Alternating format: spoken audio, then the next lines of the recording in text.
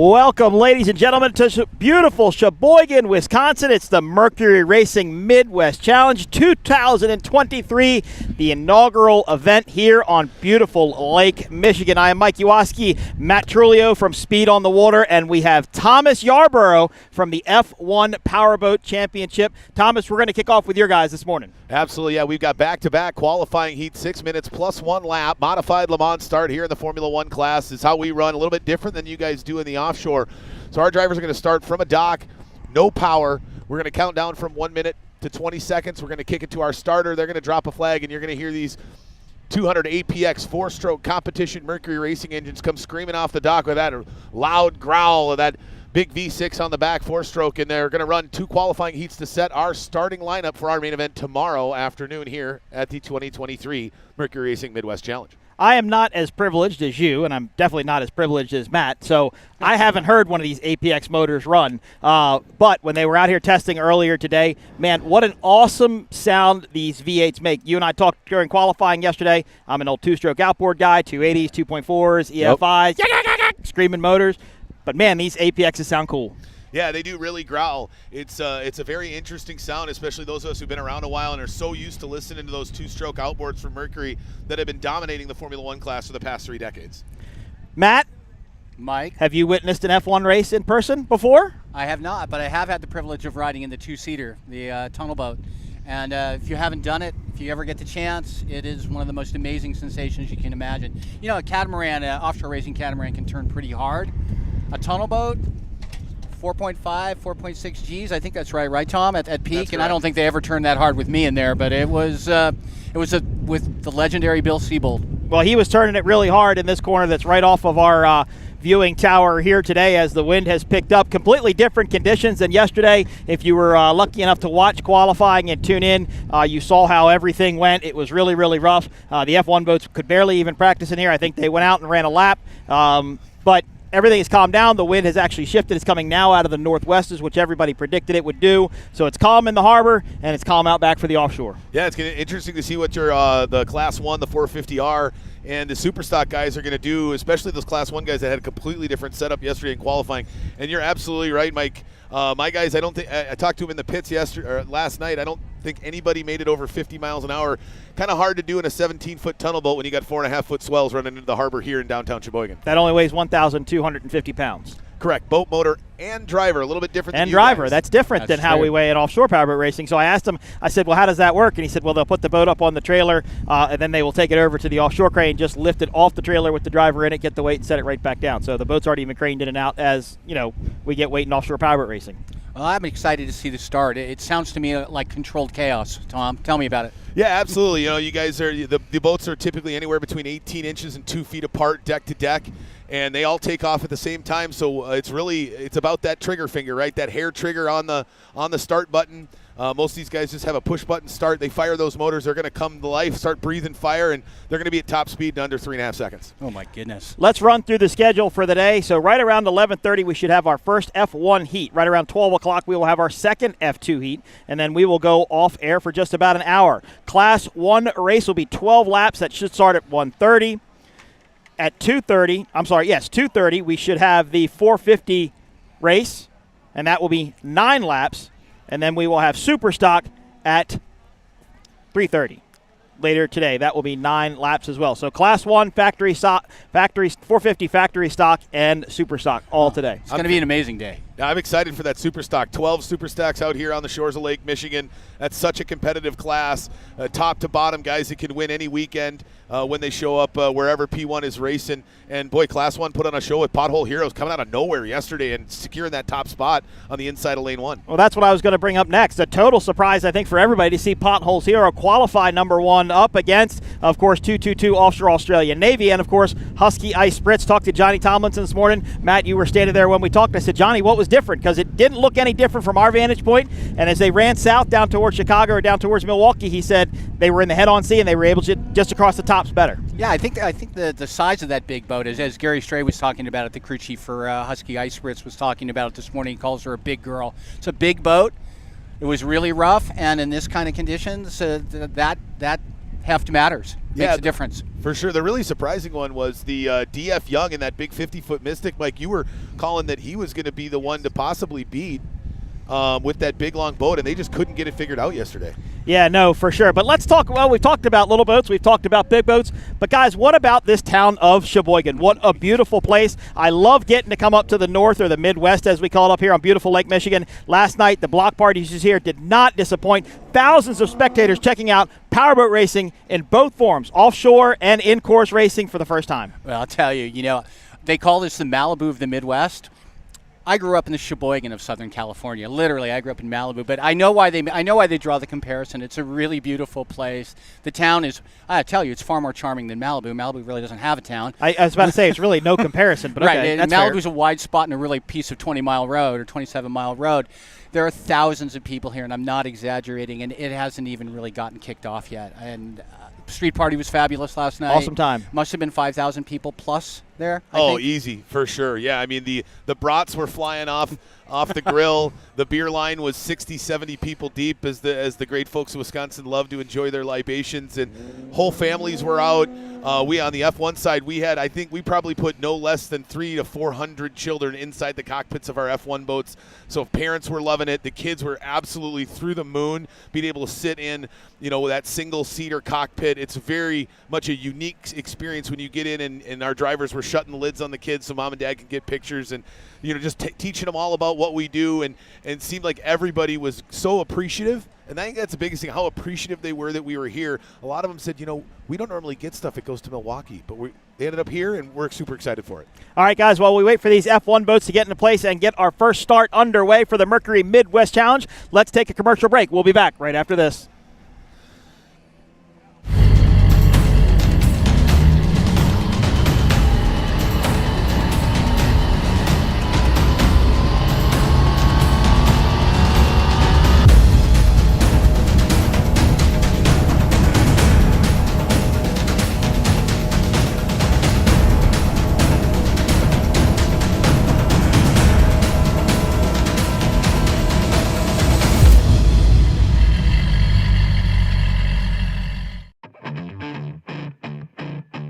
If you own a home or business, it might surprise you to see what is not covered in your insurance policy. There are gaps and exclusions in primary and umbrella policies that make you a target if an incident or claim occurs and you don't have the right coverage in place. And that's why you need a true umbrella policy from X Insurance. There are 40 million lawsuits filed every year in the USA. Let's get that target off your back.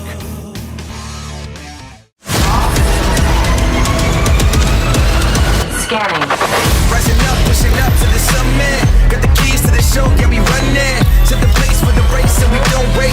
Give it all for the win, this is our day. Energy, energy, unleash the inner beast. Energy, energy, running to the top. See you at the peak. Unleash the inner beast, but we never stop till the victory.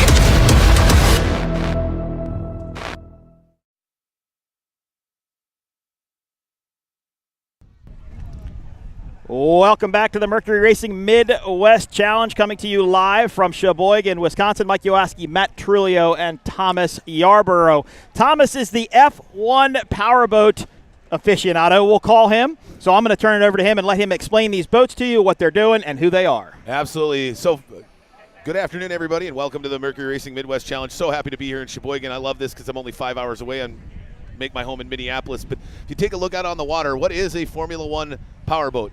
These are 16.5 to 17-foot long tunnel hulls, or in the offshore, you call them catamarans. Very similar concept, packing air under that tunnel, lifting as much of the boat out of the water as humanly possible to allow these things to fly at top speeds in excess of 120 miles an hour. We've got 8 of our top drivers that run the APX 4-stroke V6 Mercury outboard on the back of their Formula One tunnel hulls. The portion of our class, we have a lot of guys that still run the old 2.5s. They aren't here this weekend, but we take a look at our field out there. I really think the driver to beat is the young man out of Houma, Louisiana, running for Ameristar Roofing in that 190. We call it the Black Beauty of Dustin Terry. He's been running that boat for a couple years now, purpose-built just for the APX. I'd watch out for him, as well as the young driver out of Manteca, California. He builds the boats and he races them. That's that red, white, and blue number 93 of RJ West. As you can see, that nice shot overhead there of the 93 of RJ West, those fully enclosed carbon fiber cockpits, 6-point safety harnesses. You're talking 5,000 to 7,000 Newton impact. These things are designed for safety because these things are running deck to deck, side by side, right on top of one another every lap of the race. Where can people learn more about your F1 races and the teams and your schedule? Absolutely. You can check us out at F1PowerboatChampionship.com. You can find us on YouTube at F1 Powerboat Championship or on Facebook at F1 Powerboat Championship. You can see our schedules, profiles on the drivers, and everything, and all the ins and outs of the Formula One Powerboat Championship Series. No Twitter or Instagram? You disappoint. We got Insta, but I don't know our okay, Insta okay. handle. I'm not the social media guy necessarily. Just search I'm just the F1 announcer. Powerboat National Championship. You'll find it. It's pretty unique, well, right? Maybe, right. Yeah, for sure. Well, it's super excited to see these boats run. Of course, the Mercury Apex engine only been around for a couple of years, but a purpose-built engine for Formula One racing or F1 racing. Tell us when the last, you mentioned it yesterday in qualifying for Class 1. When was the last purpose-built F1 engine produced by Mercury Racing? I want to say in the mid to late 80s. Okay. With that S3000. I don't know exactly when the S3000 came out. But obviously the block is the same, but everything built around that block was designed specifically for racing. Then we had in there the Optimax, but it wasn't necessarily designed for racing. They just adapted that production Optimax motor from Mercury for racing. So, Thomas, there's a boat out there that it looks strangely familiar to me from my Powerboat magazine days.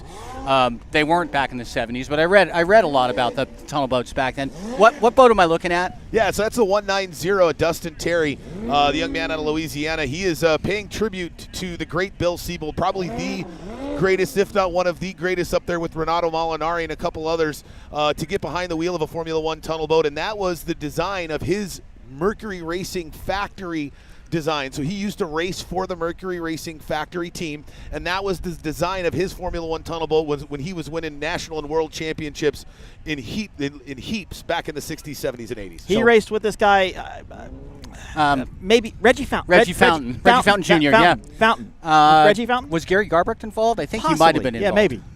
Yeah, I mean, so there's a lot of guys that have seen the bleed over into offshore that really cut their teeth and were big parts of Mercury Racing in their tunnel boat and their Formula One series. Obviously, Reggie going on to be one of the greater boat builders there is here in the United States with those fountain power boats. What amazing machines. We've seen a couple of them out here. Yeah, we Beautiful. I mean, really pieces of art on the water. Well, we talked about yesterday, I'm an old Hydrostream guy, old two-stroke outboard guy. You know, if you can drive one of these at 95 to 100 miles an hour, getting into a bigger offshore boat, trust me, you still have to be able to drive it and know what you're doing.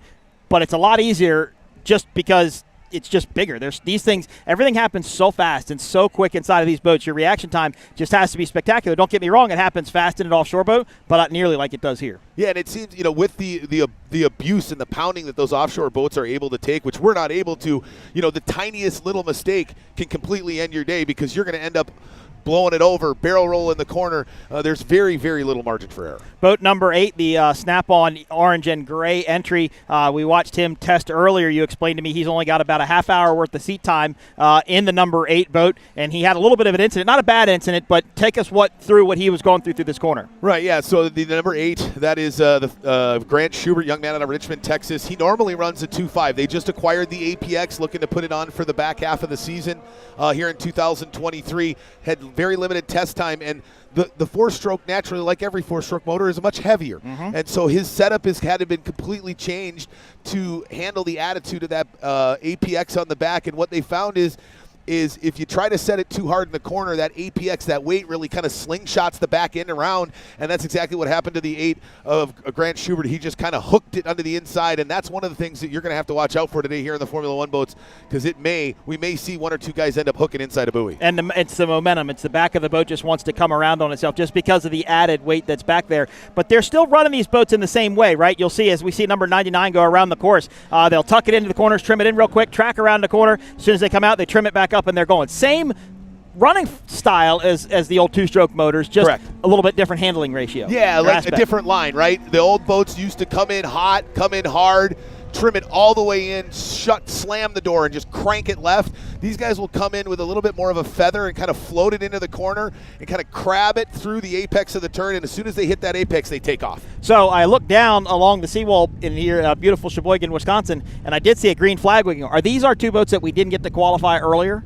I know the 99 was. Okay. That's very possible. They went out and just ran their own laps, and he was waving the green flag. Your starter was waving the green flag, and so I was kind of wondering. It looks like they did get those last 2 laps in just because they wanted to make sure to give those guys an opportunity. The Coast Guard shut down our 1-lap qualifiers that happened at 10:30. We got a little bit behind, and they had to shut it down. So these last 2 guys getting their lap in to see where they're going to set in the starting grid here in our first of 2 qualifying heats. And you see there's the 8 of Grant Schubert really starting to figure that thing out. That's a beautiful Molgard built boat out of Denmark. They had shipped over here. That boat's seen some damage. Oh, look at getting a little rough out there on the far end of the course for the number 8 of Grant Schubert. Boy, that's going to be the tricky part, right? As any boats cross that harbor opening and send big wakes into the harbor, we're going to definitely have to watch out for turn 1 down there at the far end of the course. So as you're watching here today, right, we have a 3-pin course here. It's a big triangle inside the harbor, inside here in Sheboygan, Wisconsin, not out on the big open, on the big lake. I think we'd probably destroy all our boats before we got through a lap if we went out on the big lake. Well, that's what our producer just told me. They're waiting for the water to calm down just a little bit. As you saw the number 8 boat go out there and get just a little bit squirrely as we get ready to go racing with the F1 Heat 1 here in Sheboygan, Wisconsin. The Mercury Racing Midwest Challenge. Beautiful day here, about 75 degrees or so. Matt, I woke up this morning, walked out of the hotel, and I was like, oh, a little chilly this morning. Yeah, it was. I brought clothes for a very warm summer, and yeah, I'm wearing a thicker shirt. My wife, I talked to my wife. My wife talked to me this morning. She said, "Are you going to buy a sweatshirt?" I said, "Well, really, not really sure. I don't plan on it." But anyway, getting word from our producers. Let's take a quick commercial break while we wait for this water to calm down. We'll be back right after this.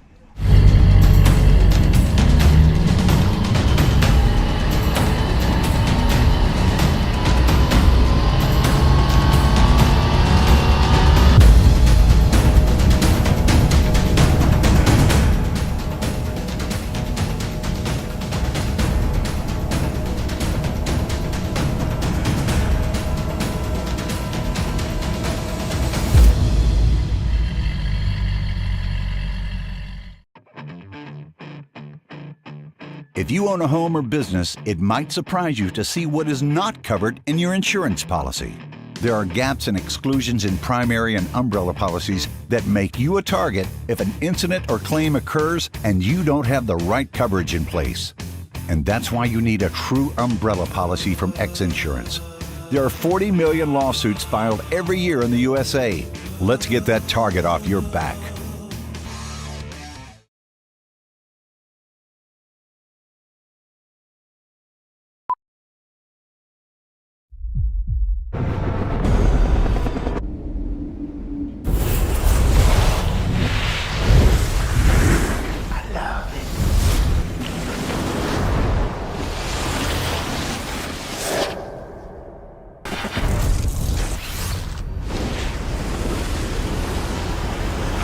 Dropping.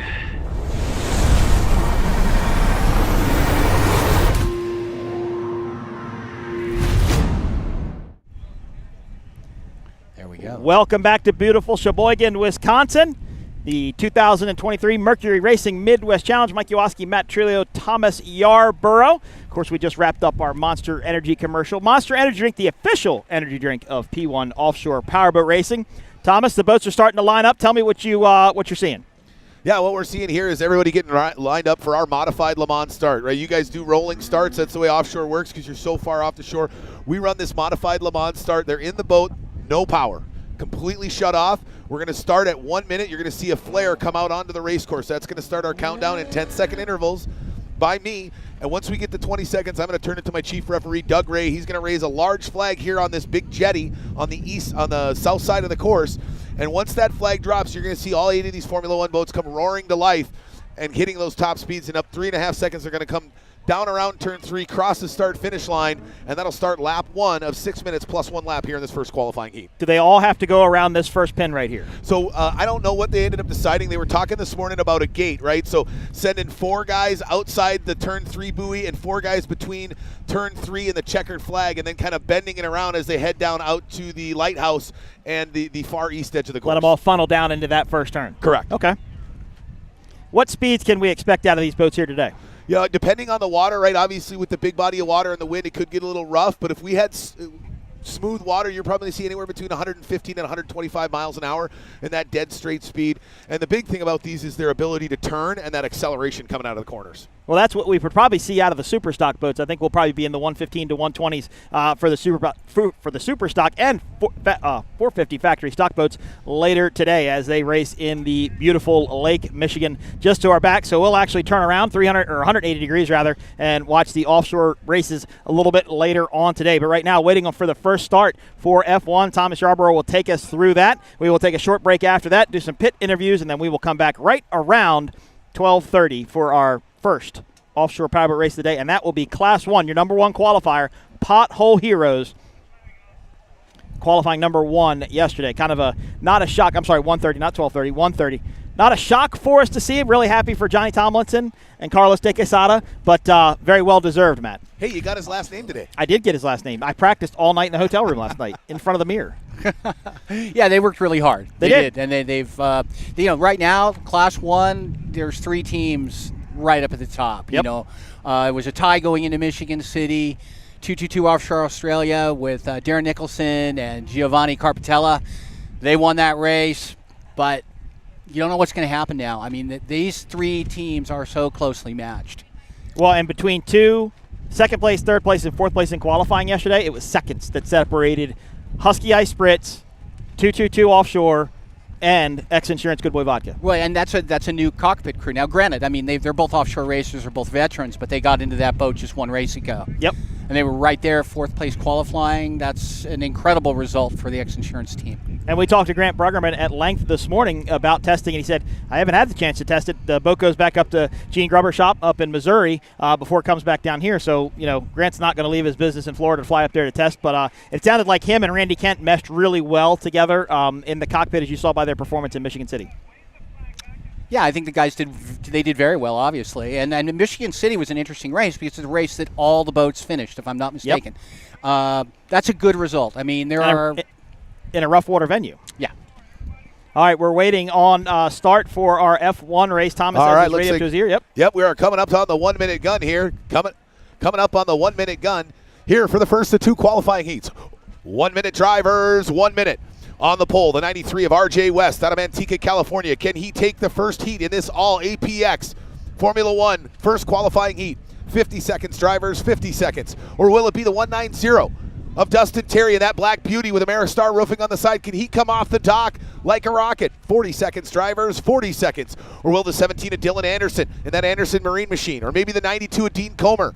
Maybe the 12 of Spencer Love, 30 seconds, drivers, 30 seconds. Or the 99 of Travis Yates, the 85 of Mike Makis, or the 8 of Grant Schubert. Let's see who's going to take qualifying Heat 1 here at the Mercury Racing Midwest Challenge. 20 seconds, drivers. You're under starter's orders. The flag is up. He drops that flag, and they come taking off from the shore. Nice jump there by the 93 of RJ West, taking that inside line. As it looks like we did do a 2-gate system, so 4 in, 4 out as they go down eastward towards the edge of the harbor here in Sheboygan, Wisconsin. Who's going to get the first pin? And that's always the big thing here in Formula 1. Looks like it is our pole sitter, the 93 of RJ West, able to get out in front. Now he's going to use that clean water to try to separate himself from the rest of the field here in the first qualifying heat in F1. That pole position really paid off for that lead boat. He was able to get to that inside of that buoy, and he held it all the way to the first turn. Nobody even really came close to him as he comes around turn number 3, headed back up the straightaway. We run a time plus 1 lap, correct? Correct. 6 minutes plus 1 lap here on this 3-pit course here in the harbor in downtown Sheboygan. So the clock is running in this first F1 heat race. Boat number 93 continues to lead. As the 93 RJ West sets it down into turn number 1. Notice he's going a lot tighter around the course. The 190, the man sitting in second place, Dustin Terry, really trying to sweep it wide through the corners, trying to keep the RPMs up and stop that heavier 4-stroke motor from bogging him down in the corners. He's trying to run down the 93 of RJ West, who's looking to go wire to wire here in Heat 1. Looks like the battle now, 3rd, 4th, and maybe 5th, as that group is tightening up just a bit. Yeah, what a great jump there by the 92 of Dean Comer. He started 5th. He's already moved his way up to 3rd. And look at the 85 of Mike Makis. Makis started 7th out of 8 here in this first heat, and he's moved himself all the way up to 4th. Well, look out there, getting really rough coming out of turn number 3. Boat's carrying a lot of bow into this breeze as they exited turn number 1. Looked like boat number 3 carried it quite a bit, but look at this battle right now for 4th. Yeah, we got that battle going on for 4th as they come out of turn number 1. On the inside, it's the 17 of Dylan Anderson. Wide to the outside, it's the number 85 of Mike Makis. as they're pushing hard side by side. Makis now wide on the outside. He's keeping those RPMs up. You know, a lot of times with these APX, you can pin a guy to lane 1 and really dictate what he can do, even if you're not ahead of him, because he doesn't have enough room to overtake and move out into lane number 2. And 85 Amakas able to get by and move himself up into 4th, and the 17 of Dylan Anderson shuffling back to 5th position. Wow, that Anderson, he went to try to go to that inside, and you saw he had to just scrub off too much speed. He had no acceleration when he left the corner against that other boat. Yeah, but right now, the 93 of RJ West is cruising. There's the is that the 85 Amakas? Yeah, he's getting it really squirrely coming out there. There's the number 12 of Spencer Love. And that's the 85 Amakas now coming out of turn number 2, running his way down the back straightaway. Look how much, look at the distance between 85 and number 17. Look at that. When he scrubbed that corner and tried to get to that inside, look how much time he lost. Yeah, I mean, it's amazing. One small mistake in a Formula 1 Oh, another mistake right there, though. He couldn't set the boat going over the rougher water. Actually pointed the wall a little bit. Had to go way wide off the corner. Yeah, now the 12 of Spencer Love coming down to the inside, trying to get by the 17 of Dylan Anderson as well. There's the 12 of Spencer Love, the man out of Santa Rosa Valley, California, running for Clover Construction. Goes tight down into turn 1. Now he has to go through the wash. That's brutal for these boats. Nobody likes going through the wash. That churned up water just has no grip to it whatsoever, and so these guys are always trying to navigate not right behind it like a NASCAR, but just right off that hip, trying to stay out the wash. Beautiful day here in Sheboygan, Wisconsin for the Mercury Racing Midwest Challenge. Boat number 93 continues to lead. Thomas, they're going to have to get into lap traffic shortly, though. Yeah, once they get into lap traffic, that really can change things. The 93 of RJ West is going to have to navigate and find those clean lines that he's so used to right now, and that's exactly what the 190 of Dustin Terry is hoping. Whoa, look, he puts it on its tail, as he really likes to tail that composite craft. He not only is a racer, but he builds those boats as well, so very dialed in, especially him having year 2 with an APX on the back of that number 93 machine. Matt, truly, I feel like we're watching a hockey game. It's incredible. It's super fast. It's so much faster than what we normally do. It's like hockey compared to football. Exactly. Yeah, exactly right. The boats are smaller. Well, no, hockey players aren't smaller than football players. In fact, some of them are probably a little bit bigger. But we'll go another direction with that. Boat number 93 continues to lead. Beautiful red, white, and blue composite hull, as Thomas mentioned. Yeah, now he comes down to the inside of turn number 3. He's going to be side by side. The 8 of Grant Schubert, look at him. He's still struggling today. Goes way wide to the outside, allowing the faster boat to get by. I think he doesn't want to cause any undue harm to that number 8 machine or get in the way of the 93, because he's just not at top performance right now. But the 93 of RJOS is definitely in top form, as he's now trying to track down the next boat to go a lap down the 99 of Travis Yates, as he continues to put boats between himself and the man sitting in second. That's the 190 of Dustin Terry, and then the 92 of Dean Comer. So Composite Craft Racing looking to go bookends on the podium here in heat number 1. So tell me, do these guys have communications on board with anybody on land? Do they have spotters telling them what's going on, who's coming around them? Because again, it's just like an offshore boat. You said they were Hans devices, so they can't turn their head to look either direction. They're looking straight forward. Tell us the rules about lap traffic. Who goes to the inside, who goes to the outside? So as a lap traffic, you are not required to move over at all. What? You are not required to move over at all. So when we get into a lot of our main events where lap traffic really starts to churn up the race, there you see the 93 of RJ West continuing to push and track down some of the slower boats.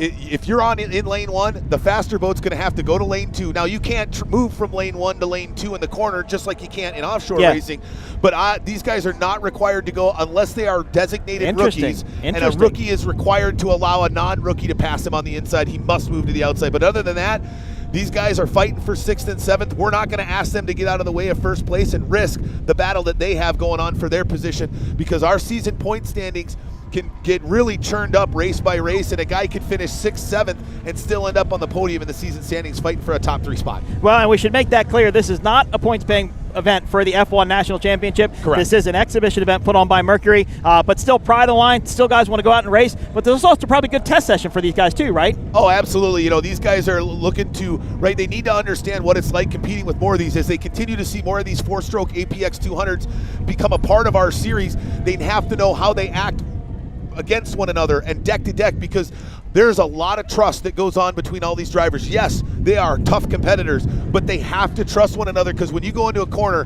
a foot and a half away from another boat doing 100 plus miles an hour, you got to trust he's going to stay in his lane, and you have to as well. What a cool drone shot right there. Shows those boats slipping through the corner. Talked about qualifying yesterday. NASCAR sliding up to the wall, while these boats are sliding towards the wall here in Sheboygan. Absolutely. These things really do like more of that sweeping, sliding, turning versus the 2.5s that really kind of set in square corners. So we see rounded corners out of the APX machine more than those square corners that you saw from the old 2.5s. Now the APX is a naturally aspirated engine, correct? I believe so, correct. No turbos, no supercharger on it. Okay. None of that on there. Nope. But a great V8 sound, or V6 sound rather. Yes. You hear from these. Just love the growl of these motors. As boat number 93 continues to lead, has led since the start. We lost our timer last time I saw it. We were at about a minute left here in this heat number 1. And there's the white flag is out. Now go fast, turn left. Just one more time as he comes out of turn number 3. Ladies and gentlemen, taking the checkered flag for qualifying heat number 1 out of Manteca, California, the number 93 of RJ West. And rounding out here, coming into second, as he's almost a lap down in second, was the number 190. That's the Ameristar Roofings of Dustin Terry. And rounding out the podium here in qualifying heat number 1, if he can hang on. But these guys are starting to catch him. We got a battle heating up here in the last half of the lap. Third place at Dean Comer, coming out of turn number 3. Slides it wide out of turn into lane 2. Makis goes way wide out into lane 3. Now here comes the 17 Anderson. He tries to tuck it up at the inside, but can't. The 92 of Homer. Dean Comer hangs on for third, finishing in fourth. The 85 of Mike Makis. Fifth, the 17 of Dylan Anderson, and the rest of the field here in the first of 2 qualifying heats. And now we're going to bring them back to the dock. Dean, number 17, Dean Anderson, he really started to make up some ground there in that 4th place spot. He lost a lot of ground when he made that mistake in the turn, but he was really catching him. Yeah, so last winter, Mercury Racing invited all of our APX drivers down to Lake X for a test session to really help them better understand, right, what is this beast that is the APX. Well, for racing purposes, as Dylan was really looking to try to take home his first series championship here in 2023, decided to keep the APX off the boat for the start of the season. So he hasn't had an APX on the back of that Formula One machine since a year ago in the winter. So a little rusty, weren't able to test yesterday basically at all due to the 4.5-foot swells coming into the harbor with that easterly wind. So I think you saw that was a lot of him knocking the dust off there in qualifying heat number 1. So, Matt, your cohort at Speed on the Water, speedonthewater.com for all your boat racing, powerboat racing needs. Jason Johnson just sent me a text. The 360 APX is a 4.6-liter V8 powerhead, naturally aspirated, and features double breathing overhead cam, 4-valve architecture with a short runner intake manifold mated to a cold air induction system. So that's the 360. Did that come out of his head? No. Okay. That might have. Jason's pretty smart. It's impressive. That was that engine was built for the XCAT series. So you're not seeing it here. This is the XCAT 200 we talked horsepower. about. Yeah, we talked about XCAT yesterday. Yeah, but it's the same generation of engine. Absolutely. They sound very similar. You're going to hear a little bit of a deeper growl out of that naturally aspirated V8 versus the V6. And that 360 APX, that's on the back of our 2-seater. We saw that 2-seater experience out earlier today, giving rides to different people, showing them what it's like to be in a tunnel boat. That's got the big 360 APX. Actually, our production crew that also does the European series, the F1 H2O series, they're going to see their first driver in 2024 with the 360 V8 naturally aspirated 360 on the back of it. The Marit Stromoy out of Norway has had a brand new boat built by DAC and Guido Cappellini in Italy, specifically designed for that 360. So I'd be very interested to see come 2024 what that 360 is going to look like against the 2.5s. All right, heat number 1 is in the book, 6 minutes plus 1 lap. Heat number 2 coming up. Thomas, I see some changes, though. Boat number 8, which was our slowest qualifier, for a lack of better terms, right? Yeah, absolutely. He was at the outside starting spot. Now he's all the way to the inside. What are we seeing happen here? Yeah, I like to call this, we like to flip the script in Formula One Powerboat Championship. First to worst and worst goes to first. So what this really does is it really takes the whole portfolio of skills that a driver has to have be the best driver, right? A lot of guys, if you can get out in front, they can run in clean water. Hey, that's one thing, but can you drive through the field? Right? Can you use that experience and your skill to work your way around your competitors? So the winner of heat number 1, the 93 RJ West, is now going to start last off the start pontoon. Hey, my bad, guys. I misspoke. The APX 360 wasn't built for XCAT. The Ross outboard, ROS, was built for it. You said that, and I was thinking to myself, I'm like, I thought that was the Ross motor, because remember, Matt Rice was one of the first guys to put that on his pleasure boat at Grant Signature Racing down in Bradenton, Florida. Yeah, and somebody else is doing it now. Eric Breckenfelder is repowering the boat with Ross outboards. All right, well, outstanding. So that is heat number 1 in the books. Heat number 2 coming up. Thomas, no changes to the boats, right? No prop changes, no weight changes. Running the exact same setup, just starting in opposite positions. Yeah, absolutely, especially here. Or reverse order, rather. Yeah, especially here at the Midwest Challenge when we're sharing the program with a drastically different course, right, with the offshore guys and the time that we need in between. Our normal races, like our penultimate round of the season, which will be Labor Day weekend in Grove, Oklahoma, for Boats, Brews, and BBQ, with us on the water there in Grove, we will actually have 2 groups of qualifying. So we'll have a split field, an A and a B, because we'll have anywhere between 18 to 25 boats. We split them up to limit the carnage in qualifying, try to keep the guys, get them all to make the final. And so they will have an opportunity to change props and tweak things there. But because of the schedule here, they were told, listen, you better figure it out because you're running 2 heats with the same exact setup. All right. Lots of information, probably going to ask lots of questions today. So our viewers probably heard you saying drivers 10 seconds, drivers 20 seconds, drivers you're under race starter control or whatever the exact terminology is. Kind of give us a quick walkthrough of what you were doing there. He does have a radio in his hand, so I think he's communicating to the drivers and you, the listener, a lot going on over here. Yeah, I'm actually communicating with our chief referee and our starter that's a little bit further down the jetty.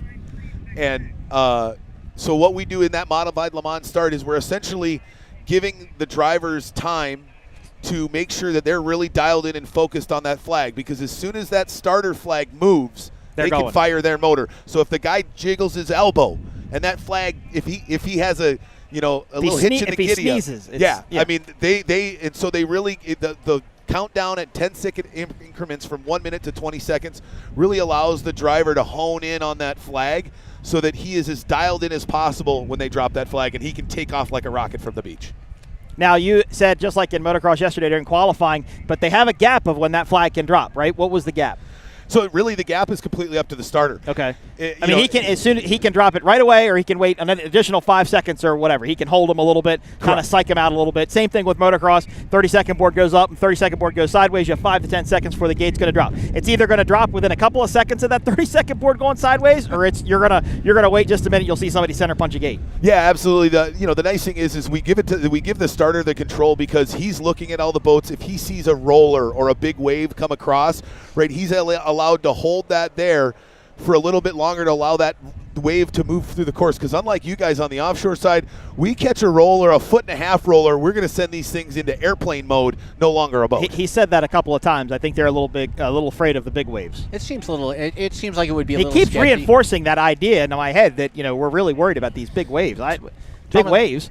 On that note, Thomas, I mean, like this course, how does it compare to the average course for Formula One? Is it rougher? Is it calmer? I think it's not necessarily rougher, but the big swells, when you get these big bodies of water where big, large movements up and down, definitely something we're normally lakes and narrow-bodied rivers. Because we can turn so tightly, right, we don't have to run on large, big bodies of water to be able to compete. And so where we see the roughness is more of like the seawalls, like you see here in the harbor, those waves bouncing off that are created by the boats. Well, Lake Michigan is a lake, sort of. More like an ocean. More like an ocean. Yeah. It's 75. It's between, I think he said 75 and 80 miles across. So to give you an idea, the White Marlin Open just happened at Ocean City, Maryland last weekend. Huge fishing tournament takes place down Ocean City, Maryland. They run 75 miles out to the canyon where they want to go fish. That's a long way across that lake. This is a big, big body of water, and people, I think, underestimate how big it really can be. It is the roughest body of water I've ever boated in. My roughest boat rides have been in Lake Michigan, far and away. Well, look at Boy Thunder. I mean, that 1 year in Boy Thunder with Pete Bowden taking the pictures. Oh, man.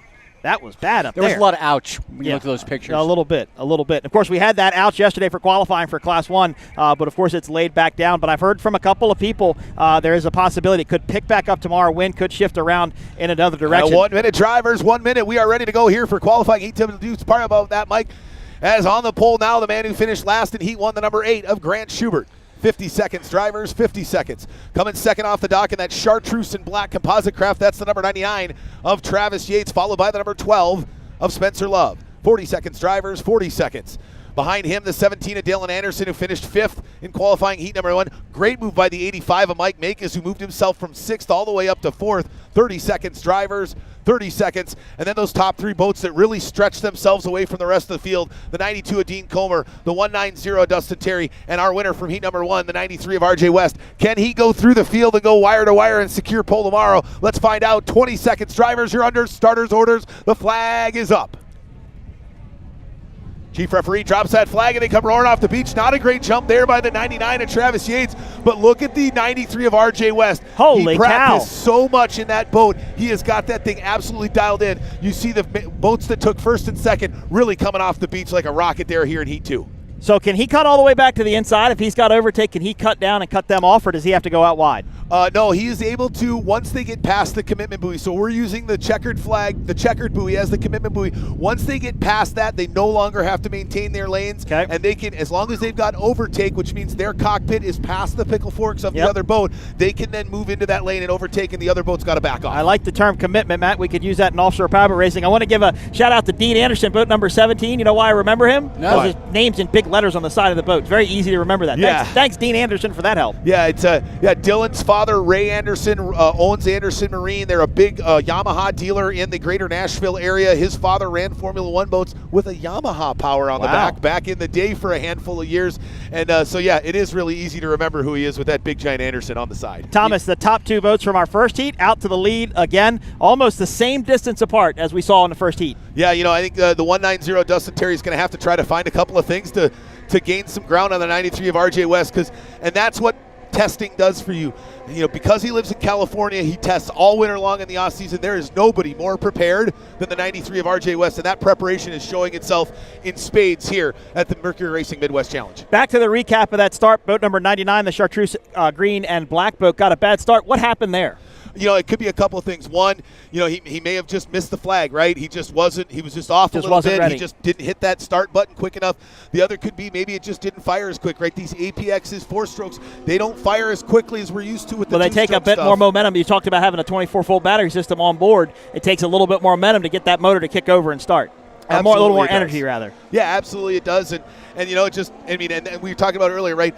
Milliseconds, portions of a second can be the difference from you having pole and getting to the first turn in first place, or finding yourself shuffled back multiple positions like we saw the 99 at Travis Yates. And it's interesting to see these boats come around turn number 3. This is actually heading down to turn number 1 on your shot right now. They go around turn 1, then they'll wrap around to turn 2. Between turn 3 and turn 1 is the longest straightaway on the course. But Thomas, it's interesting to see as they come around, that's turn number 2. When they come down into 3, man, it really has an effect that the wake from these other boats back in these in the back racers a little bit really kind of tears these boats up a little bit, moves them around quite a bit. Absolutely, especially when you see once these waves are starting to come off this jetty here that's closest to where we are announcing from. You can see like a great restart there. Good jump by the 8 of but Grant look at 99. Schubert. I mean, he was out. Yeah, as soon as you get two boats far enough out in front of you, those wakes essentially close the door on you, right? Your visual feels like I don't have anywhere to go now because it's just totally covered up with wakes. Same thing's happening in offshore powerboat racing, right, Matt? You just get pinched off and you got nowhere to go, and you're getting covered in a rooster tail. So you've definitely got to slow down for that. For sure, the 93 of RJ West continuing to push as he wakes his way east down into turn number 1. He hugs it tight off of turn 1. Pops it on his tail, coming out of 2 now, and he's really starting to open up a lead over the rest of the field.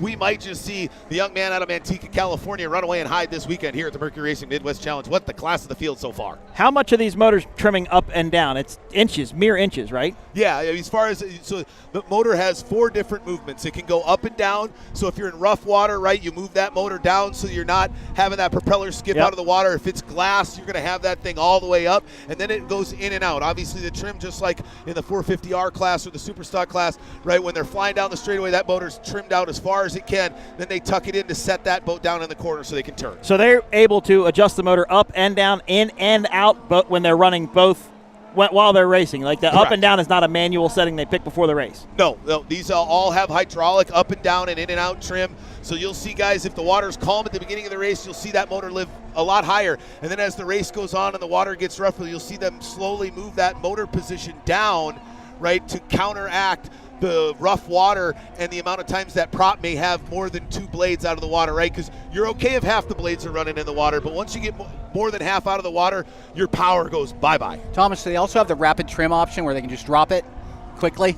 That I'm not sure of. I don't believe they have a rapid trim option. I think everything, because the movements are so small in their own right out of the gate, I don't think that's really necessary to be able to have a really hard trim like that. Obviously, it might be much different in offshore when you're having to adjust for, all of a sudden here come 4-foot waves versus 2-footers. You have to make those drastic adjustments. We don't really have that. It's very, right, just like the reaction times, everything is very minute and very fine line as far as the adjustments that even in the turns. Absolutely.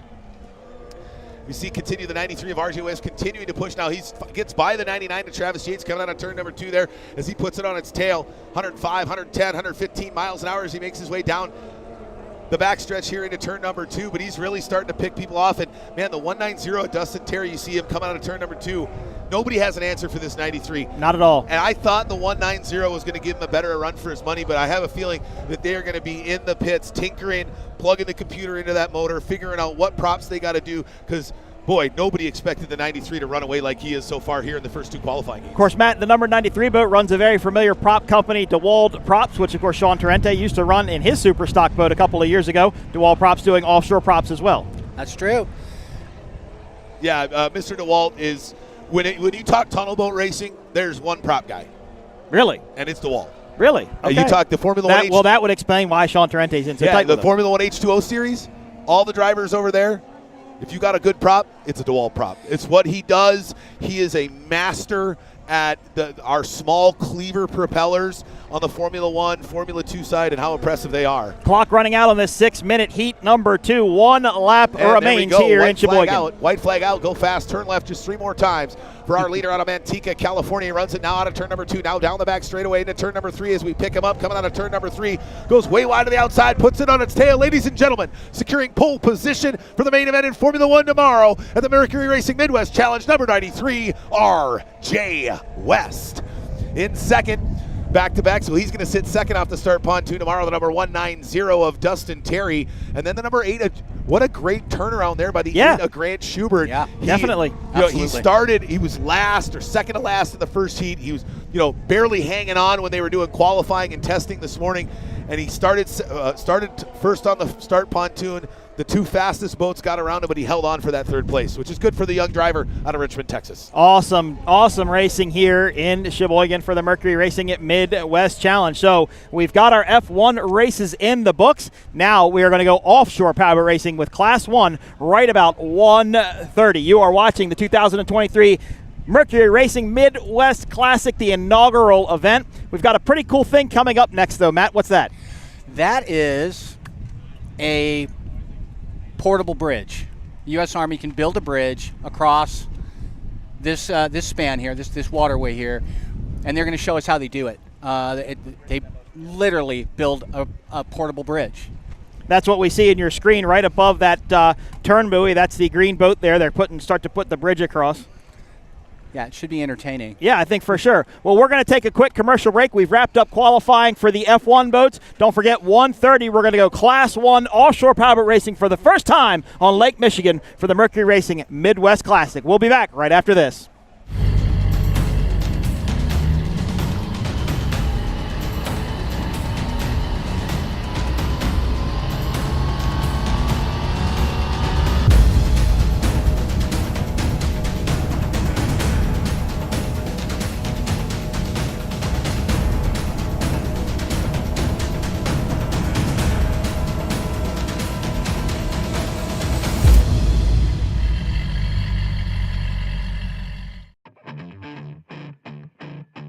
If you own a home or business, it might surprise you to see what is not covered in your insurance policy. There are gaps and exclusions in primary and umbrella policies that make you a target if an incident or claim occurs and you don't have the right coverage in place. And that's why you need a true umbrella policy from X Insurance. There are 40 million lawsuits filed every year in the USA. Let's get that target off your back.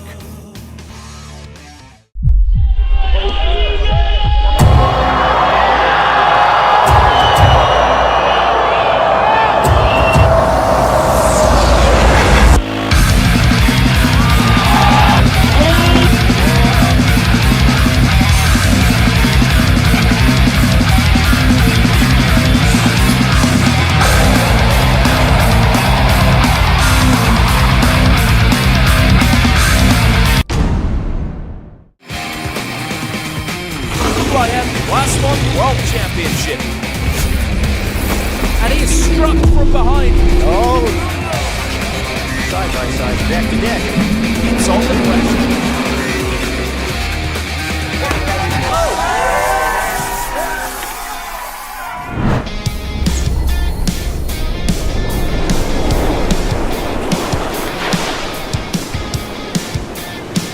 Welcome to the 4th of July weekend in Sarasota, Florida.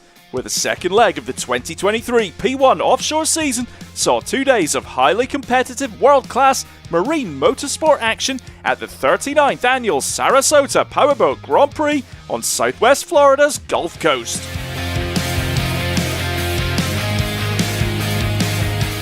Over 100 competitors went head-to-head on Lido Beach in the Class 1, Supercat, Superstock and other classes, all fighting to establish themselves on the leaderboards in the early part of the season. Sarasota County provides the classic all-American weekend with white sand beaches, spectacular sunsets, picture-perfect views and a booming social and artistic scene. The endless variety of cuisine and vibrant nightlife makes this the perfect place to visit year-round. It's hard to believe tourist season just ended here, with the swarms of people here to take in the noise, power and exhilaration of a powerboat racing weekend. Compared to Cocoa Beach with its relentless Atlantic waves and sharp turns, Sarasota offers a more technical race with long winding turns where boats can run the whole circuit at almost full throttle. At any round of the UIM Class 1 World Powerboat Championship, there's plenty going on off the water as well as on it. The social scene is a big part of the championship, giving teams the chance to meet sponsors, VIPs, spectators and other guests. It's a big chance for everyone to share their enjoyment and enthusiasm for Class 1 racing. Let's take a look at what happened in Round 1 of the Class 1 World Powerboat Championship in Cocoa Beach, Florida.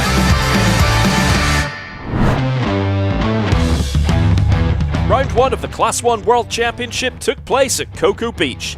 These 5-ton catamarans with Mercury-built twin turbocharged 1,100 horsepower inboard V8 engines went at it for a pounding 8 laps and a total racing distance of 60 miles. After the parade lap, the boats were lined up and the 2023 season got underway. DF Young made an early pass on DeFalco. Now we have Pothole Heroes in third, with DF Young in fourth. Triple Two are clear in the lead with Husky in second, but Triple Two kept on pushing hard. MCon make the move and it sticks. They take the position from DF Young. We go on board again with DF Young as DeFalco pass them on the outside. The race had a few teams suffer from technical issues and DeFalco are looking slow right now. Potentially a mechanical issue for the team who are in 5th place. Problems now for DF Young. They are off the pace and look like they have a mechanical issue and are out of the race. Now an issue for Monster Energy MCon. They're slowing down and retiring from the race. With Monster Energy MCon and DF Young out of the race, DeFalco are up to 4th. Both boats looking smooth and fast in the opening round of the season. Who is going to go on and take the win? Triple Two comes around and completes another lap and takes the white flag. We're on to lap 9, the last lap. Husky Ice Spritz know it's now or never at Cocoa Beach. Triple Two are on the limiters. There could be an issue as Husky starts to make their move on the inside, and it looks like there is a technical issue for Triple Two. Husky Ice Spritz take the checkered flag and the win here in Cocoa Beach. After round 1, it's Husky Ice Spritz who took the win, Triple Two Offshore Australia in second, and Pothole Heroes in third.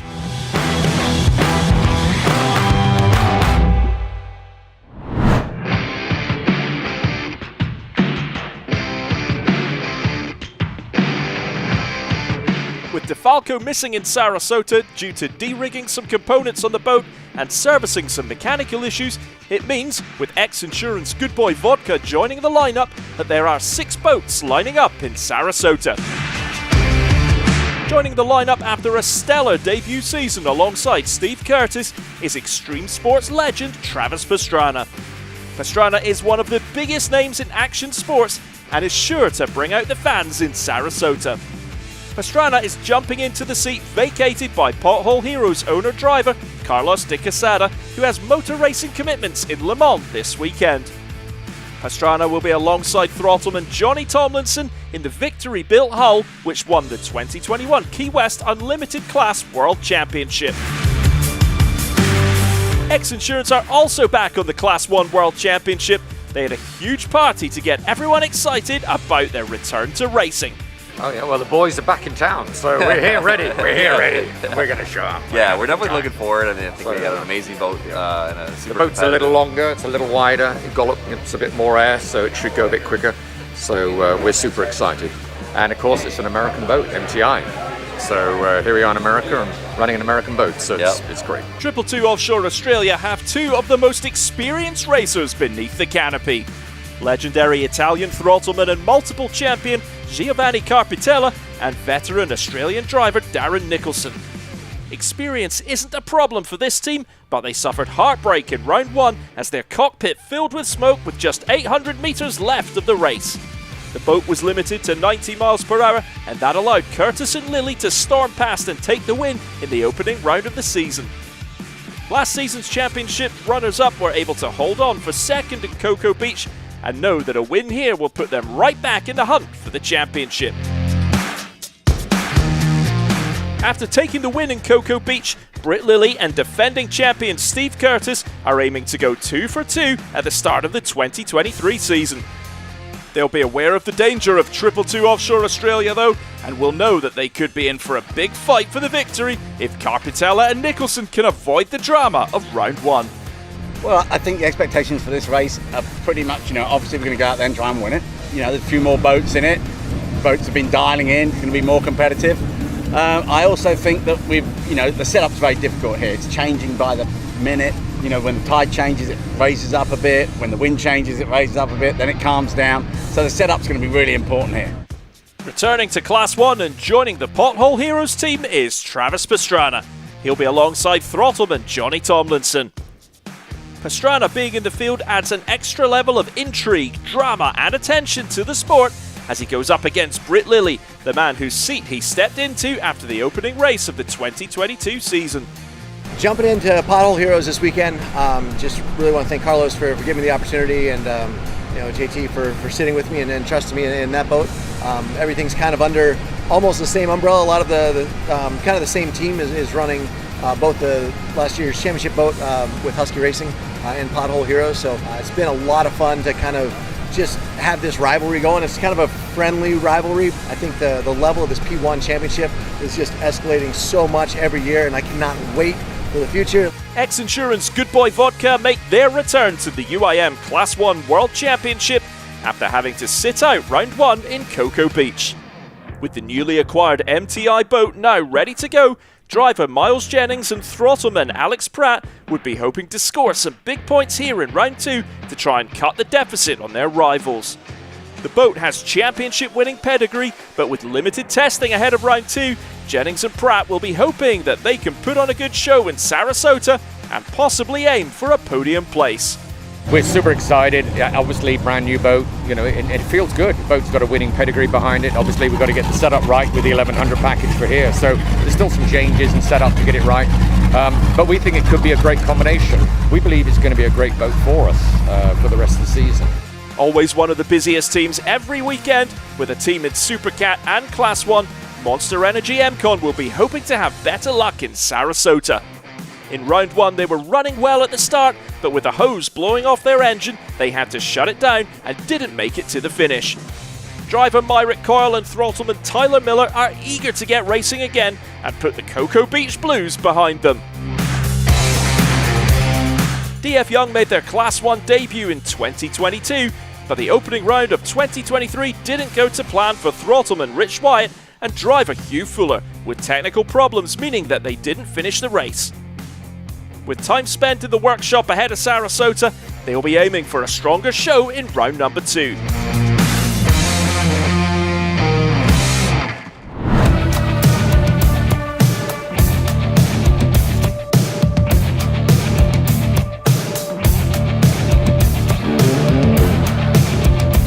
Before the race, there was the all-important qualification session to determine which team will have the coveted pole position spot for round number 2 of the Class 1 World Powerboat Championship.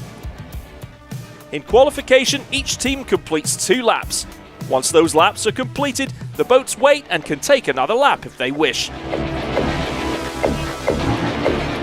My perspective, I mean, I like the course here. The water's not predictable, which makes it more exciting. You know, if you like a lot of the lake races you go to, you know they're going to be flat, you know, unless there's a storm that comes through. But, you know, this one, it's always changing, always changing. So from that side, it's really exciting. And it can kick up real fast here too. In qualification, it was the experienced pair of Darren Nicholson and Giovanni Carpitella that showed the pace of the 222 Offshore Australia machine to claim their second pole position of the season and will start round 2 in pole position. 222 Offshore Australia were the second of 6 boats to start and set their fastest time of 3 minutes 6 seconds .97 on their first lap. Starting in P2 will be Husky Ice Spritz. They were first to take a flying lap but ended up just over 2 seconds short of 222 Offshore Australia with a time of 3 minutes and 9 seconds .12. Third on the grid is Monster Energy MCon. After failing to finish the race in Cocoa Beach, they put down a 3 minutes 14 seconds .84 on their first lap. This was the only lap they completed as fuel pressure issues prevented them from doing a second lap. Pothole Heroes will start in 4th, the only other team to record a time. Pastrana and Tomlinson recorded 3 minutes 17 seconds .52. DF Young and X-Insurance Good Boy Vodka both suffered with technical issues during qualification and were unable to post a time, meaning that they'll be starting at the back of the pack come race day. The condition was dangerous because it's not rough, it's not flat. We're running faster, and in the turn is really dangerous because there is a wide waves by side and sometimes the boat want to halt and spin. But it was okay. 2 seconds 41 difference with Husky is not much, but it's enough to take the pole position.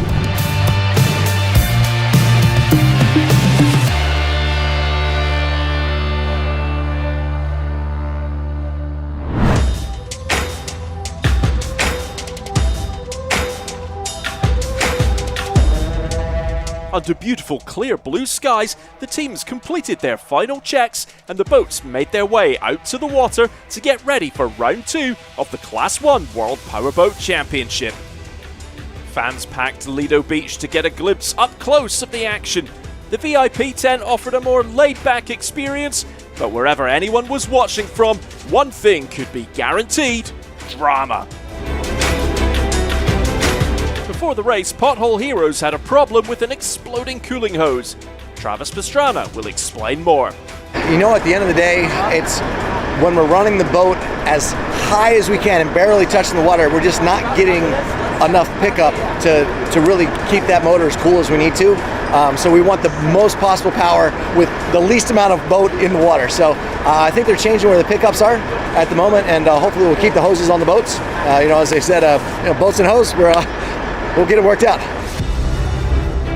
222 Offshore Australia are in pole position. After the last lap heartbreak of Cocoa Beach cost them the win in round 1, the team have been working day and night to ensure there's no repeat of those issues here in Sarasota. I think we've pretty well covered everything. It's up to the boys now to do the business and touch wood that the boats are successful all the way through. So at the end of the day, we've got to run it hard. We just hope everything, we can overcome our bad luck lately. So we have checked everything on the engine yesterday. We checked everything on the drop box, all the stuff that's possible to broke during the race. We never know, but what we can do, we do it. The race today is, I think, just a little bit flatter than the pole position, so we change just a bit the setup. We are ready. Husky Ice Spritz are second on the grid, but know that they have a tough task on their hands if they want to overhaul 222 Offshore Australia and take the win. Today's race day, so we qualified second, so we'll be in the second lane. We're going to have to stay right on 222's hip, stay tight with them around that first bend. That way we can try to get some time in front of them and see if we can come over and get the inside lane. Trying to pass somebody, especially like Giovanni, is you have to be patient. So if I think he's making a strange turn at the south end, we're going to come in there really, really hard, push, and try to take advantage of that corner. Sarasota is providing a beautiful backdrop for the UIM Class 1 World Powerboat Championship.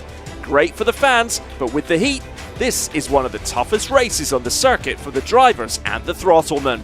Sarasota, it's known for being the hottest race of the season. We got in the cockpit yesterday, it was 120-ish degrees. Once you suit up, get your suits on, your helmet on, there's no getting away from the heat. You get fatigued, so it's adversity in the boat, and so you really want to stay hydrated. Get out of the sun as much as you can right before the race and get after it. Just do our part and try to hang in there the best we can.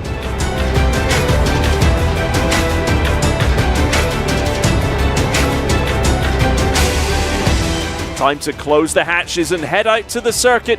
It's hot on board. Now it's time to light up those engines and get ready to race. Before the race gets underway, it's time for the parade lap, with all 6 boats in their lanes ahead of the race start. We ride on board with X-Insurance Good Boy Vodka. Alex Pratt and Miles Jennings have all eyes on the flag, waiting for it to drop. And there it is, the green flag. Round number 2 of the UIM Class 1 World Powerboat Championship in Sarasota is underway. DF Young jumping out early and Monster Energy MCon getting away quickly as well. We jump on board with Monster Energy MCon. Not the best of starts from 222 and from Husky Ice Spritz, but they have the lane advantage and that should see them stay at the front of the race. X-Insurance Good Boy Vodka are on the outside and going on the attack in their first race of the season. We ride on board with them as they're aiming to catch and pass DF Young. They are side by side, DF Young passing Monster Energy MCon.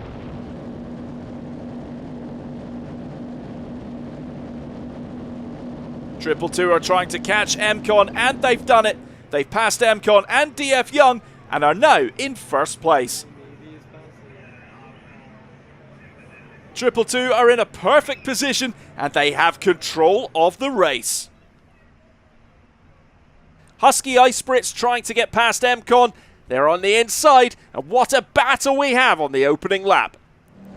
We're on board with Monster Energy MCon and can see the fast charging Husky Ice Spritz boat not far behind.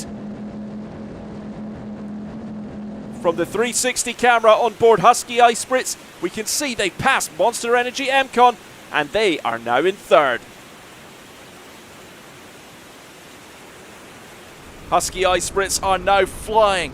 They've made second place their own and now we'll have eyes on 222 Offshore Australia, who are out in front in the lead of the race.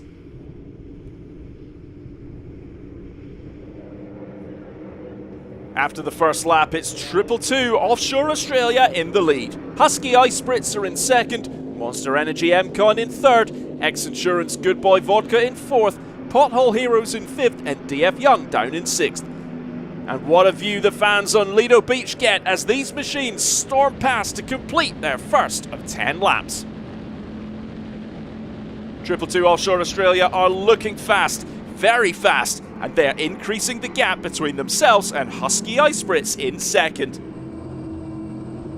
On board again with Monster Energy MCon, they're in third and trying to catch Husky, but they might have to play some defense of their own. X-Insurance are pushing hard, trying to catch Monster Energy MCon. Have they got enough to get past their rivals and up into third place? These two boats are in such a tight race of their own, so little water between them. It might look calm under the canopy, but tensions and temperature are running high with podium places at stake. The world's best drivers and throttlemen are pushing themselves and the machines to the limit in the ultimate test, the UIM Class 1 World Powerboat Championship. X-Insurance and Monster Energy MCon are side by side, giving everything they've got. Both boats getting airborne and maybe X-Insurance catching a little too much air, losing a bit of speed.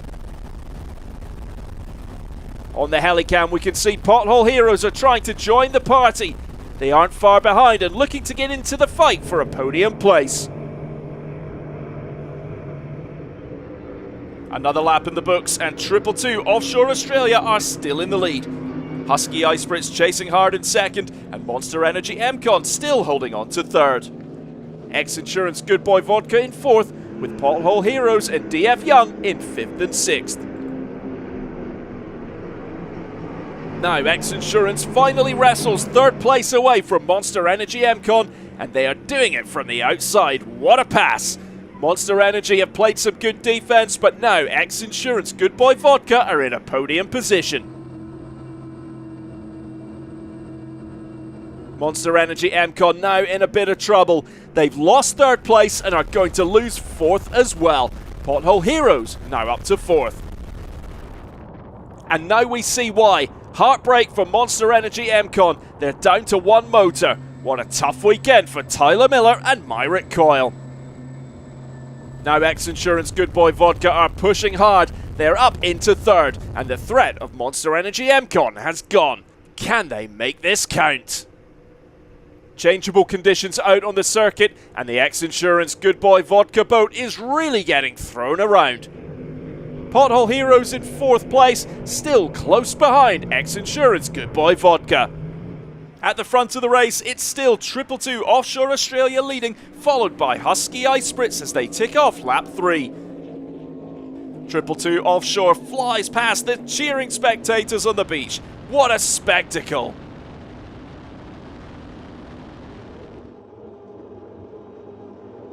Britt Lilly and Steve Curtis on the charge, keeping the pressure on Giovanni Carpitella and Darren Nicholson. 222 Offshore Australia still lead, Husky Ice Spritz in 2nd and X Insurance Good Boy Vodka in 3rd. Pothole Heroes in 4th, DF Young 5th and a stricken Monster Energy MCon in 6th. Oh no, big problems for Pothole Heroes. They're down in the middle of the course and it looks like their race is over.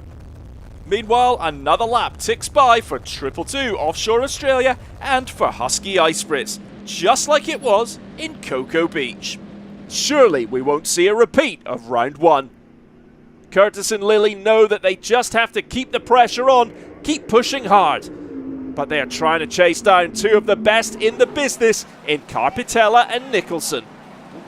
Husky Ice Spritz can't worry about what 222 are doing though. They need to keep focusing on their own race and avoid any problems. After the win in Cocoa Beach, 2nd would still be a good score in terms of the championship race, and there's still a lot of races to come in 2023. Another boat is out of the race. This time it's X Insurance Good Boy Vodka. They've broken down, and that means DF Young moves up to 3rd place. We see the white flag, and that means we're on to the final lap of the race. 222 Offshore Australia just have to complete 1 more lap, and the win will be theirs. They are still flying on this final lap. The boat is looking exceptional, and Nicholson and Carpitella are in tune with the machine. What a partnership. One thing is for sure, Curtis and Lilly will not stop pushing until they see the checkered flag. And would you believe it, they look to be slowing down on the final lap. What happened to their rivals in Cocoa Beach is happening to them in Sarasota. Their chance to catch 222 is gone. They now just need to see the boat home to the finish.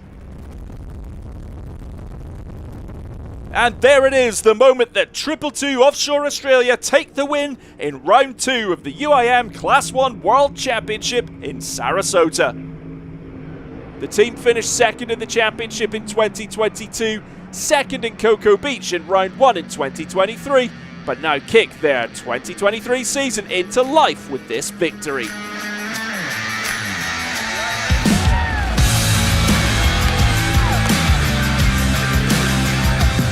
In 1st it was 222 Offshore Australia, 2nd place going to Husky Ice Spritz and 3rd to DF Young.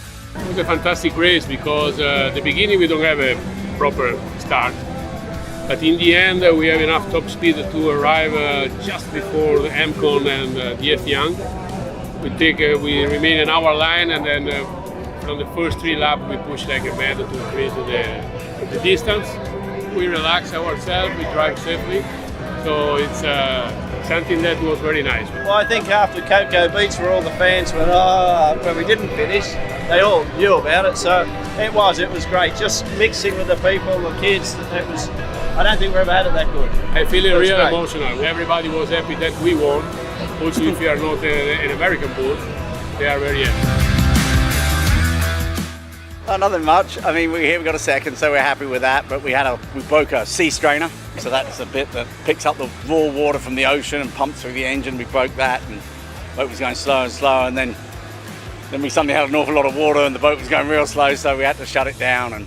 But anyway, the main thing is we got to finish. We're still leading in level in points. The fun of the thing, we've got a bit of work to do, and I think we'll be in good shape. They've been so strong, so fast, so consistent all weekend long, and are rewarded with a stunning win. After 2 rounds of the UIM Class 1 World Powerboat Championship, 222 Offshore Australia and Husky Ice Brits are tied at the top of the standings on 35 points. This wraps up Sarasota. Thank you to all of our sponsors and partners. Visit Sarasota County, the city of Sarasota, Monster Energy, CMR, X Insurance. We'll see you in Michigan City. UIM Class 1 World Championship. And he is struck from behind. Oh! Side by side, deck to deck. It's on the pressure.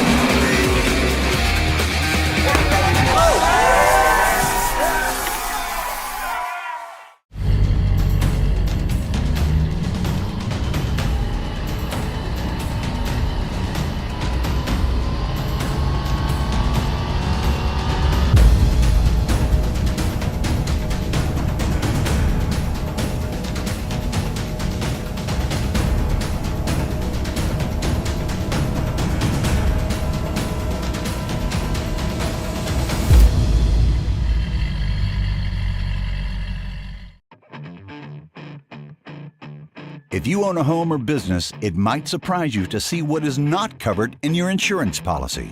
There are gaps and exclusions in primary and umbrella policies that make you a target if an incident or claim occurs and you don't have the right coverage in place. And that's why you need a true umbrella policy from X Insurance. There are 40 million lawsuits filed every year in the USA. Let's get that target off your back.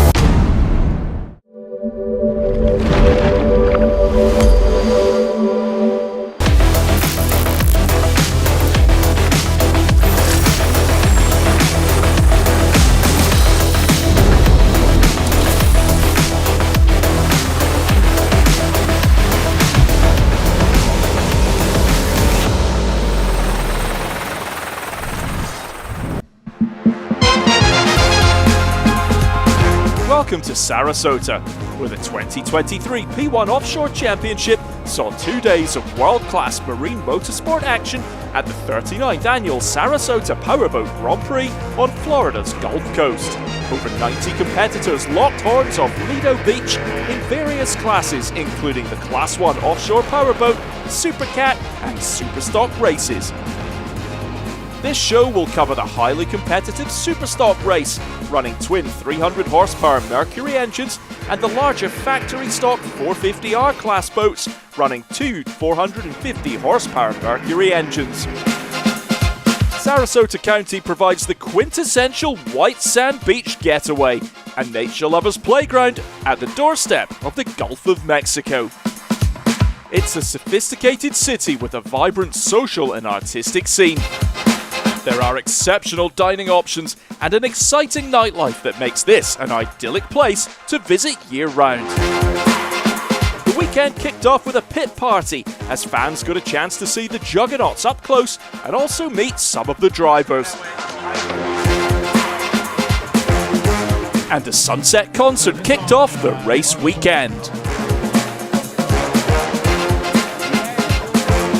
Now let's see what happened in the factory stock 450R class.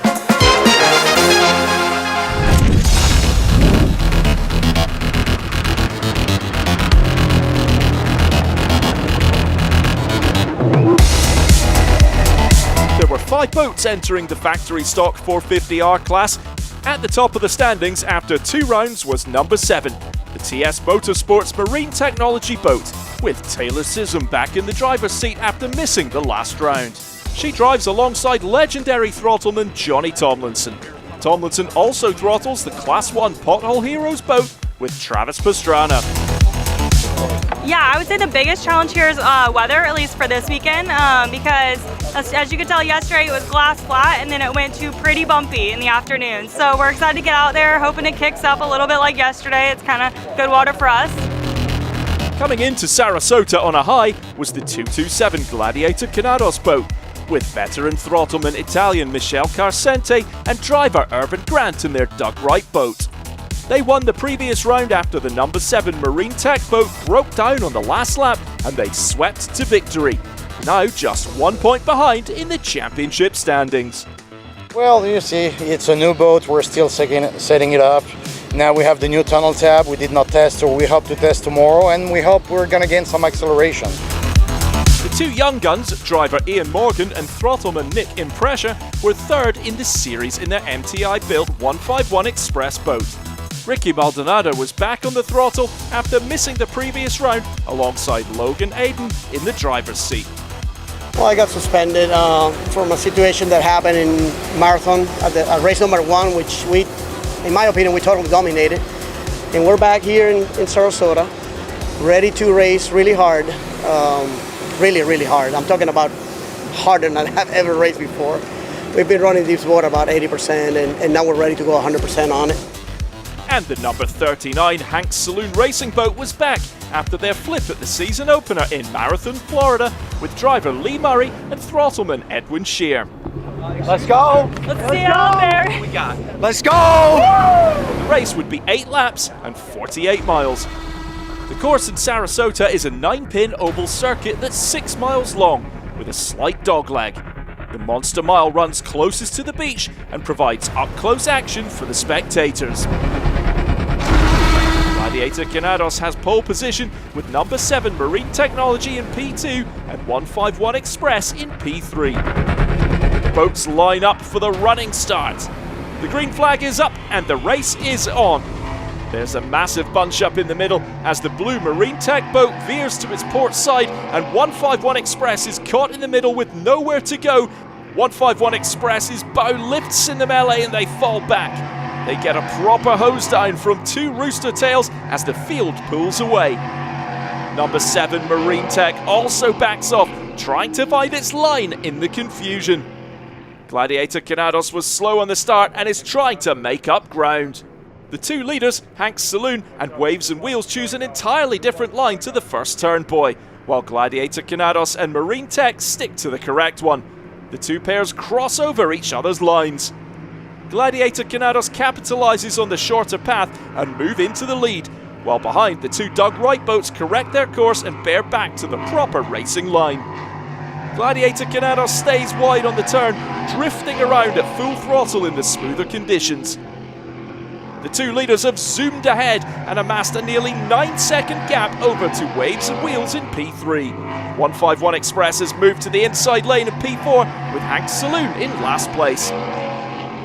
Now going into the Monster Mile, Marine Tech's Johnny Tomlinson pours on the power in the MTI boat. Doug Wright on the inside and MTI boat on the outside. The blue Marine Tech edges ahead by the turn buoy and they keep that speed. Taylor Sissom tightens the line and moves to the inside.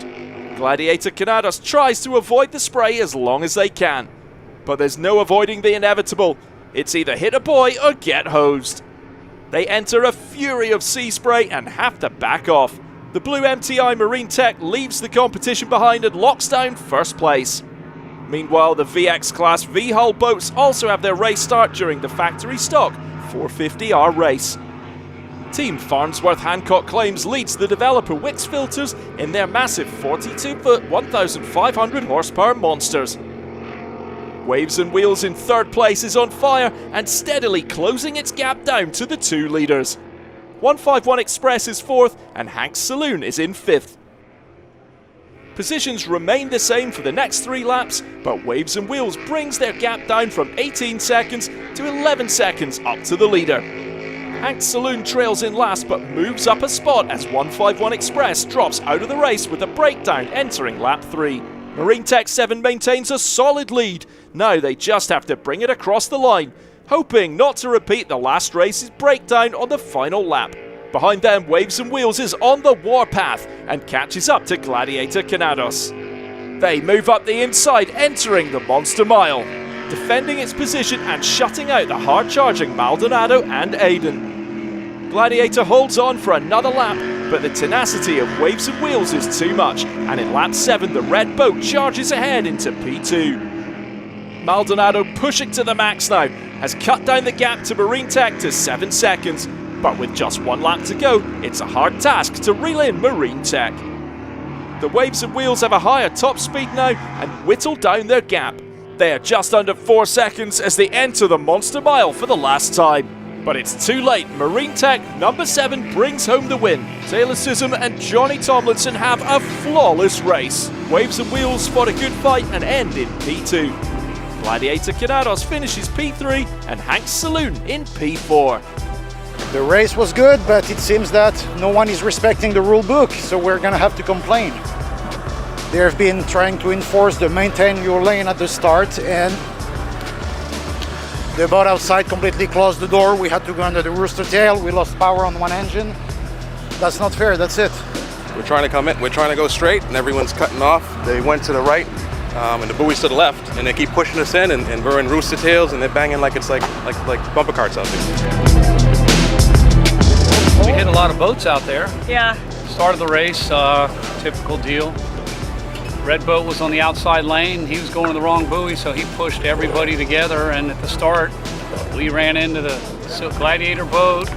Red boat was pushing the 151 Express into us. All 3 of us hit each other because we're trying to maintain our start, and the red boat's not knowing where he's going. Then it got straightened out, and it was a clean race after that. You know? Yeah. That's where safety comes into play. We know I've got a good boat, so we just kept on rolling, ran our race, and it worked out for us, so we're happy. At the start, the pace boat was heading in the wrong direction, and we were getting a boat pushing us on this side and hitting us, and a boat pushing us on the other side. There was no place to go. We were all banging on each other. So we took off, heading in the wrong direction. We settled in 3rd place for a while, and focused on passing Gladiator. They are a defensive kind of racer, so instead of focusing on the boat in front, they were focusing on the boat in the back, blocking and losing speed doing so. So it took us about 3 or 4 laps to pass them. Due to protests after the race, Gladiator Canados are named winners and take the top spot, to the shock of TS Motorsport Marine Tech, with 151 Express in 3rd. However, this is later overturned back to the original finishing order, with Taylor and Johnny taking the win.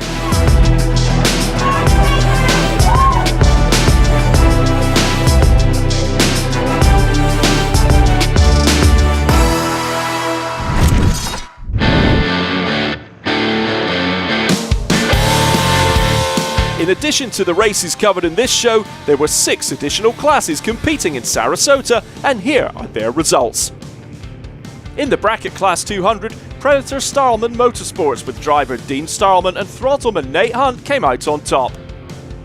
In the bracket class 400, the winning boat was Control Freak with driver Mark Robbins and Damon Marotta on throttle. The Stock V winner was Jimmy Robbie Racing with driver Jimmy Vessel and throttleman Robert Goodwin. The VX class winner was Team Farnsworth Hancock Claims Consultants with Christian Macaulay behind the wheel and Jay Healy on throttle. Bracket class 500 went to Bulletproof Team Farnsworth GoodCars.com with driver Elijah Gingery and Eric Ulam. The bracket class 600 win went to Freebird, Reef Delanos in the driver's seat and Ryan Staleman on throttle. And the bracket class 700 win went to Jackhammer, with driver Brian Guy and throttleman Julian Maldonado.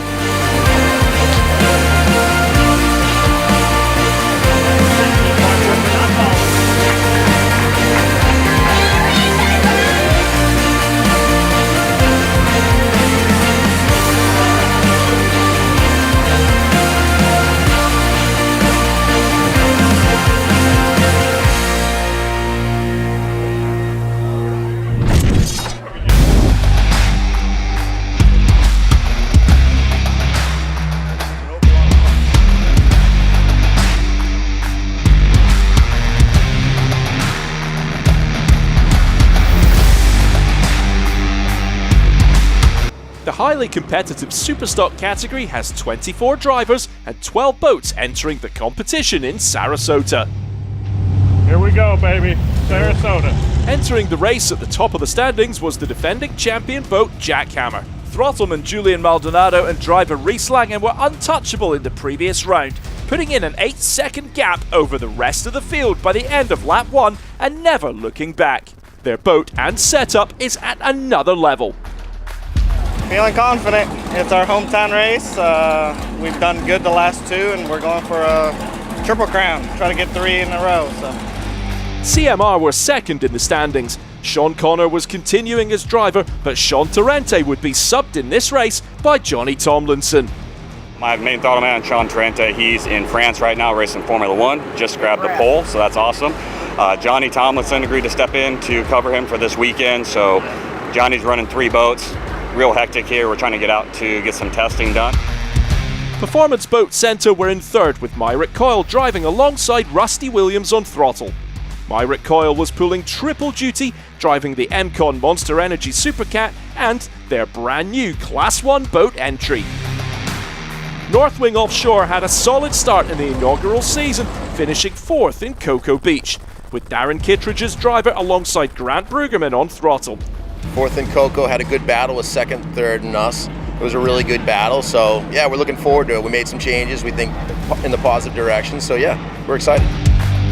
Big East Construction legendary throttleman Gary Ballou continues alongside driver and owner Cole Liebel. The weekend started off with a major engine issue. Here at GB Racing, we're all about letting our competitors think that there's something wrong, when there really isn't. We're just doing this for drill. It makes them think, wow, we've got them where we want them. So I think if we push up on the back of the motor right now. So we went out to test. We were out in the boat, it vibrated, it came loose. We didn't really know, we came back, we pulled the lower unit off. That is the culprit right there. We had 2 motor mount bolts sheared. Now we're just trying to see if we can maybe possibly get this back together, but it's not looking too promising at the moment. And entering this round is last year's Play Traders boat, revamped as number 33 Savage Boat, with Randy Swears on throttle and Brian Marquardt driving. The race weekend coincided with a heat wave. That was an added challenge for the teams.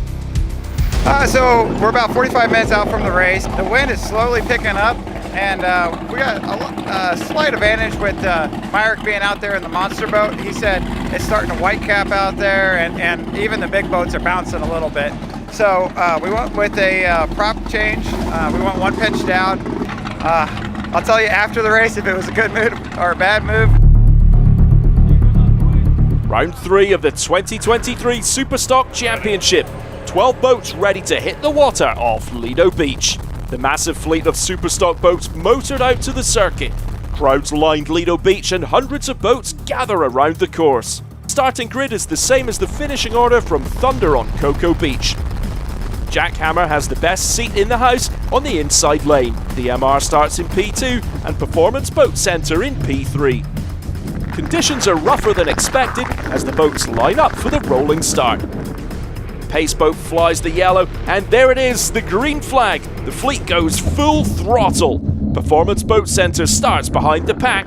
CMR to their starboard has a good start and blasts off the line. Defending champions Jackhammer start to power ahead. They reel in CMR and pull away from the field. Team Bermuda GL Construction, who broke down on Cocoa Beach, have great speed on the outside. Celsius on their inside struggling to keep up. Performance Boat Centre in lane 3, leaving Northwing behind to their port side. CMR to their inside, a few boat lengths behind Jackhammer now. Team Bermuda on the outside starts to veer towards the inside into Big East's path. The green boat getting caught in their spray. With no room to go, Big East has to back off. All boats must hold their line until they complete the entirety of the next turn. But Coco's Monkey swerves across to the inside, taking the shortcut to the turn buoy. The field comes around to the front straight away. Team Allen getting kicked around in the rough seas. The boats no longer need to hold their lanes after the 4th turn buoy. CMR negotiating some rough water, trying to take advantage of the inside lane, fighting Performance Boat Center for third. CMR in Jackhammer's dirty water, but they slowly reel in Performance Boat Center. Great to see such highly competitive, shoulder-to-shoulder racing in such a closely matched fleet of boats. However, Jackhammer is in a class of its own. Not even a full lap completed, and they already have a significant gap back to boats fighting for P2. Entering the Monster Mile, CMR and Performance Boat are neck and neck. Just a rooster tail behind them is LPC, Team Allen and Northwing, all within a boat's length of each other as they move to the outside. The pack of chasers has caught up to CMR in a four-way battle for fourth. LPC has the speed, but they get bumped, catch an edge and roll over. They're upside down and the race is red flagged. Here it is again on the replay. LPC takes a flyer, then digs their nose in, flipping them over. Rescue teams and divers are on the scene in seconds. Both Lauren Peters and Anthony Smith are okay. LPC have their work cut out for them fixing their boat after its saltwater dunk. The boats line up in their original positions for the restart as a full lap hadn't yet been completed. Team Allen Lawn Care and Team Bermuda unable to restart due to breakdowns after the previous start. There's the green flag as the race kicks off for a second time. Jackhammer is fast off the line and surges ahead with their superior boat setup. Performance Boat Center showing great pace, pulling ahead of the field. Behind Performance Boat Center is the battle for third between CMR on the inside, Northwing in the middle and Big East on the outside. Behind them, Coco's Monkey and Celsius have crossed over to the inside lane, taking that turn as tight as possible. At the back of the field, Steel Industries leads the Savage number 33 boat in their first race. CMR has aced its first turn, maneuvering into second place through the rough seas. Big East on the outside attacks Performance Boat Center for third place. They maintain their speed on the outside and manage to pass Performance Boat as they go into the Monster Mile. Coco's Monkey and Celsius are in P6 and P7 respectively. Coco's Monkey has the pace on the inside and solidifies 6th place. Ahead of them is Northwing in P5. Big East has incredible pace on the outside, charging up the oncoming seas. Veteran Gary Ballou and Cole Liebel locked in a duel with Performance Boat Center. The two boats come out of the turn in a deadlock. It's a battle of nerves now. Any slip-up will give the other the advantage. It takes a tremendous amount of concentration to anticipate every ripple, wave and wind gust and maintain maximum speed. All while getting battered around in the cockpits. Performance Boat Center edges ahead, finding that bit of extra speed and moves ahead. They find their stride. Performance Boat Center are in the zone and catch up to CMR, and both boats blow by Jackhammer. Jackhammer has a problem and has come off plane. The number one boat is in trouble, but still limping along. Now it's turned into a battle for first. Performance Boat Center has the pace. They swerve to the inside and squeeze out CMR. Connor and Tomlinson get hosed down, but the fight is far from over. Performance Boat Center has the inside, but lose pace in the swells. CMR vaults ahead, maintaining a higher speed on the outside. Big East Construction capitalizes on the battle and moves up on Performance Boat Center, trying to take second place as the boats near the end of lap 1. Coco's Monkey is currently in 4th place after Jackhammer drops back with engine issues. CMR now in P1. Big East Construction and Performance Boat Center have locked horns in the battle for P2. Performance Boat Center sticks to the inside lane and Big East on the outside in a replay of the previous lap. They take an even wider line now, trying to cut back in with a higher speed. But Performance Boat Center have superior speed in the rougher conditions on the outside. They charge ahead of Big East and catch up to CMR. They retake first place by the end of the outside straightaway. Rusty and Myrick choose the inside lane again. This time around they maintain first place, with CMR giving hard chase through the bumpy conditions. Entering lap 3 now, Performance Boat Centre is P1, CMR just 3 seconds behind, Big East Construction in 3rd, Coco's Monkey P4, Northwing P5. The leaders approach the finish line with backmarker Steel Industries in their sights. CMR has closed the gap to Performance Boat Centre. They choose a wider line, find speed and thrust forwards, retaking first for the 3rd time. Steel Industries pulls off the course with mechanical issues. CMR continues to extend its lead as they pass another backmarker, number 33, Savage, who's currently in P7. Performance Boat Centre keeps up the chase but later breaks down and is out. Bad luck after such intense racing. The conditions continue to take their toll as Northwing drops out of the race in lap 5. Big East Construction, now running in P3, loses power in one engine but keep going as they're passed by Coco's Monkey, who move into provisional 2nd. Jackhammer miraculously gain some of their pace and move up through the field, then on the final lap past the stricken Big East Construction, taking provisional P3. After 8 laps and 2 starts in the extremely punishing conditions, CMR brings home the win. What a turnaround on the anniversary race of their catastrophic boat failure here in 2022. Jackhammer manages to cross that line in 2nd, and Big East continues to the end to take 3rd. We got a much better start, 2nd round, it was cleaner. I think they had us covered going out to turn 1, but we had a good turn coming around the first mark and kept us in the race. And then we battled it out with Performance Boat Centre for the next 4 laps, trading spots back and forth. And a lot of boats didn't make it back today, and the boat held together, so it's a lot of work that goes into these boats, keeping in one piece, and today showed. Yeah, we managed, I think, a 10 or 12 second lead here on both starts, and unfortunately our motor decided to go in the Guardian, something about ignition, and took us out of that, but we were able to finish, so third it is. Matters. I got my brains beat in. We got pinched a little bit on the 2nd restart from the outside, but we just held our line and stuck with it, and a couple people broke and passed a couple guys and ended up 2nd. So it was exhausting but fun. Restart and everybody just starts breaking their stuff because it's nasty water. We need to go up and then come back. Well, could have been better. Real good this morning. Boat ran real good this morning. And got a little bit rougher out there, but I didn't want to change the setup. I knew it could pull and run it pretty good, but yeah, we just got caught up. Just tripped one a little wrong coming into that corner, you know, just tripped it and grabbed the nose a little and just kind of rode the wave out, you know, and just went on over. Water come in pretty quick, the window, but we were able to get out. So. Thank you.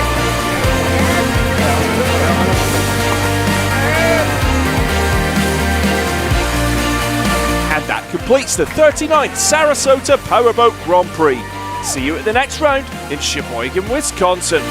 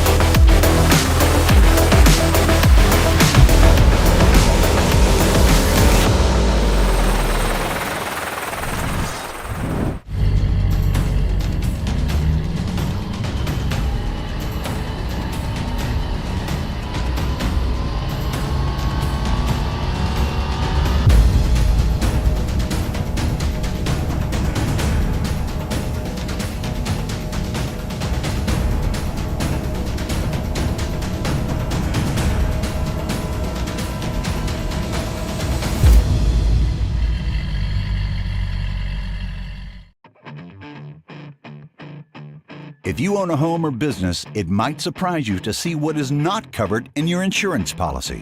There are gaps and exclusions in primary and umbrella policies that make you a target if an incident or claim occurs and you don't have the right coverage in place. And that's why you need a true umbrella policy from X Insurance. There are 40 million lawsuits filed every year in the USA. Let's get that target off your back.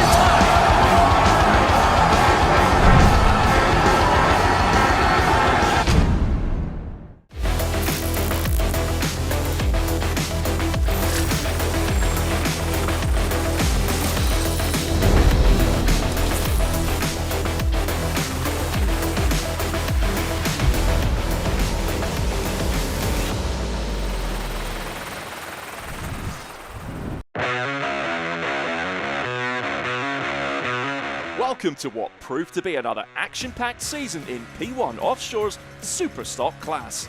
There were thrills and spills in 3 rounds of action that kicked off on Florida's Space Coast in the 2022 edition of the legendary Thunder on Cocoa Beach. That was followed by the Sarasota Grand Prix on Southwest Florida's Gulf Coast. Then the fleet headed to St. Petersburg, Clearwater, Florida for the 2022 APBA P1 Offshore Championship for Superstocks. Now let's head back to round 1 on Cocoa Beach as we review the 2022 P1 Offshore Superstock season. Thunder on Cocoa Beach was raced in all classes on a 7.5-mile circuit that runs the length of Cocoa Beach. Cocoa Beach has a vibrant bar and restaurant scene, glorious sunshine, miles of sandy beaches, and of course stunning ocean views, as fans crowded the streets and enjoyed the traditional boat parade, a celebration of the powerboating way of life as teams, families and spectators joined in the fun with street parties and concerts.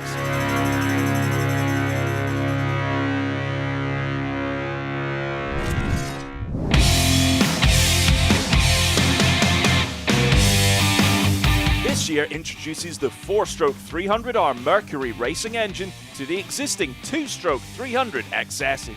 This super competitive class features 28 to 32 foot catamarans with fully enclosed race canopies, and this year introduces the 4-stroke 300R Mercury Racing engine to the existing 2-stroke 300 XS's. There were 11 teams and 22 drivers and throttlemen racing at Cocoa Beach, with some experienced champions past and also some new faces in the mix. Last year's overall Superstock runner-up S1 CMR Racing is back on a brand new boat, with last year's champion Sean Torrente racing alongside teammate Sean Connor. And we're at Cocoa Beach, first race of the season, first step in defending our national championship from last year, and we have a completely new Doug Wright 32 that we got about 3 weeks ago. Brand new 300Rs from Mercury Racing, which we're really excited about. 4-strokes have arrived in offshore, which is awesome, just like overseas. Last year's championship winning boat is this year racing as the number 14 Atlas Offshore Racing, with driver Tanner Lewis driving with throttleman Billy Moore. Performance Boat Centre had Myrick Coyle as driver alongside Rusty Williams on throttle, with driver Coyle also running the MCON boat. We're fortunate enough, knock on wood, that we've podiumed every time that we've raced together. So we're going on 16 or 17 top 3s in a row. So that's a big thing that we'd like to keep up this weekend. Now that I talked about it, it might be the downfall, but we're in it to win the national championship and then hopefully move on to the world championship. Last year we were able to clinch the world championship in Key West, and we were just barely squeezed out for the national championship.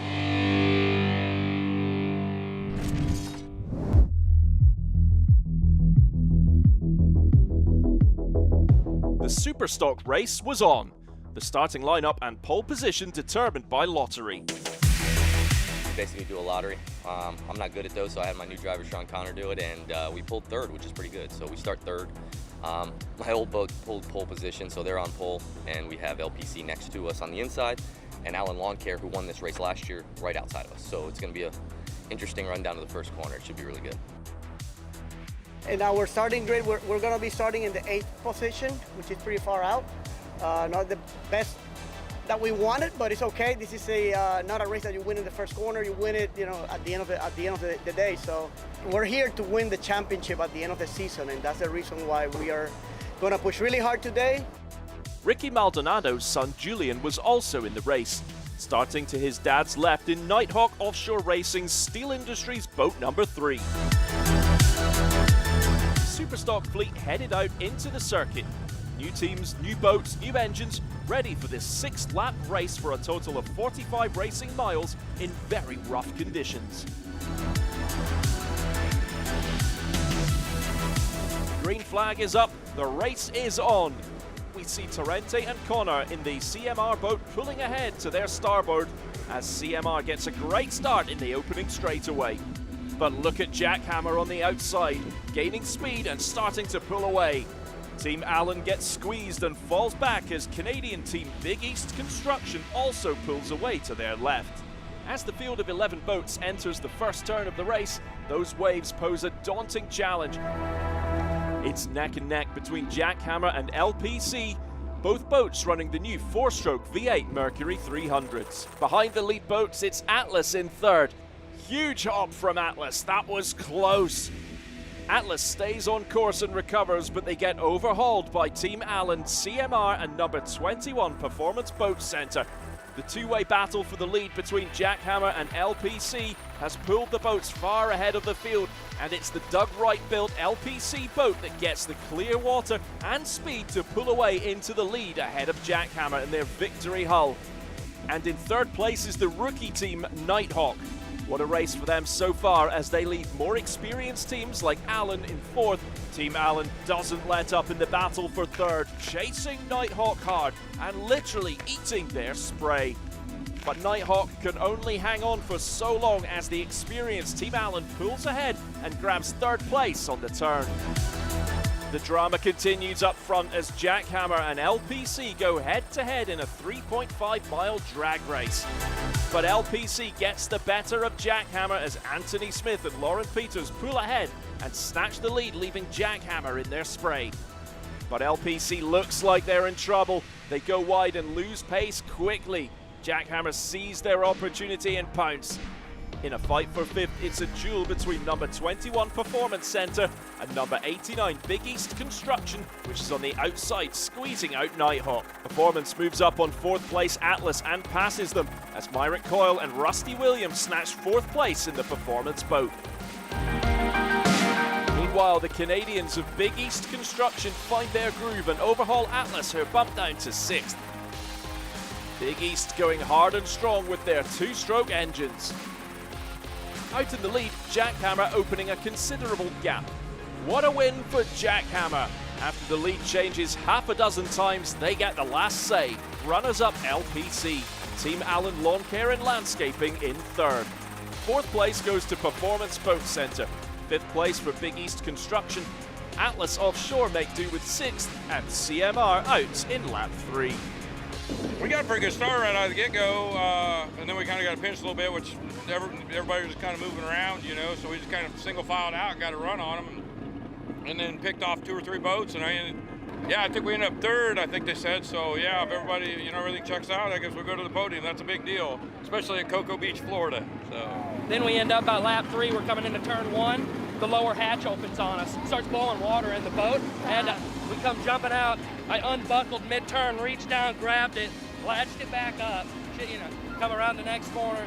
We come down to lap 2 and 3, we come back around towards the beach, and I ended up strapping my seatbelt back in, left it straight, let him throttle it, strapped it back in, ran the rest of the race. Not kidding, it was crazy. Well, I'll be honest with you, I could have set it up a little better because we are beat up bad. I mean, our bodies are feeling it, and we have some damage on the hull, minimal damage. So I think we did good. We're happy. You did the best you can. We won. We won.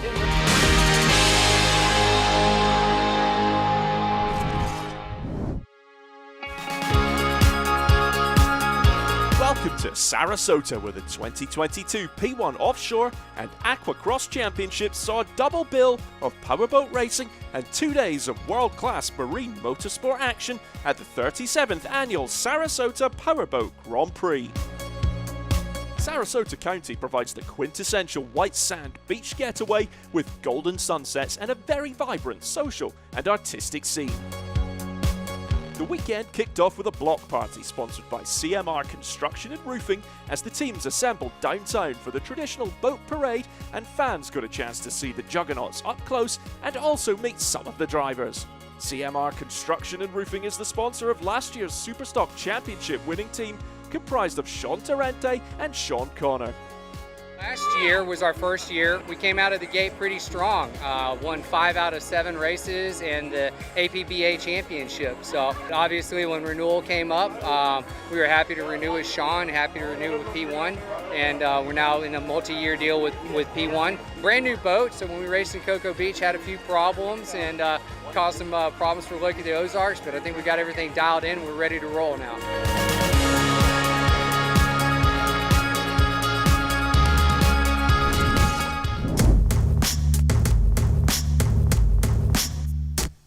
There were 10 teams in the highly competitive Superstock category in Sarasota. The father and son outfits Steel Offshore Racing and Jackhammer Boat were leading the points going into Sarasota. Everything good. We're able to maintain a lot of speed all the way around the track. The corners are really wide. So we are very happy with what we got. We were able to get to the top RPM, maintain it all the way around. Very consistently. We did quite a few laps, tried 2 different setups, and this last setup is the setup.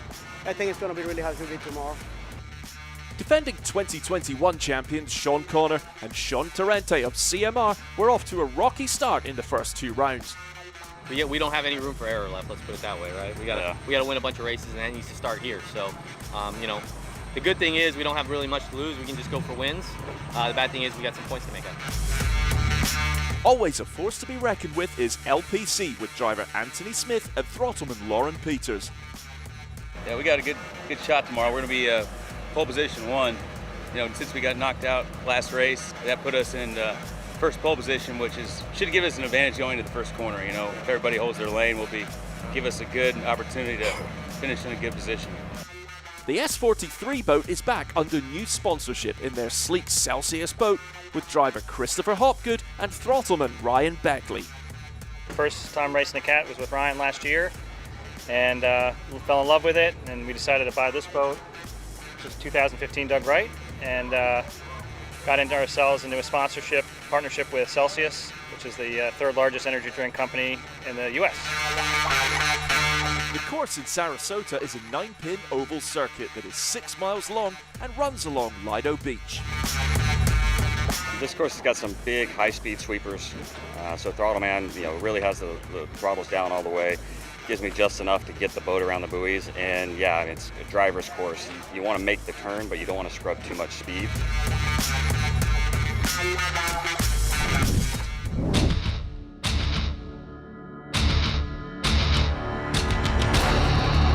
Ten boats ready to hit the water off Lido Beach. We got 7th edition this time. We got professional plumbing onto our inside, jackhammer to our outside. You know, Billy Moore and myself, we're going to come out here and give it all we can to go for number 1. Following a rule change just the day before, teams had to carefully adjust their boat weights for optimum balance and speed on the water, and also to meet minimum class requirements to avoid being DQ'd. Well, we did the math, and we went in a light. If we raced the way we did right now, we'd come out a little light. So what we're doing is I'm putting 50 pounds on each side, so we remain legal on the way out of the crane. That's why they weigh us going in, because we knew we had to go in at, like, let's call it 49.50, because when we burn the fuel off, we know that we're going to come out at a certain, and if we come out light, then we get DQ'd, and we don't want to do that. So, and we had to tell the officials that we're putting weight in the boat, because they write down how much the boat weighs going in, so they can do their math at their end to see if anybody's being a little fugazi out here. Not that boat racers would ever do that. As the fleet of 10 Superstock boats motor out onto the circuit, the crowds line Lido Beach in anticipation of the race. And there it is, the race begins. Big East shoots out of the line. Great start for the Canadian team. Also an excellent start for CMR's Tarente and Connor. The field is tightly packed, the waves are big, the conditions very rough as the boats bob and weave through to the first turn, struggling to keep the boats level. Big East leads the pack on their way to the first turn, but in the melee they lose control and barrel roll. The rescue boats and helicopters speed over, the red flag goes up and the race is stopped. Cole Liebel and Gary Ballack are thankfully unhurt, but their race is over. Great start. We're right there with everybody else, probably a boat or two in front of everybody, or, you know, it was like a horse race like this, and hit a wave and the boat went in the nose and it just kind of bow steered. As you can see, if you look at the motors, that'll tell you where the engines were when it went over. So they were straight, okay? So we just hit a wave, it bow steered and took it off to the right, and the wallet went through the blender. Went over, didn't feel too hard. Canopy's nice and safe in this boat, so everything's good.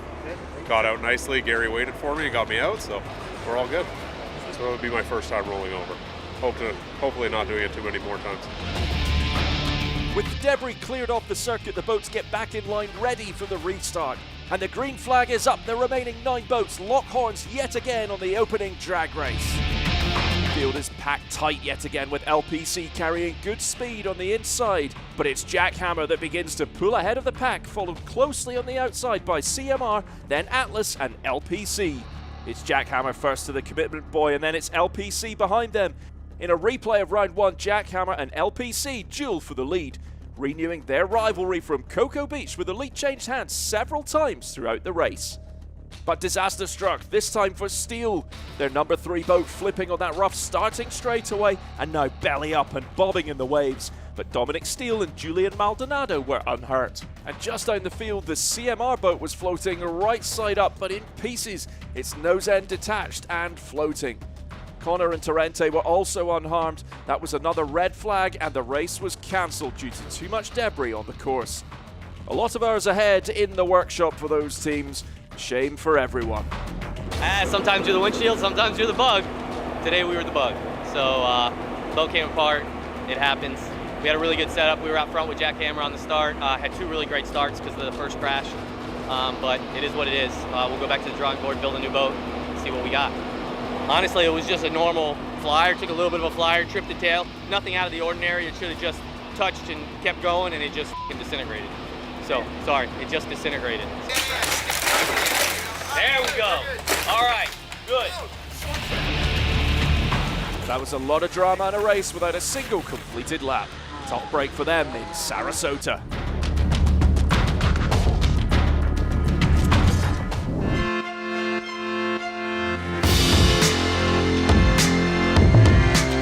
Welcome to St. Petersburg, Clearwater, Florida, which hosts the 2022 APBA P1 Offshore Championship, a powerboat racing extravaganza where the Superstock fleet was joined by the Super Cat boats, Class 1 racing, and various other categories, as well as personal watercraft racing with the Aquacross Grand Prix. Considered the pride of Florida's Gulf Coast, St. Pete Clearwater is famous for its award-winning pristine white sand beaches and emerald green Gulf waters. St. Pete has a trendy and vibrant downtown, a social, commercial and artistic hub with excellent dining, bars and shopping. The cultural scene in St. Pete is also famous for its incredible murals and street art, and of course some world-class museums.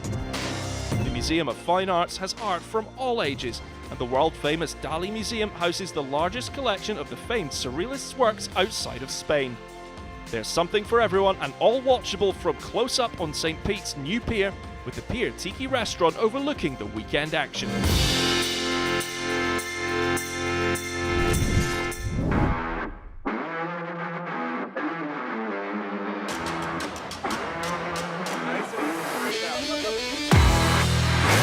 There were 11 boats entering this round in St. Pete.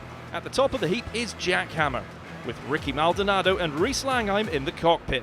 The pair have had a spectacular season and are more than 100 points ahead in the overall. No pressure really. In reality, we are so far ahead of the points that all we need to do is really be very conservative, complete the race. Regardless of how many points we collect, we're still pulling away. So in reality, we're going to push hard. We're going to attempt to win. We have a good setup for tonight for qualifying. There are only 40 points separating the 7 boats vying for P2, and a year-end podium result is still up for grabs for most teams.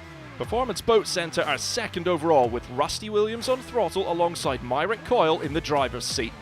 Yeah, coming in after actually our worst race in Michigan City due to a failure because we dipped it in on the port side and broke a cowling apart. We're excited to get back out here and try to redeem ourselves. You know, Jackhammer's got the lead in the national points race, so obviously them and CMR and LPC are the ones that I'm really concerned about for this race. LPC is third with Anthony Smith and Lauren Peters enduring a tumultuous season, having almost sank in the last race. They need to get back to the front. And then there's last year's overall champion, CMR, with Sean Connor and Sean Torrente already on their second boat, and this could be their last chance to turn things around.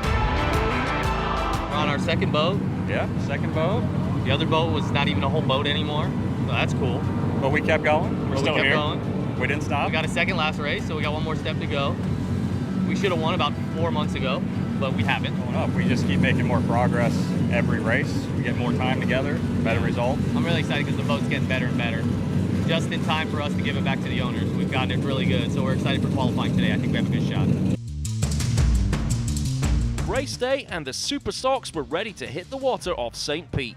9 boats vying for the St. Pete title. Play Traders in the middle of the pack in 6th position. I mean, you know, you're right in the middle, right in the mix of it. So, you know, our class is, you know, known for doing little, you know, bumping and shoving and pushing and crashing. So, you know, you never really know until the green flag drops. Performance Boat Center has the best seat in the house, starting in pole position, with Team Allen Lawn Care in P2 beside them. The boats motor out, getting into position for the rolling start. And there they go, green flag. The long drag race to the commitment buoy on the far end of the course is on. Great start from Performance Boat Center, but LPC are right up there with them. CMR have laid it down on the outside, catching up with Performance Boat Center as they go head-to-head on the back end of the course before turning back towards the pier. Further back, the battle for 5th as Celsius leads S39 and Team Allen Lawn Care have the inside lane advantage. CMR in the lead as the boats fan out, heading back towards the yellow right-hander. LPC in 3rd, chasing Performance Boat Center for 2nd. Coming around to the start-finish boys, CMR holds on to the lead, but Performance Boat Center is right there with them. LPC in P3, Jackhammer up from last and into 4th. Great early work from them. Play Traders 4th, then Celsius, Team Allen, Big East and S39. Big East on the outside, but on the attack. Jackhammer on the outside passes LPC to move into 3rd.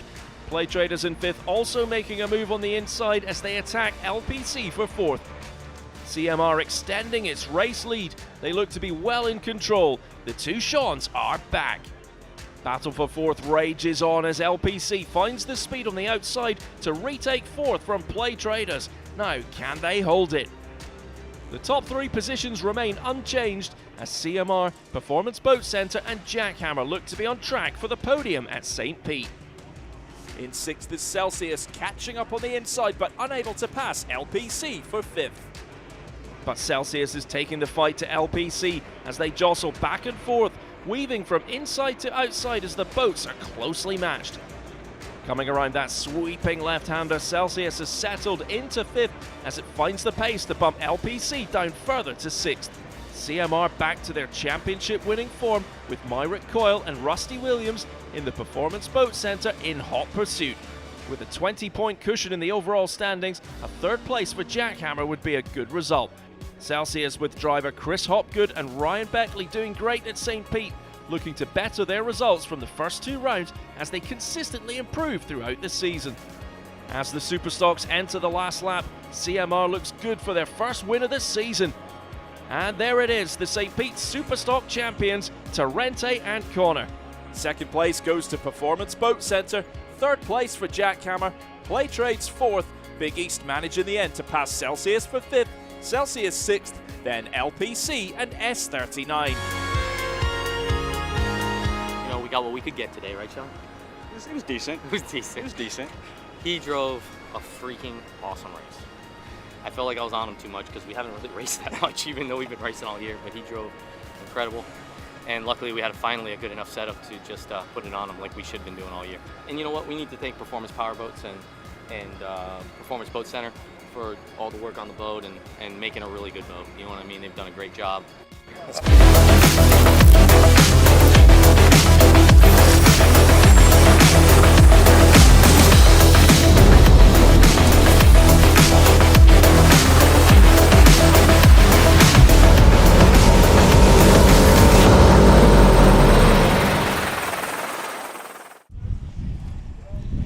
Welcome back to the 2023 Mercury Racing Midwest Challenge from Sheboygan, Wisconsin. What a beautiful day. Windy out of the northwest, though, as our little tent on our broadcast booth here just took a trip. Mike Uoski, Matt Trulio, and Thomas Yarborough from the F1 Powerboat Championship Series. He got to announce his race earlier today. Now he's going to dabble in some offshore powerboat racing as we get ready to go racing with 450 factory stock. Matt, let's do a quick run through. You got it. In the number 5 boat, the Mead family racing boat, we have new driver, rookie driver Caleb Mead, working with veteran throttleman Sean Torrente.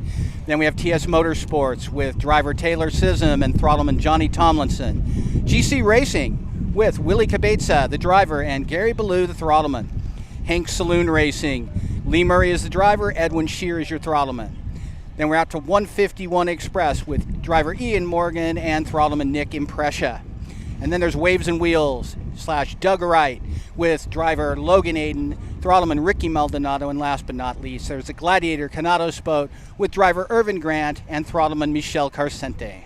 Our Gladiator Canados boat won in Cocoa Beach, Florida, at the beginning of our season. Good run for that team, fairly new to the 450 class. As the 450 class is still an evolving group, Thomas. They started a few years ago. Taylor Sism decided she wanted to go boat racing.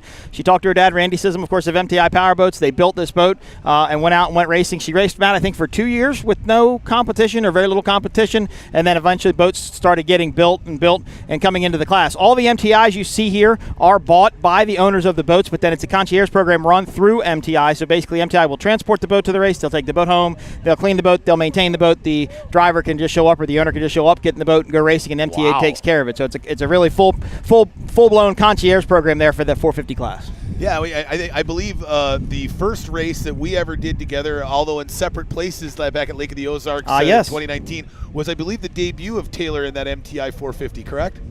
Was that 2019, Matt? That was. But that was the first year, and they are in their, I guess they're in their 3rd season now. Yep. The first season they ran as an exhibition class. Taylor actually won a world championship, an official world championship in 2022. Yep. And it's a legitimate class. It is. It's growing fast. It's plug and play, so to speak. And right now it's divided between 3 MTI catamarans, 3 Doug Wright catamarans. Yep. So it's a bit of a factory battle too. Yep. It is a factory battle. Now, the rules for this class is, first off, it has to be a spec-built boat. It has to be a boat that comes out of a stock factory mold. It cannot be a one-off built boat. So the 39 MTIs that you see running here are the same boat that you can buy right off of the street. In fact, there's 2 canopy boats that run out at Lake of the Ozarks. One's green and one's red. But they have to be production-built boats. It cannot be a one-off built boat. And then they have to run a bone stock 450 horsepower Mercury Racing engine. Of course, this was the next-in-line engine after the 400 came out. It was the 450 that came out just a couple of years ago. And they've adapted the boat to go run in this class. This is a completely bone stock class, no modifications, nothing can be done to the boat. They do have a minimum weight requirement they have to meet. There's a couple of various rules in there, but basically it's a stock boat. Yeah, it's kind of like Offshore's version of the IROC series. Everything's the same, and it's really more about the driving behind the wheel and the throttleman than it is being able to juice up those motors or really tune things up, or what does it look like? Well, it was interesting to say that. I talked to Ricky Maldonado, who runs the Doug Wright Waves and Wheels entry, the red boat, and he said the acceleration, he ran a super stock boat. He used to run the jackhammer boat with Reese Landheim, and many years ago, and he said it really is a big acceleration difference in these 450s. They just don't accelerate as well as they would. And in fact, that's why a lot of these teams, when these boats were built, didn't have a tunnel tab on them. Okay, so I'm not sure if you're familiar with the tunnel tab, but so we take our tunnel, right, and then we have a tunnel tab that literally comes out of the back of it. So it's extending the running surface of the boat by 3.5 feet, okay? And apparently these boats really need to kind of help it to get up and get a little bit of lift because it allows it to pack a little bit more air as the air comes out from underneath the boat. Tunnel tabs went away years ago because the moment that somebody gets in a wreck, they get the tunnel tab down too low and they wreck. Everybody thinks they're dangerous. They take them off of their boat. They go away for a few years, and then somebody puts it back on, realizes the boats are faster. They put them back on. So it's a come and go thing. But the tunnel tab is something that was added to these boats very recently. Within probably the past year, they realized that this was a good idea. Yeah, I think they can be kind of tricky. They can be, sure. I want to give you guys a quick rundown of where we stand in the point standings on the from the Powerboat P1 Offshore website. Right now we have TS Motorsports leading. We have, Gladiator Canados in second, and cool enough, 151 Express in third. All right, well, the young boys getting it done in third place as we get ready to start. Right now, they're going to mill down in their respective mill circles. The pace boat, Vinny DiOrio, running his 39 Outer Limits Cat, the open pleasure boat. Of course, Vinny runs the SV Offshore race team in Super Cat. He is waiting for, they're just getting everybody lined up in their mill. Let's see if we can go down to a quick interview in the wet pits where they're putting the boats in the water. I am here with Billy Moore, throttleman for Team DeFalco. Just tell us how you're feeling ahead of today. Feeling pretty good. Yesterday we struggled a little bit with the setup in the rough sea conditions, but today's a different day, so we're going more for acceleration and more top end speed. Biggest thing is they did shorten the course a little bit, so we'll have to work on the acceleration and concentrate on just getting a good start and trying to get away from the middle of the pack, if you know what I mean, and just have clear water. Absolutely, and a bit of pressure on you as well with the corners, the shorter course. Oh, up a little bit, so, but it's not like we're the only ones that got the shorter course. Everybody has to do it, so we'll just see what we have today. Absolutely, cannot wait to see you in action. Thank you for having a chat with us. Back to you. All right, thank you very much, Gemma. That was Billy Moore. We'll see him out here later today in DeFalco. This will be his second time running the boat, Matt. Billy Moore, quite famous. Everybody knows him. Bobby Moore, his father, started the throttleman position, but this will be Billy's second race in that Outer Limits after replacing Chris Hanley. Yeah, and Billy comes in with a ton of experience. He has raced Class 1 before. Yep. But really, his core experience is in Super Cat. Yep. And he's been very successful. Right now, he's running with Chris Grant in the Gradle boat, and they are a top team. They're a very fast Very good boat, team. and on any given day, they can win. Yep, for sure. So he's joined up with Mike Falco in the Outer Limits. Of course, DeFalco based out of New York City. Come all the way out here to Sheboygan, Wisconsin to race. What a beautiful day here.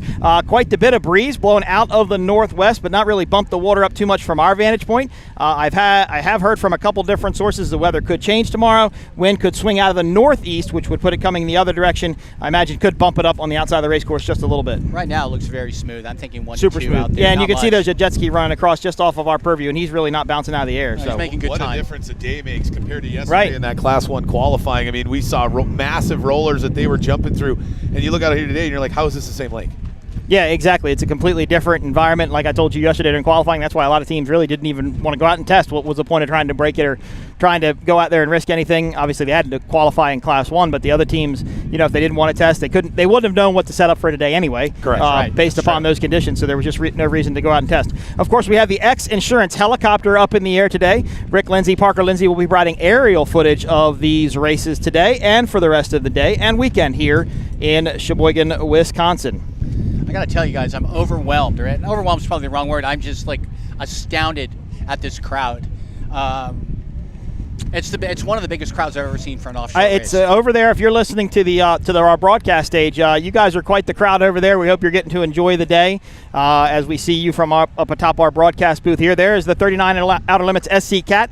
Let's thank P1 sponsors real quick. Mercury Racing, of course, Mercury Racing hosting the Midwest Challenge here in Sheboygan, Wisconsin. Monster Energy Drink, the official energy drink of P1 Offshore Racing. Earthworks Land Improvement, X Insurance, Good Boy Vodka, VP Racing Fuel, and Myco Trailers are P1 Offshore sponsors. Just got a text from Race Control. Looks like we have a paddle board right now on the race course, so we're trying to get that cleared. Can't see it from our vantage point, but that seems to be holding things for just a minute. So right now they're just hanging out in their mill. So they will go around in a counterclockwise circle or clockwise circle. It depends on how they set it up in Race Control. They will go around with the yellow flag up, okay? When they see that pace boat start to peel off of them and start to move, they will get in line behind them. They have to be 100 feet behind that pace boat in order to start. If they encroach on the pace boat, the starter will hold them as long as he needs to in order to get them ready to go, but they have to be 100 feet behind.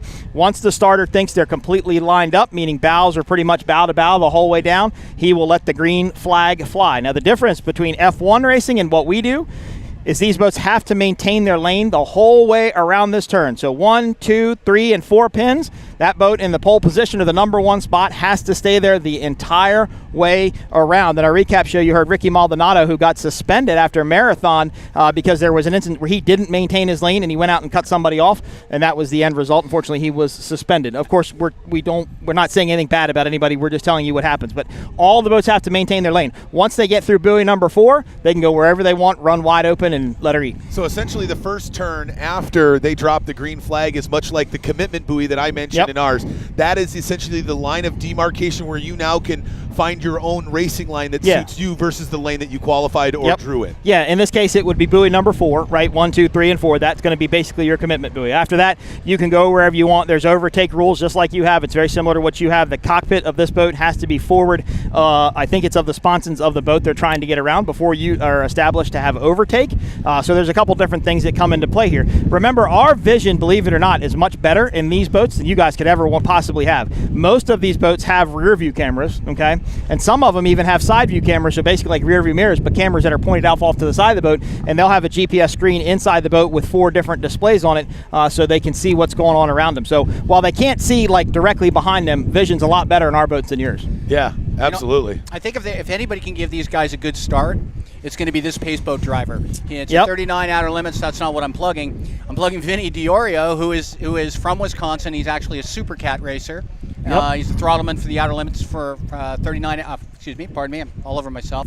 Outer limits catamaran. Roland Transport. Well, it's SV Offshore Racing, sponsored by Roland Transport. So he should be able to get them on plane. I mean, he knows what to do. Straight. Yeah. And I had seen one of those outer limits boat up yesterday. His boat was, of course, tilted at the trailer here at the Bay Harbor Inn. Of course, you see that just to your left of your screen here. That's the beautiful hotel hosting us here. That's a beautiful boat. Outer Limits did a very, very good job with that. I hadn't gotten to see one up close. I'm sure you've gotten to ride on one, so, good for you. But as far as I'm concerned, it was nice to see it up close. But you're right. I think Vinny can do a really good job at starting these boats. It's critical in our world. So I ran the last class that I raced was Class 6. So we couldn't go over 70 miles an hour. That was a bracket class as we were talking about yesterday. We went to a race in Point Pleasant, New Jersey, and a 40-foot skater, a 160-mile-an-hour boat started us. And when I learned that at the driver's meeting, I went to the owner of the boat and I said, hey, look, don't start us any faster than over 60 miles an hour because it won't be a start for us. It won't be fair. He took off. He was gone. We couldn't even see him. It wasn't a very fair start for sure. But it's critical that these boats are at the right speed in order to get a start going. All right, well, we've got the outer limits up on plane. The 450 factory stock boats are getting ready to run.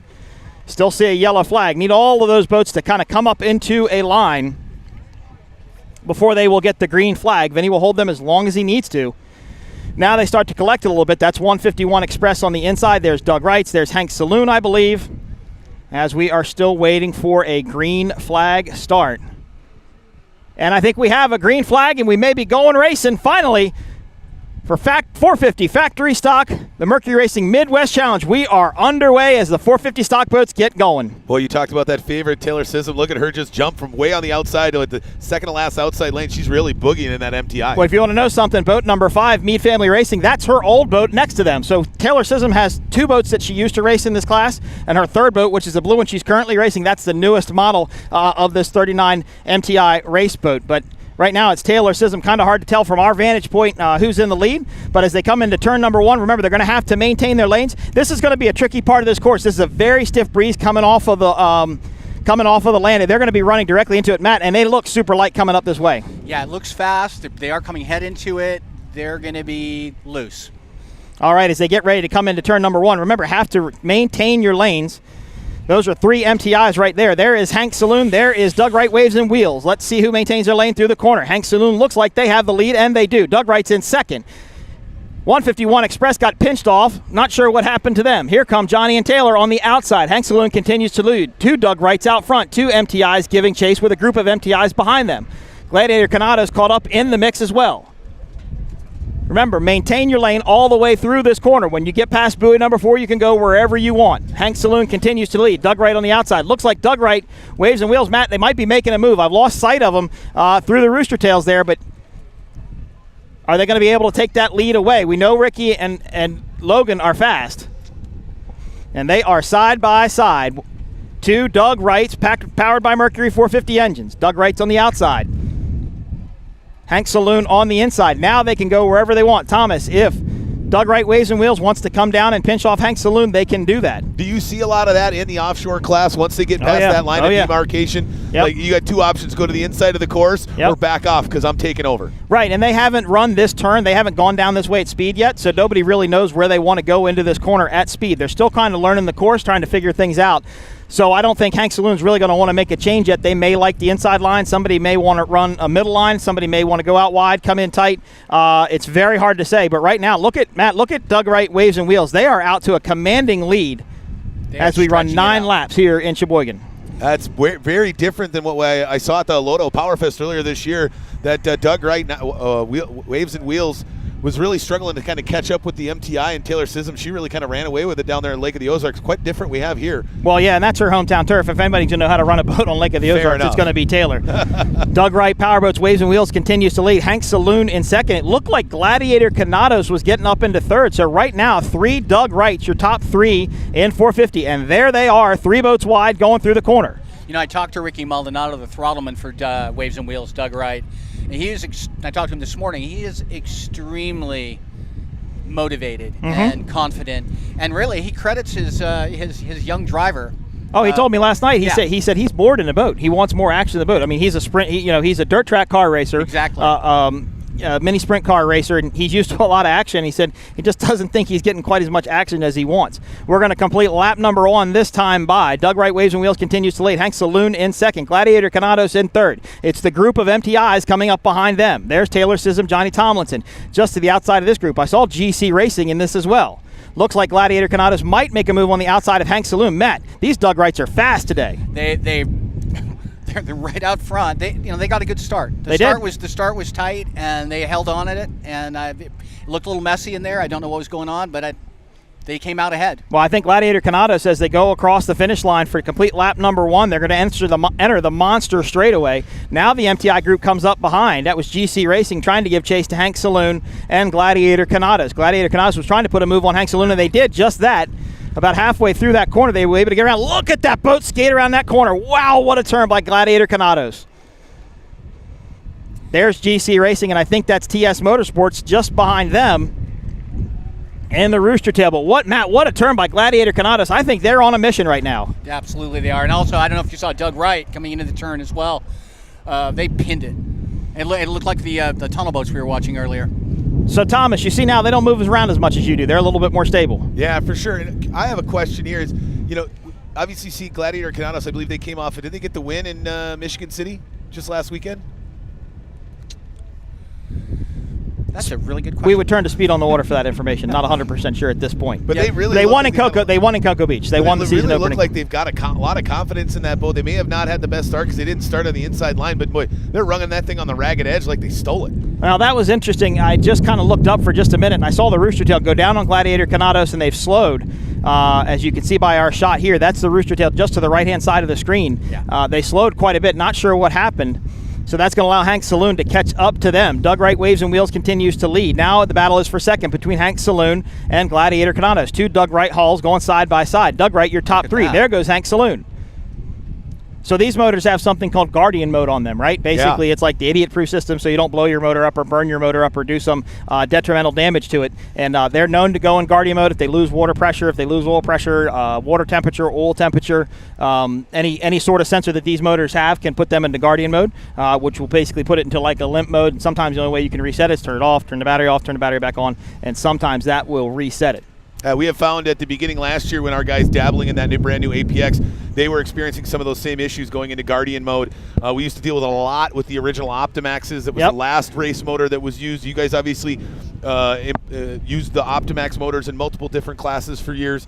So it's one of those things that they put it in, obviously, for the regular Joe that has it on the back of his pleasure boat so he doesn't destroy his, but it's definitely one of those tricky things that a racer has to deal with and take into account when they're out here on the water. The MTIs are on the move with this group behind them. Gladiator Canados has gone back to third. Second place now belongs to Hank Saloon. Doug Wright, Powerboat, Waves and Wheels continues to lead. This will complete lap number 2 of 9 in the books here in Sheboygan. But, Matt, the MTIs were on the move. Willie and Gary were really trying to look up on the inside of Gladiator Canados, but look at this. Gladiator Canados is going to try to put a move back on second place, or back for second place. Look at the bow of that boat carry into the wind. What a great shot there of just how this breeze is affecting. 151 Express, it looks like they're down on the inside of the course, so not sure what happened to that team. But what a run for Gladiator Canados and Hank Saloon. Yeah, this second place battle is it's been like this the whole time. Yeah, they haven't been able to get away from each other. They will enter the monster straightaway one more time. Here is Doug Wright, Waves and Wheels, your current leader in 450 factory stock.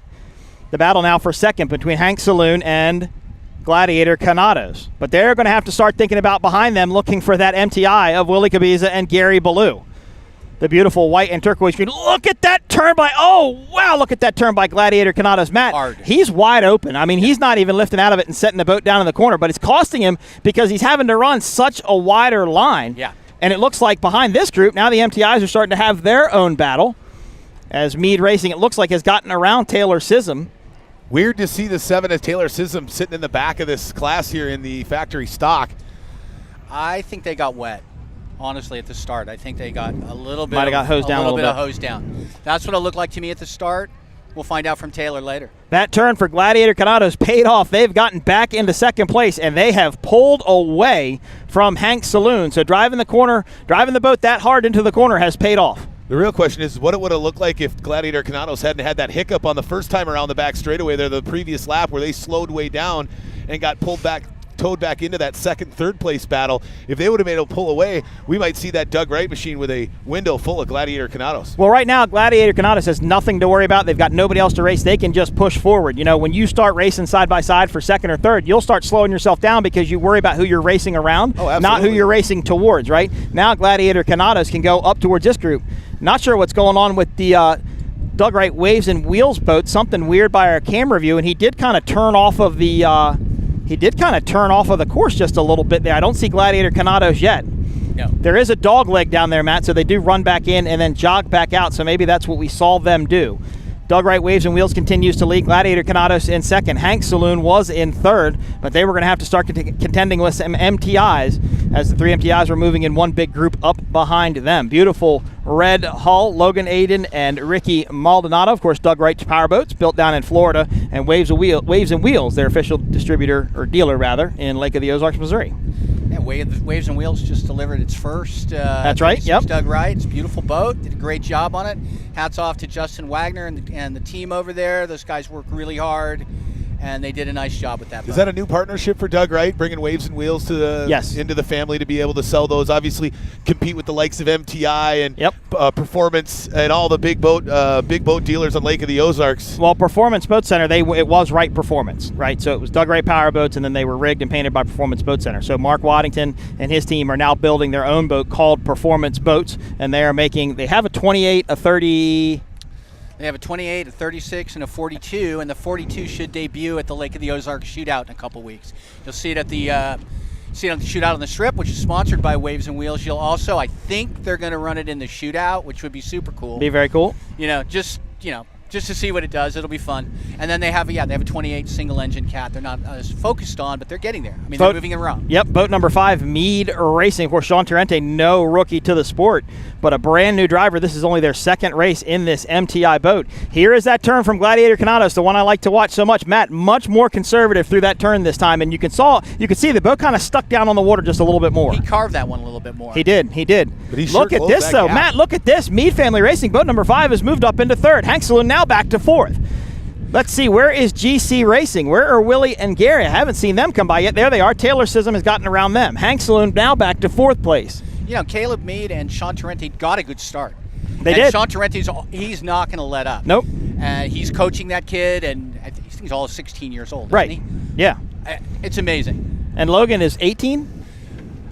I'm going to have to double check that, but I think you're right. I think Logan is 18. But right now, the battle looks like it might start to be shaping up for first. I think Gladiator Canados has got something for Doug Wright Waves and Wheels. They're about a rooster tail length behind, and they are slowly chipping away. We are 3 laps out of 9 in the books right now. There is plenty of time for Gladiator Canados. And Matt, I really think, and Thomas, I'll tell you this too, I really think Gladiator Canados likes this straightaway coming into the wind. I think that boat is set up perfect to run into this breeze. And see, Thomas, that's where that tunnel tab is going to come into play, right? When they're going to come up, they're going to use that tunnel tab, just kick it down just a little bit and kind of keep that boat flying level so it won't want to wheelie up. Right on. The breeze is strong enough that one of these boats could get wheelied over, go over backwards if they got too much trim behind it. Oh, yeah. So they're going to run a little bit more conservative. But I think that's where Gladiator Canados is fast. I think they really like this straightaway coming up towards us. So those trim tabs kind of lift the back end up so the whole boat picks up out of the water instead of tailing real heavy and pushing it, trying to push it up and over. Yeah, a trim tab on a regular pleasure boat considered to be like a wheelie bar, right?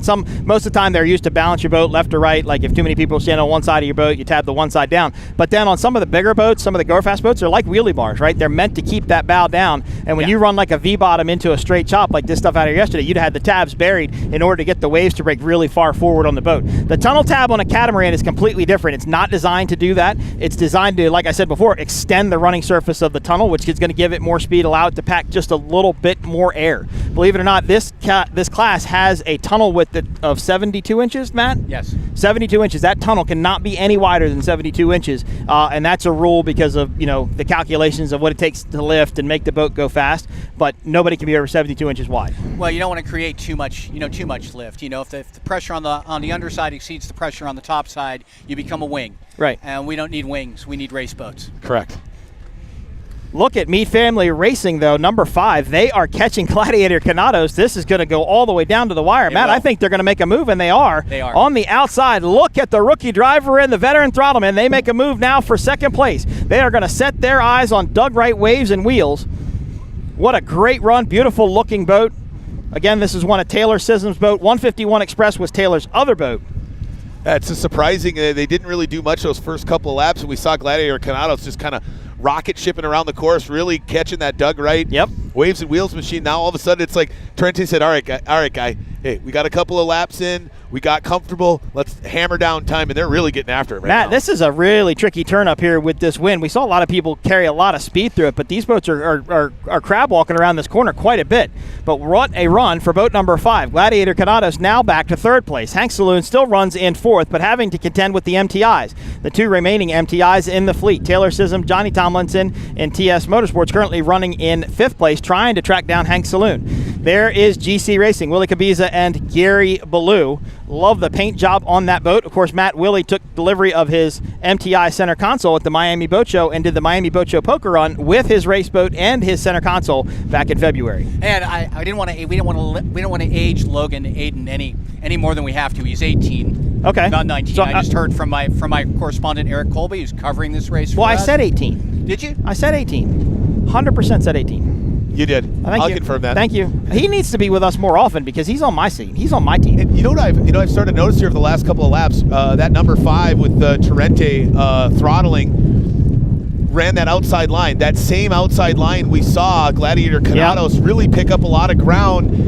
And I'm surprised to see that we haven't seen that Doug Wright machine move out there and start to really scrub up that outside line, try to keep him a little bit further back, because both boats have seemed to gain on him. But once they get outside of that line, that Doug Wright out in front really starts to pull away again. Yeah, I think that's a driver thing too. I think that Ricky is confident with putting Logan in that corner because Logan has a lot of car racing experience, and he's probably real used to getting into a corner and having to run a tight line corner, tight coming in, tight coming off. However, what Ricky did tell me yesterday, he said these 450s do not like tight turns. He said, you're just like your F1 boats, your APX motors, they just don't like the tight turns because they don't have that acceleration coming out of the corner. But that's a really good observation. You're 100% right because they haven't run that same line that everybody else has seen run real wide into this turn. So that means they're coming out wide and they're probably going to try and line up with 2 or 3 and then wrap the rest of the way around just to try to carry a little bit more speed. Well, yeah, we see it a lot of times. I can imagine it's applicable here. We see it in tunnel boat racing where they'll go wide into the entrance half of the turn, and then so they can hug it tight, right? So they don't have to pin it coming out. They can really hit their acceleration. And it also, right, is almost a blocking measure against those that want to try to run on the outside line. It's like, hey, you want to start outside wide? Well, then you're going to run through my wash, and that's really going to take that top end power out of that boat. Back to what's happening on the screen, though. Gladiator Canados looks like they were trying to make a move on the inside of Mead Family Racing boat number 5. So Gladiator Canados with a burst of speed on the outside.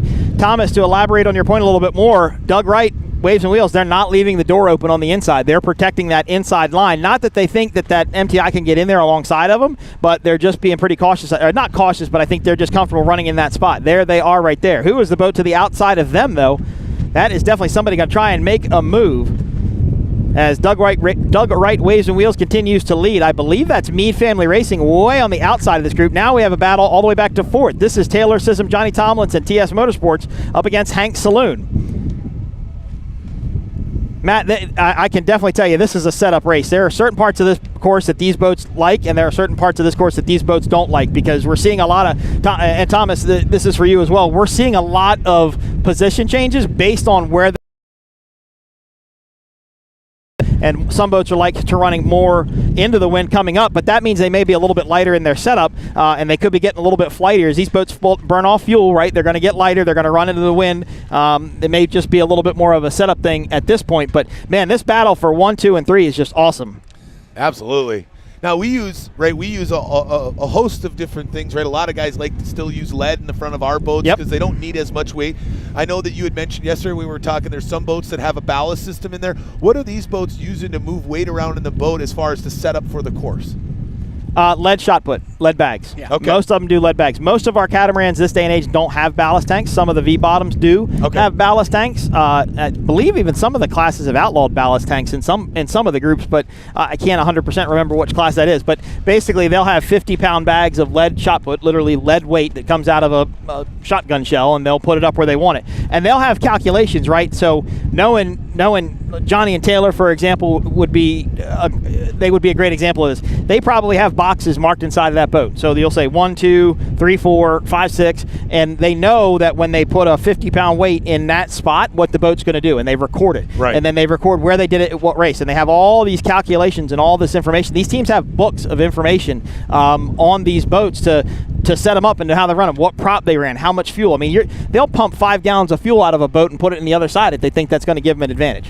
Absolutely. So it's while drastically different from outward appearance, the F1s and the Offshores, a ton of similarities in the way you set up the boat, because while they may not be putting 50-pound bags of lead shot in the F1 boats, they do the exact same thing. They'll have different markers, different positions for how rough the water is, the type of current in the water, the position or setup of the course, all goes into those factors of how they set the boat up before they get out on the water.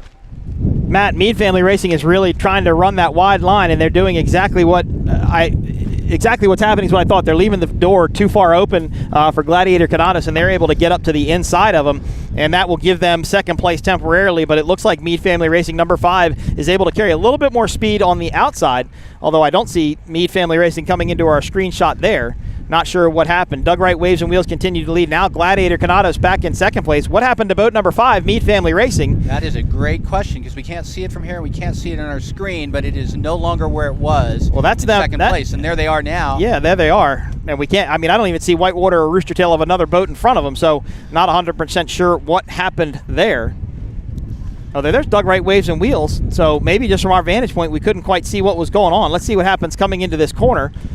Doug Wright Waves and Wheels has been running real tight. They continue to do so, kind of blocking that inside line. Although they see that boat, Matt, they're right on the they're on the edge of catching that outside corner. You know, we talked about this yesterday, Thomas, catching the outside corner. They're floating through this corner so fast that the boat, I can see the boat skipping, and it would just take one wrong little wave to catch a corner and maybe put one of these guys over on their lids. So Gladiator Canadas did, in fact, overtake Mead Family Racing.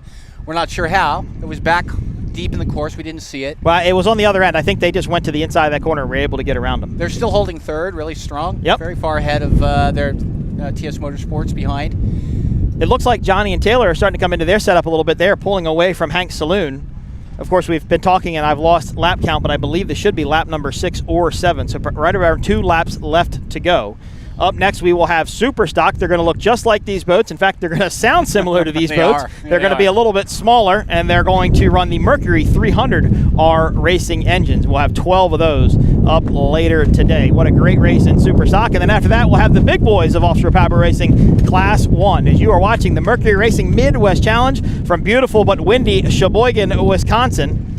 You know, in case you tuned in late and you expected to watch Class 1, that was originally on the schedule. Yep. They changed it, so you're not crazy.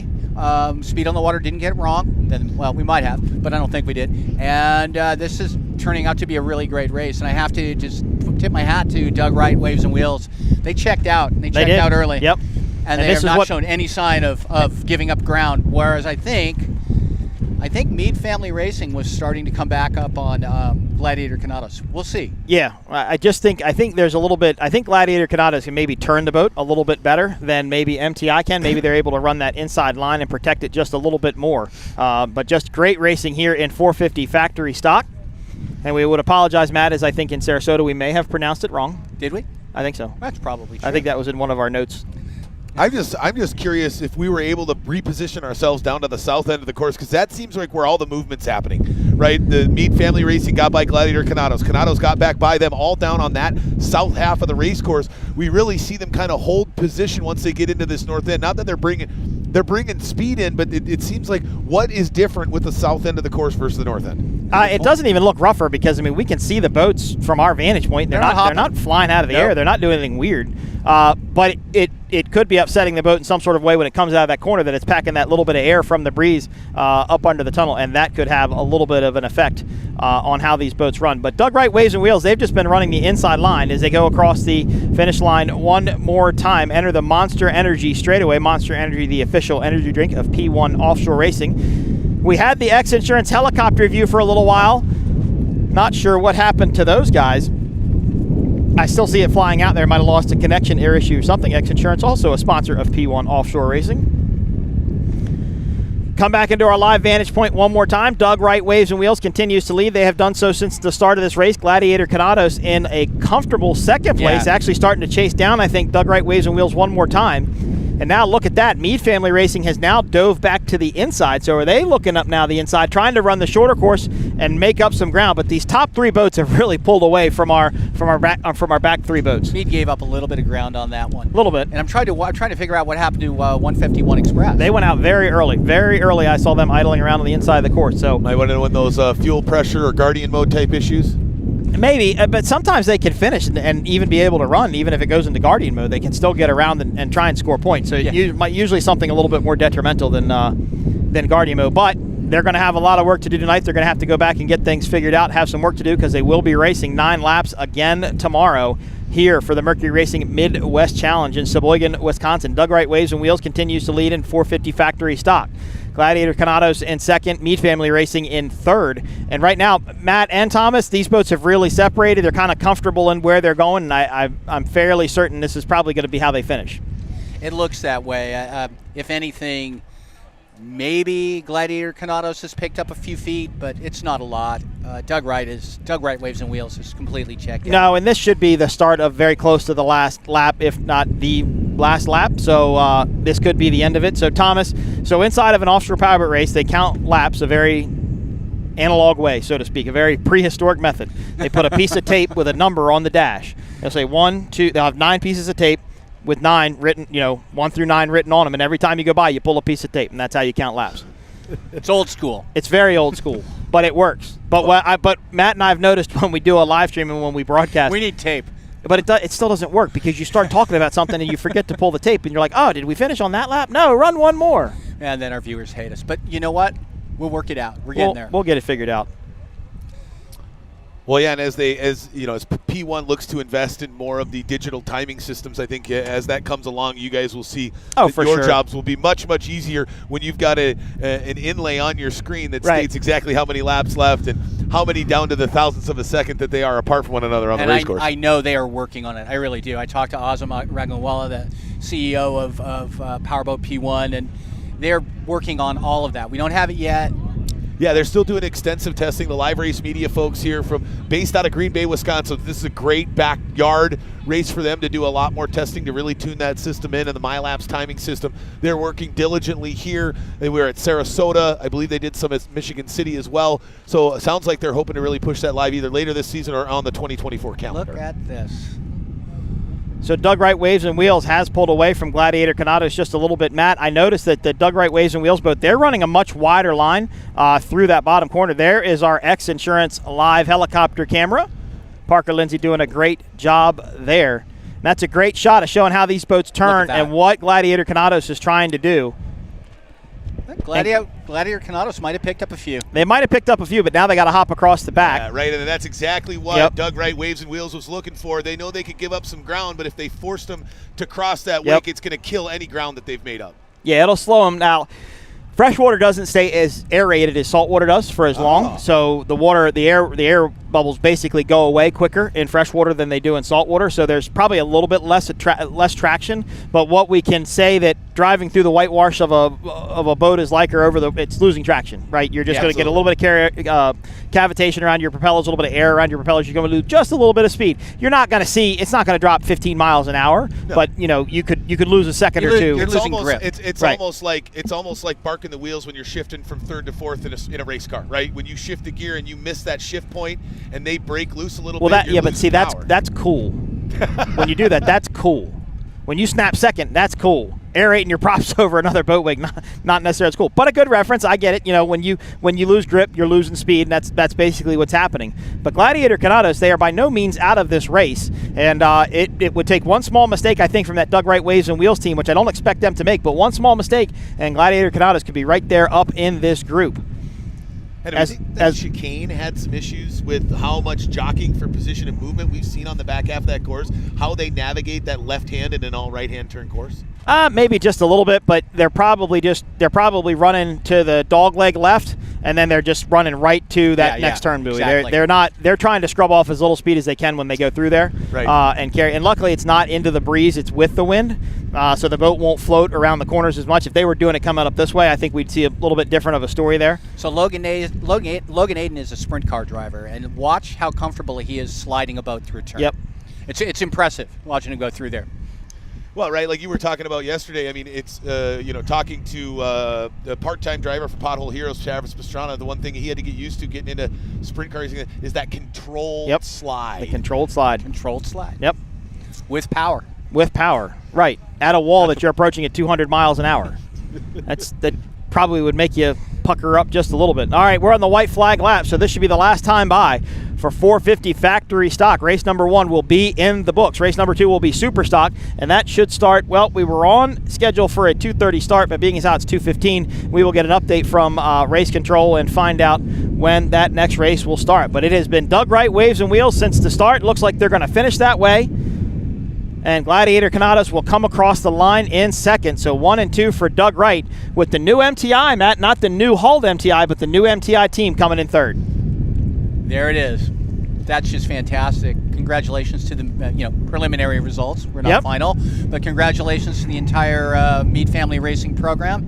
You're new, you're young, and what a class act family. That's going to be a first podium for the Mead Family Racing team. Oh, yeah. So obviously employing the veteran in that throttle position to really help them build that program, and Sean Torrente paying dividends already as they're going to potentially bringing home some hardware back to the race shop from here at the Mercury Racing Midwest Challenge. I think Gladiator Canados is going to go out and run one extra lap as they head around, but all the other 450 factory stock boats have pulled off to the inside of the course. There you see your checkered flag as GC Racing comes across one more time. Willie Cabiza and Gary Ballou wrapping out the 450 factory stock field here in Sheboygan, Wisconsin. One race in the books. Yoo-hoo. How much?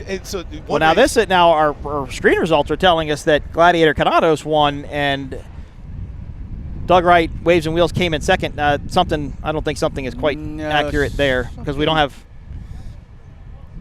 even have Doug Wright Waves and Wheels in there. Yeah, that graphic is not correct.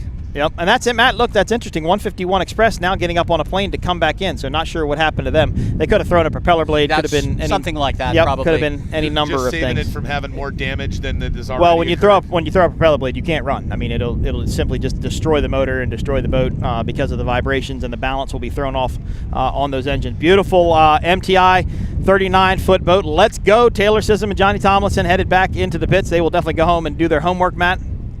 Yeah, they will. I honestly think they got a bad start. Yep. They were in traffic. It looked to me that they got wet. Again, I'm going to find out when I talk to Taylor and Johnny later today what went down there. So Johnny will hop out of this boat and hop into Potholes Heroes and run in Class 1 later today. I texted Race Control to see if we can get some sort of an update for a start time for the next race, if we can hear something back. You're watching the inaugural Mercury Racing Midwest Challenge coming to you live from beautiful Sheboygan, Wisconsin. Great day out here. I cannot believe how many people are over there on that beach watching and hanging out. We don't have any official time for our next start, so we're going to go to a break. We will go to some race recaps, and we will be back with Superstock. I am Mike Iwaski, Matt Trulio, and Thomas. I'm drawing a blank. Thomas Yarbrough. I drew a blank. It's been talking for a while. We'll be back right after this.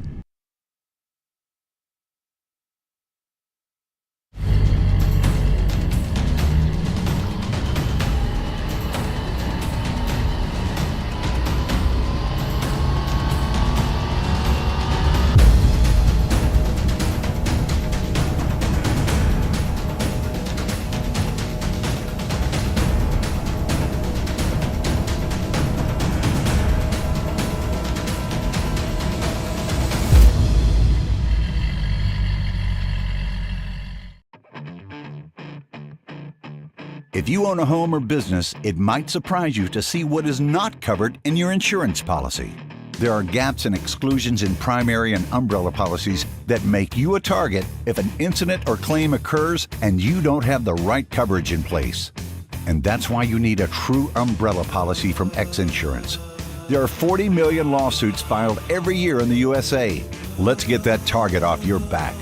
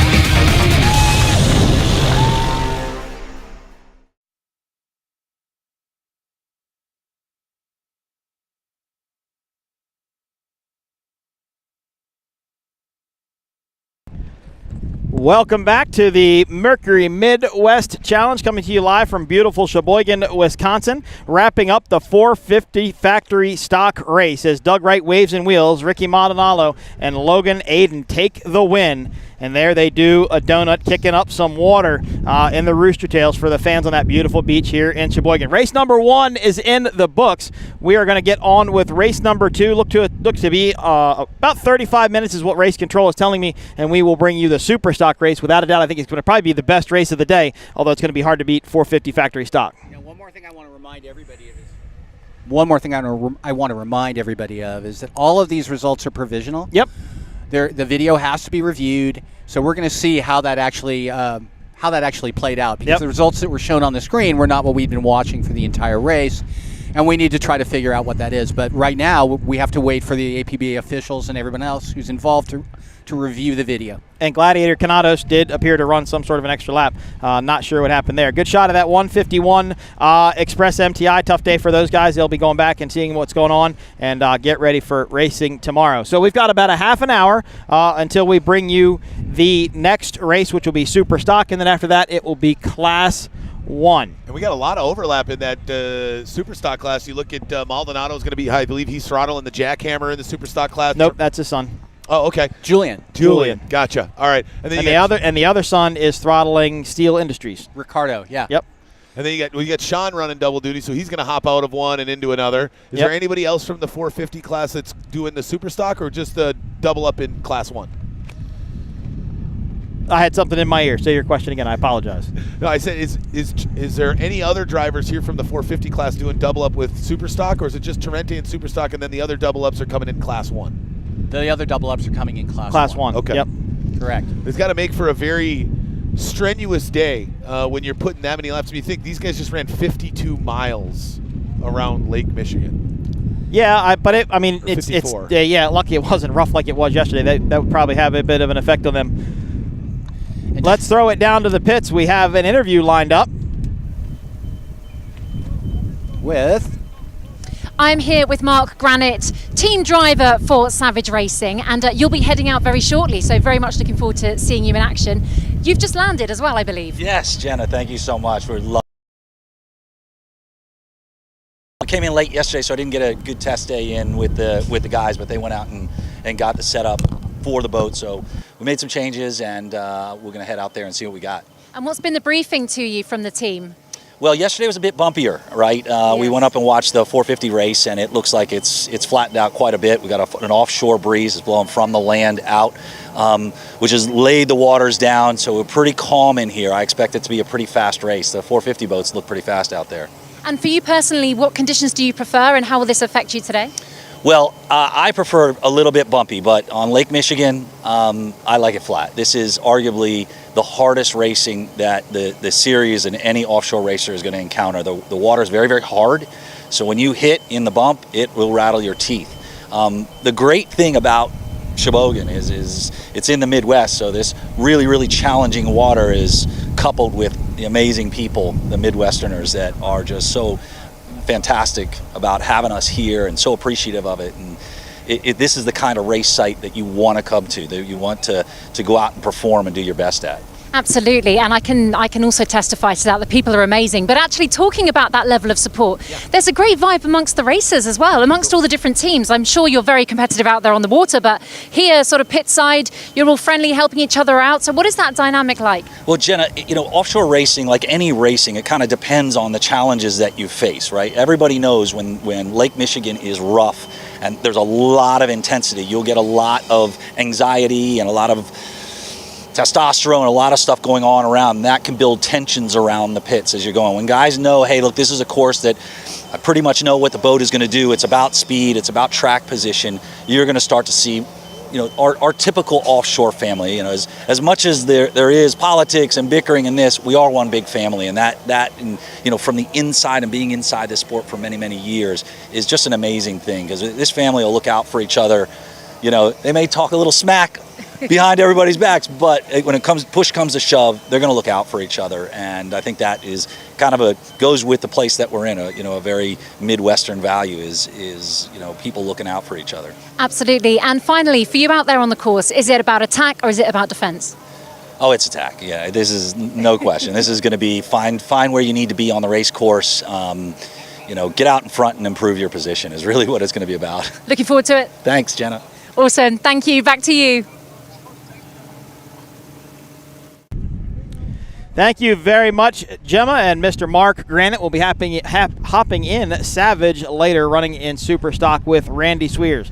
All right, we're officially going to take a break. Matt, you had a good point, though. Gary Ballou will be pulling double duty as well, as he will hop out of GC Racing and get into Big East Construction, our easiest boat to call because it's bright green. Very hard to miss. And once again, I have to thank our correspondent, Eric Colby, for enlightening us. Congratulations to that beautiful couple getting married down here on the beach in beautiful Sheboygan, Wisconsin. Congratulations. We hope you have a happy forever after there, if you will. We're going to take a quick break. I am Mike Uwaski for Thomas Yarbrough and Matt Trulio. We'll be back right after this.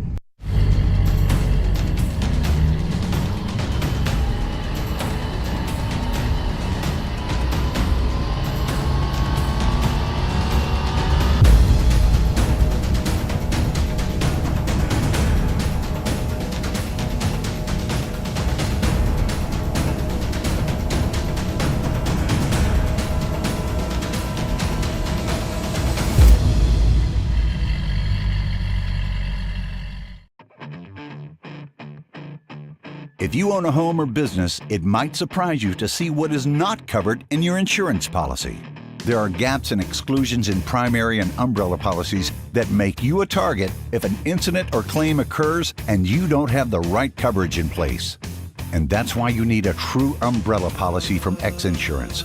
There are 40 million lawsuits filed every year in the USA. Let's get that target off your back.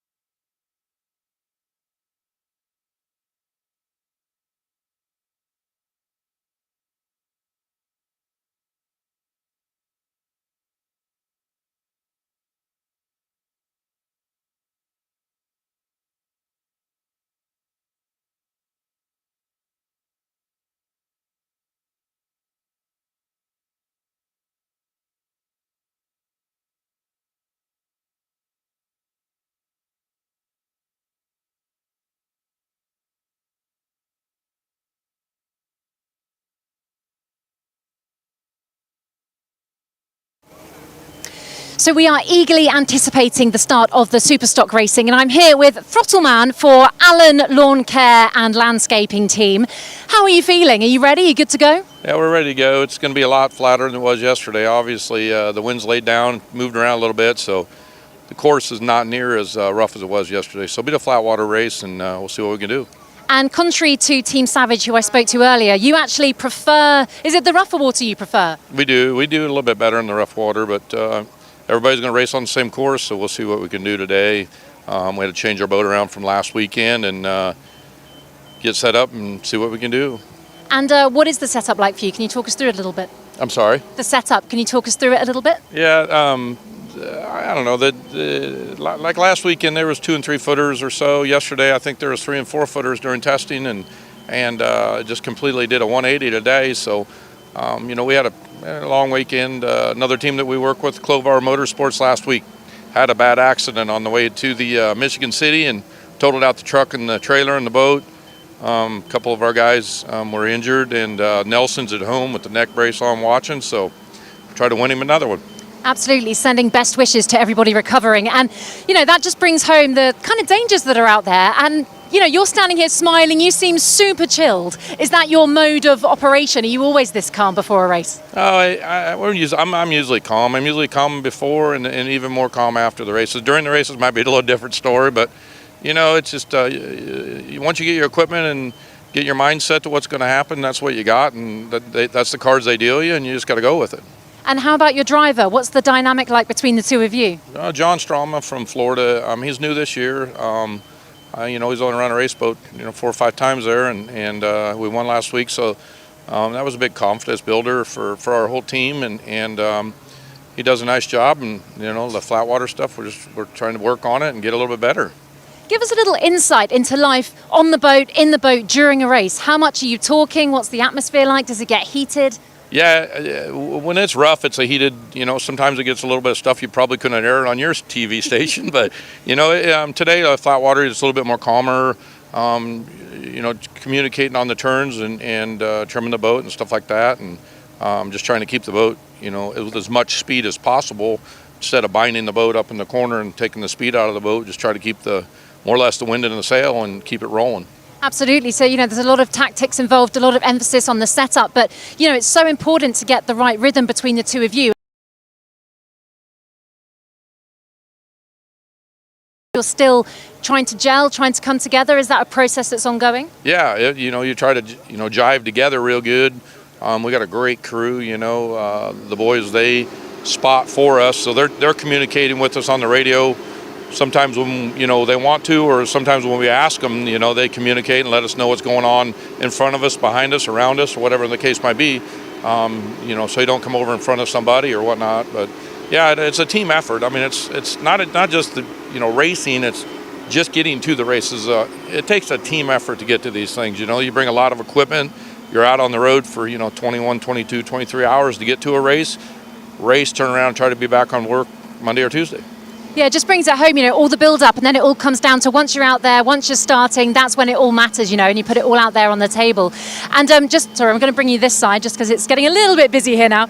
And just finally, what is it about this kind of racing that you love the most? Give us a bit of an insight from your perspective. I come from the dirt race cars, so, we raced a lot more races, obviously, and a lot more in a, in a week. We might race 4 to 7 nights in a week, but the boat racing is very, very challenging because Mother Nature could change that racetrack within minutes, seconds, whatever, or a boat or a ship might go by, for instance here, a charter or one of the big ships go by, it can make a spool, so it's just different. It's very challenging. Just when you think you got the world by the tail, you don't. Yeah.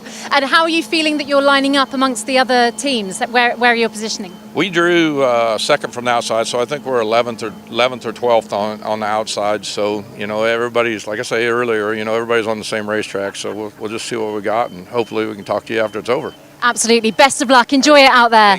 Thank you. Lots to look forward to.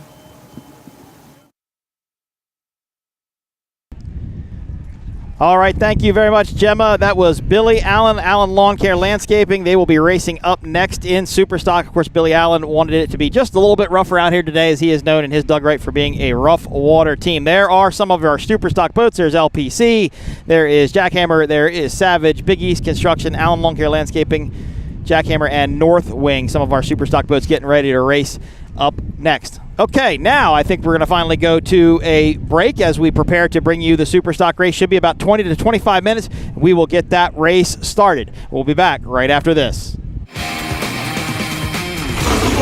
Class 1 World Championship.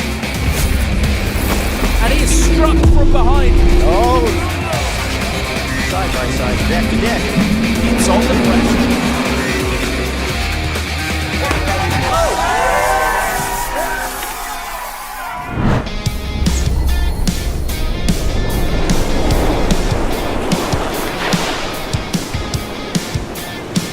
Welcome to the 4th of July weekend in Sarasota, Florida, where the second leg of the 2023 P1 Offshore season saw 2 days of highly competitive world-class marine motorsport action at the 39th annual Sarasota Powerboat Grand Prix on Southwest Florida's Gulf Coast.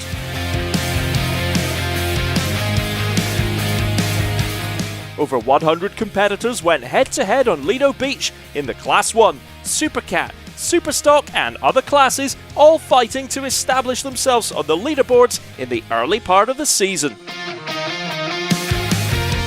Sarasota County provides the classic all-American weekend with white sand beaches, spectacular sunsets, picture-perfect views and a booming social and artistic scene.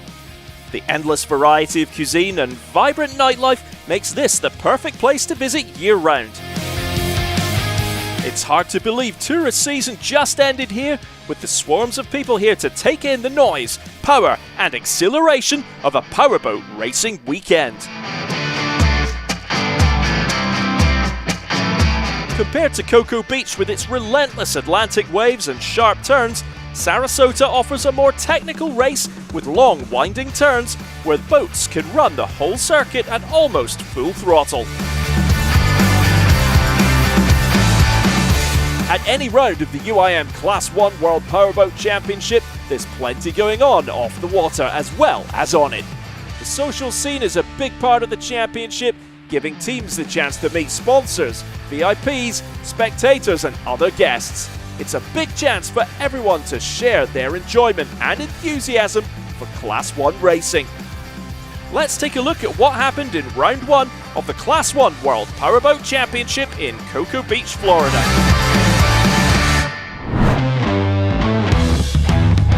Round 1 of the Class 1 World Championship took place at Cocoa Beach. These 5-ton catamarans with Mercury-built twin turbocharged 1,100 horsepower inboard V8 engines went at it for a pounding 8 laps and a total racing distance of 60 miles.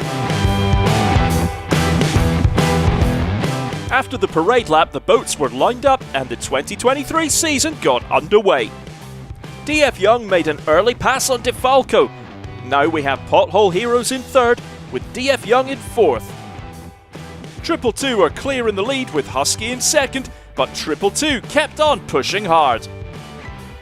MCon make the move and it sticks. They take the position from DF Young.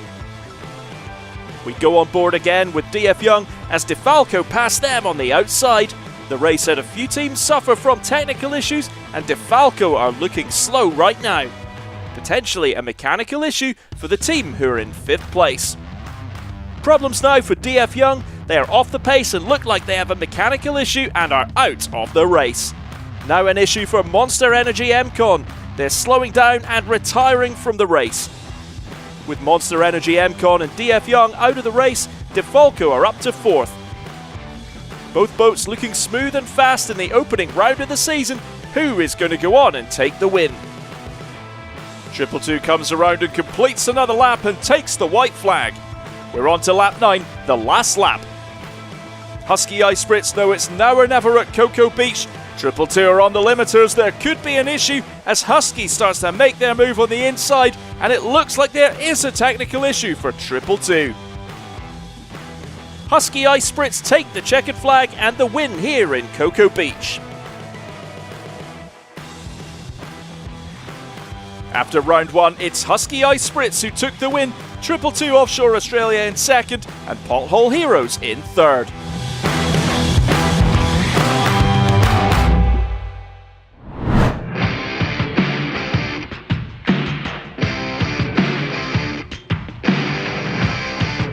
With DeFalco missing in Sarasota due to de-rigging some components on the boat and servicing some mechanical issues, it means, with ex-Insurance Good Boy Vodka joining the lineup, that there are 6 boats lining up in Sarasota. Joining the lineup after a stellar debut season alongside Steve Curtis is extreme sports legend Travis Pastrana. Pastrana is one of the biggest names in action sports and is sure to bring out the fans in Sarasota. Pastrana is jumping into the seat vacated by Pothole Heroes owner-driver Carlos de Quesada, who has motor racing commitments in Le Mans this weekend. Pastrana will be alongside throttleman Johnny Tomlinson in the Victory-built hull, which won the 2021 Key West Unlimited Class World Championship. Ex-Insurance are also back on the Class 1 World Championship. They had a huge party to get everyone excited about their return to racing. Oh yeah, well the boys are back in town, so we're here ready. We're here ready. We're going to show up. Yeah, we're definitely looking forward. I mean, I think we got an amazing boat and a super The boat's a little longer, it's a little wider, it's a bit more air, so it should go a bit quicker. So we're super excited. And of course it's an American boat, MTI. So here we are in America and running an American boat, so it's great. 222 Offshore Australia have 2 of the most experienced racers beneath the canopy.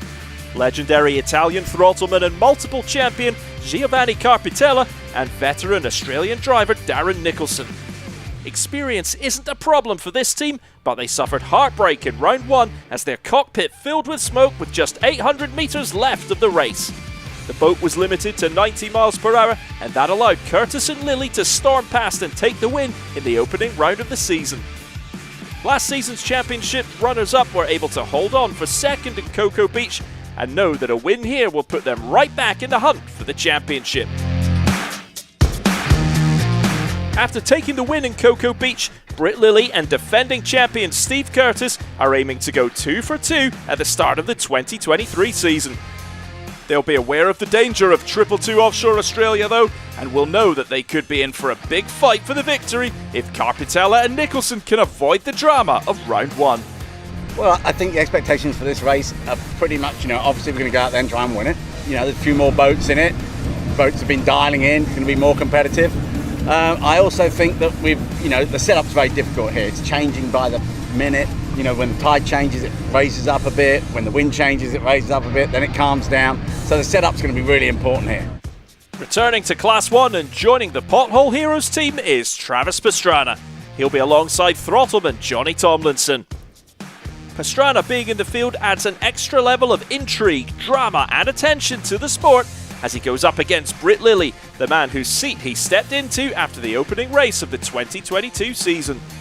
Jumping into Pothole Heroes this weekend, just really want to thank Carlos for giving me the opportunity and JT for sitting with me and trusting me in that boat.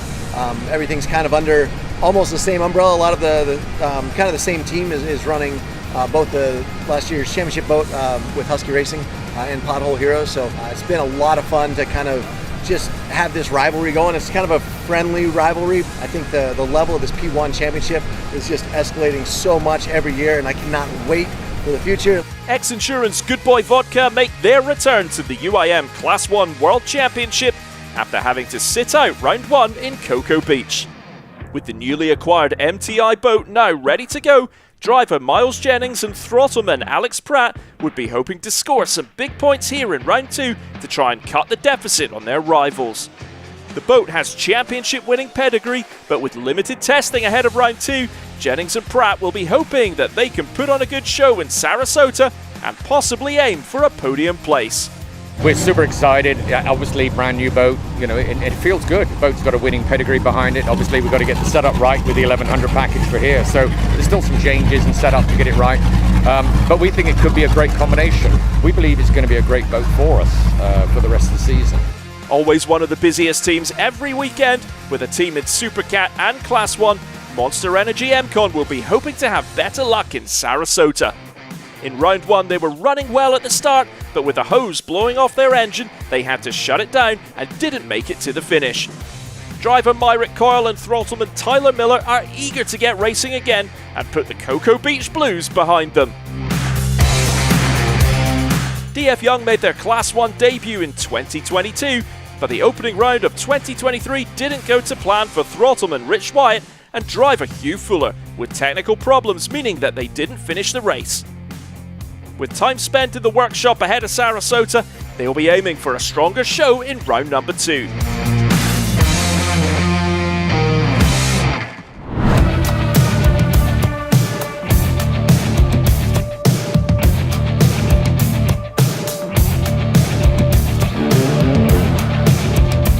Before the race, there was the all-important qualification session to determine which team will have the coveted pole position spot for round number 2 of the Class 1 World Powerboat Championship.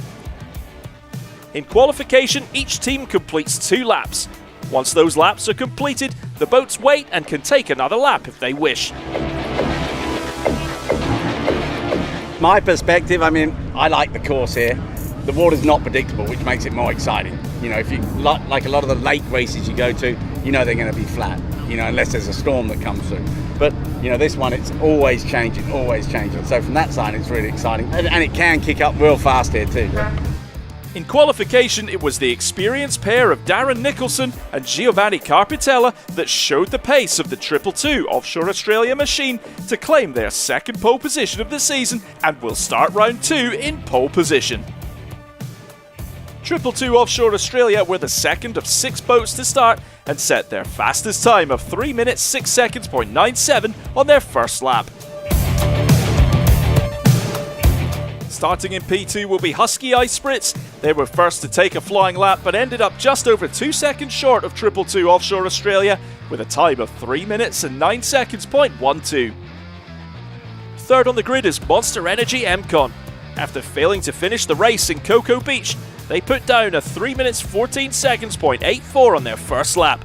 This was the only lap they completed as fuel pressure issues prevented them from doing a second lap. Pothole Heroes will start in 4th, the only other team to record a time. Pastrana and Tomlinson recorded 3 minutes 17 seconds .52. DF Young and X-Insurance Good Boy Vodka both suffered with technical issues during qualification and were unable to post a time, meaning that they'll be starting at the back of the pack come race day. The condition was dangerous because it's not rough, it's not flat.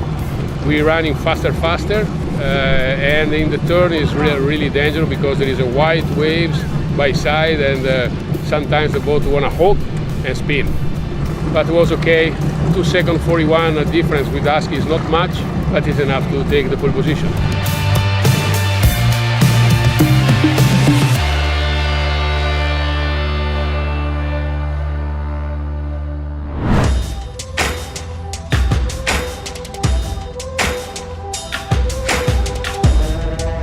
Under beautiful clear blue skies, the teams completed their final checks and the boats made their way out to the water to get ready for round 2 of the Class 1 World Powerboat Championship. Fans packed Lido Beach to get a glimpse up close of the action. The VIP tent offered a more laid-back experience, but wherever anyone was watching from, one thing could be guaranteed: drama. Before the race, Pothole Heroes had a problem with an exploding cooling hose. Travis Pastrana will explain more. You know, at the end of the day, it's when we're running the boat as high as we can and barely touching the water, we're just not getting enough pickup to really keep that motor as cool as we need to. So we want the most possible power with the least amount of boat in the water. So I think they're changing where the pickups are at the moment, and hopefully we'll keep the hoses on the boats. You know, as they said, boats and hose, we'll get it worked out. 222 Offshore Australia are in pole position. After the last lap heartbreak of Cocoa Beach cost them the win in round 1, the team have been working day and night to ensure there's no repeat of those issues here in Sarasota. I think we've pretty well covered everything. It's up to the boys now to do the business and touch wood that the boats are successful all the way through. So at the end of the day, we've got to run it hard. We just hope everything, we can overcome our bad luck lately. So we have checked everything on the engine yesterday. We checked everything on the drop box, all the stuff that's possible to broke during the race. We never know, but what we can do, we do it. The race today is, I think, just a little bit flatter than the pole position, so we changed just a bit the setup. We are ready. Husky Ice Spritz are second on the grid, but know that they have a tough task on their hands if they want to overhaul 222 Offshore Australia and take the win. Today's race day, so we qualified second, so we'll be in the second lane. We're going to have to stay right on 222's hip, stay tight with them around that first bend. That way we can try to get get some time in front of them and see if we can come over and get the inside lane. Trying to pass somebody, especially like Giovanni, is you have to be patient. So if I think he's making a strange turn at the south end, we're going to come in there really, really hard, push, and try to take advantage of that corner. Sarasota is providing a beautiful backdrop for the UIM Class 1 World Powerboat Championship. Great for the fans, but with the heat, this is one of the toughest races on the circuit for the drivers and the throttlemen. Sarasota, it's known for being the hottest race of the season. We got in the cockpit yesterday, it was 120-ish degrees. Once you suit up, get your suits on, your helmet on, there's no getting away from the heat. You get fatigued, so it's adversity in the boat, and so you really want to stay hydrated. Get out of the sun as much as you can right before the race and get after it. Just do our part and try to hang in there the best we can.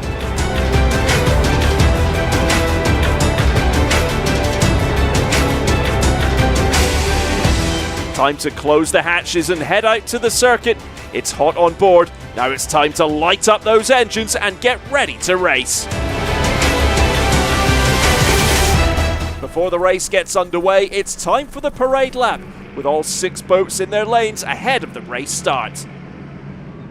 We ride on board with X-Insurance Good Boy Vodka. Alex Pratt and Miles Jennings have all eyes on the flag, waiting for it to drop.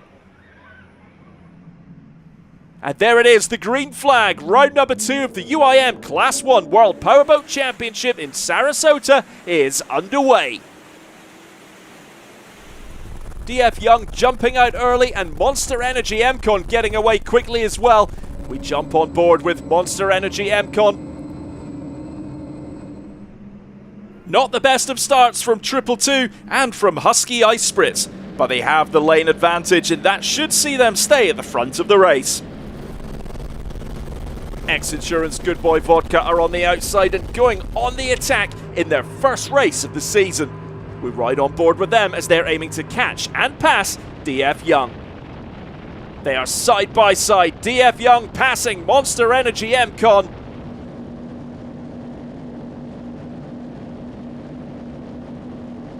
Triple Two are trying to catch MCon and they've done it. They've passed MCon and DF Young and are now in first place. Triple Two are in a perfect position and they have control of the race. Husky Ice Spritz trying to get past MCon.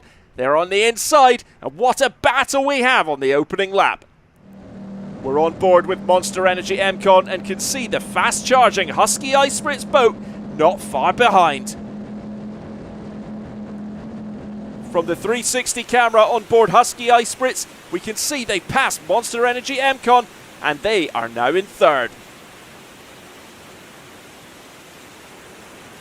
Husky Ice Spritz are now flying. They've made second place their own and now we'll have eyes on 222 Offshore Australia, who are out in front in the lead of the race.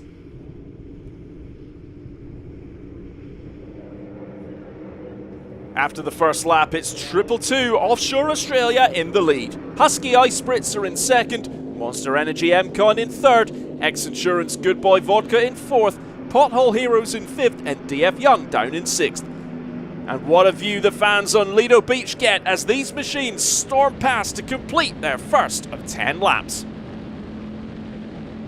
222 Offshore Australia are looking fast, very fast, and they're increasing the gap between themselves and Husky Ice Spritz in second.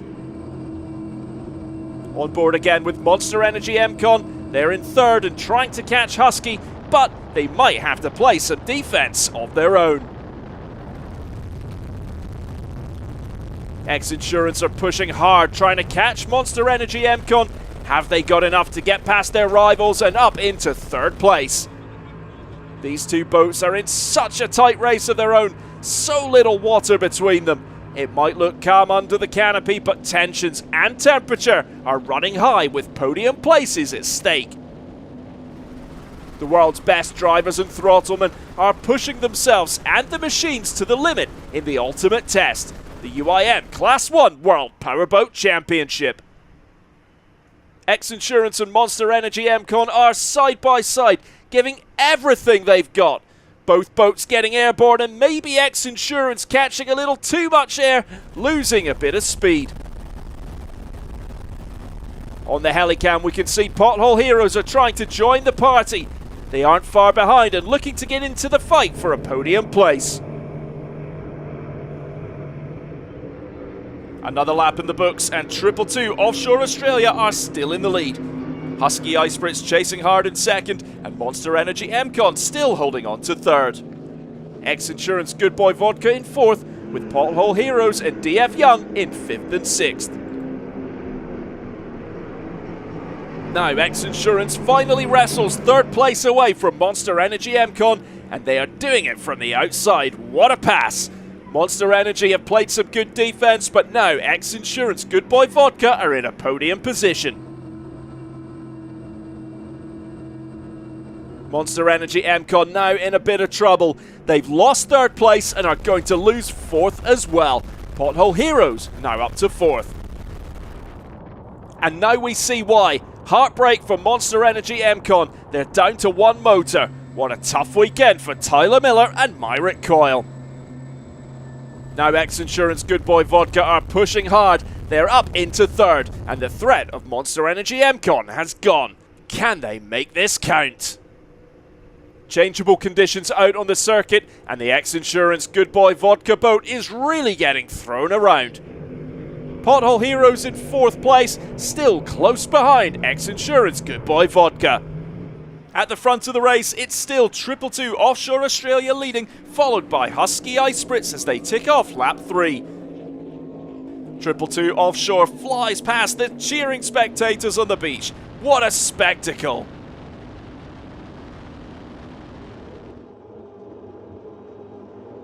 Britt Lilly and Steve Curtis on the charge, keeping the pressure on Giovanni Carpitella and Darren Nicholson.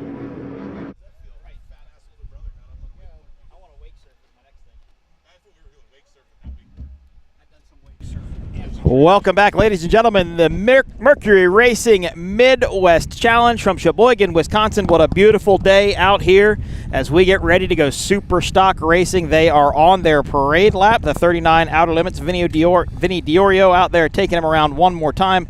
I'm guessing he is going to be the pace boat for the rest of the day, I would probably guess. Beautiful day out here. I hope everybody's getting to enjoy themselves. Don't forget to go by and see all of your vendors. You've got food, you've got t-shirts, of course you've got Monster Energy, the official energy drink of P1 Offshore Racing. We've got the X Insurance booth. You've got teams with race shirts, all kinds of things to do down here on the waterfront in Sheboygan, Wisconsin, so make sure you go out and check that out. If you're not here, I'm sorry, you should be. That's all I can tell you. It is a beautiful day down here, beautiful breeze, perfect temperature. Everything couldn't be better than what it is right now, and we're going to go racing the second time today with Super Stock. This is the 30 to 32 foot outboard powered catamarans running the Mercury 300 XS engine, a new engine package within the past couple of years. All these guys used to run the two-stroke 280 Mercuries. Tom, is something that you're very familiar with. Absolutely, those 280 Mercuries, that 2.5 V6 platform that Mercury had that was just really had a stranglehold on the market for so long. Now kind of moving away from that, but boy, I got to do these guys in Lake of the Ozarks, and man, this super stock class is super fun, crazy competitive. Super competitive, and I was telling Matt between the break there that, these guys, I think, although the wind has laid down a bit, it's puffing pretty good. They're going to have to watch their positive trim, I think, as they come up the start line, because it's a little breezy, and these boys will get pretty flighty. As you remember, there's a video with LPC and Alan Longcare Landscaping doing a NASCAR simultaneous flip in Key West, Florida a couple of years ago. One of the very first times, if not the first time that's ever happened, two boats to go over side by side. And if you talk to a lot of people, it happens for the same reason it happened in NASCAR. One boat made the air mad around the other boat, and it basically just created a vacuum and took them both up and over. So hopefully we want to have anything like that happen here. Matt, let's run through our super stock entry list. All right, folks, we have 11 entries in this race, starting with Big East Construction, driven by Cole Leibel, and owned by Cole Leibel, and the throttleman is Gary Ballou. Now we have Jackhammer, Reese Langheim behind the wheel, Julian Maldonado on the throttle, Celsius, with Christopher Hopgood, and subbing in for regular throttleman Ryan Beckley, Jay Muller, who runs with the WHM Motorsports Supercat team. Next up is Steele Offshore Racing with Dominic Steele driving, Ricky Maldonado on the throttles. And we have Allied CMR with Sean Connor and Sean Torrente. That's a solid team. Pardon me, but I should tell you, Connor drives, Torrente throttles. Savage, Team Savage actually, with our broadcast partner Mark Granite on the wheel and Randy Swears throttling. Northwing Offshore with Darren Kittredge behind the wheel, Grant Brueggemann throttling. Team Allen Lawn Care and Landscaping with John Strema driving, Billy Allen throttling. Performance Boat Center, Fast Diesel Fuel, Myra Coyle on the wheel, Rusty Williams on the throttles. And then LPC with Anthony Smith Jr. driving, Lauren Peters throttling. Last but not least, Coco Monkey with A.G. Bogino and Peter Bogino. A.J. Bogino is the driver. Peter Bogino is the throttle man.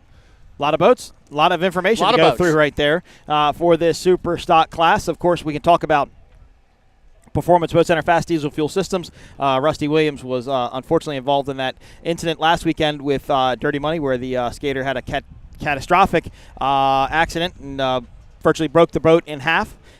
So we're glad Rusty walked away from that. That was a pretty hair-raising experience, but amazingly enough, they did not even get wet when that boat went over. So it was a very weird thing to have happen, but glad he's all right. Jay Muller, of course, filling in for Ryan Beckley. Ryan Beckley had a prior commitment this weekend, so he won't be able to make it, and I think he said his son Connor is going to be doing some BMX racing up here next weekend. Of course, his son Connor started school down in Florida, and we'll go BMX racing this coming weekend up here, so Ryan Beckley couldn't make it. So Jay Muller filling in with Chris Hopgood in the Celsius Energy Boat. And, of course, Grant Brueggemann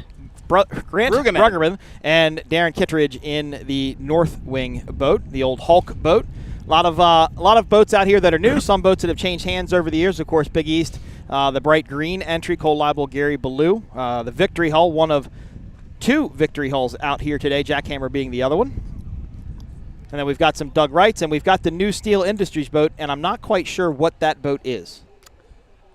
You know what? I am not either. They've told me, and I simply can't remember, so we apologize about that. Superstock is going to run 9 laps as well. They have completed their parade lap. They will go down and mill as long as we don't get a paddleboarder in the middle of the course. They will go down and do their mill and then start. Vinny DeOro will get them up on a plane, bring them into the monster straightaway, and get the green flag going. Second race of the day here for the Mercury Midwest Challenge. Thank you to Mercury Racing.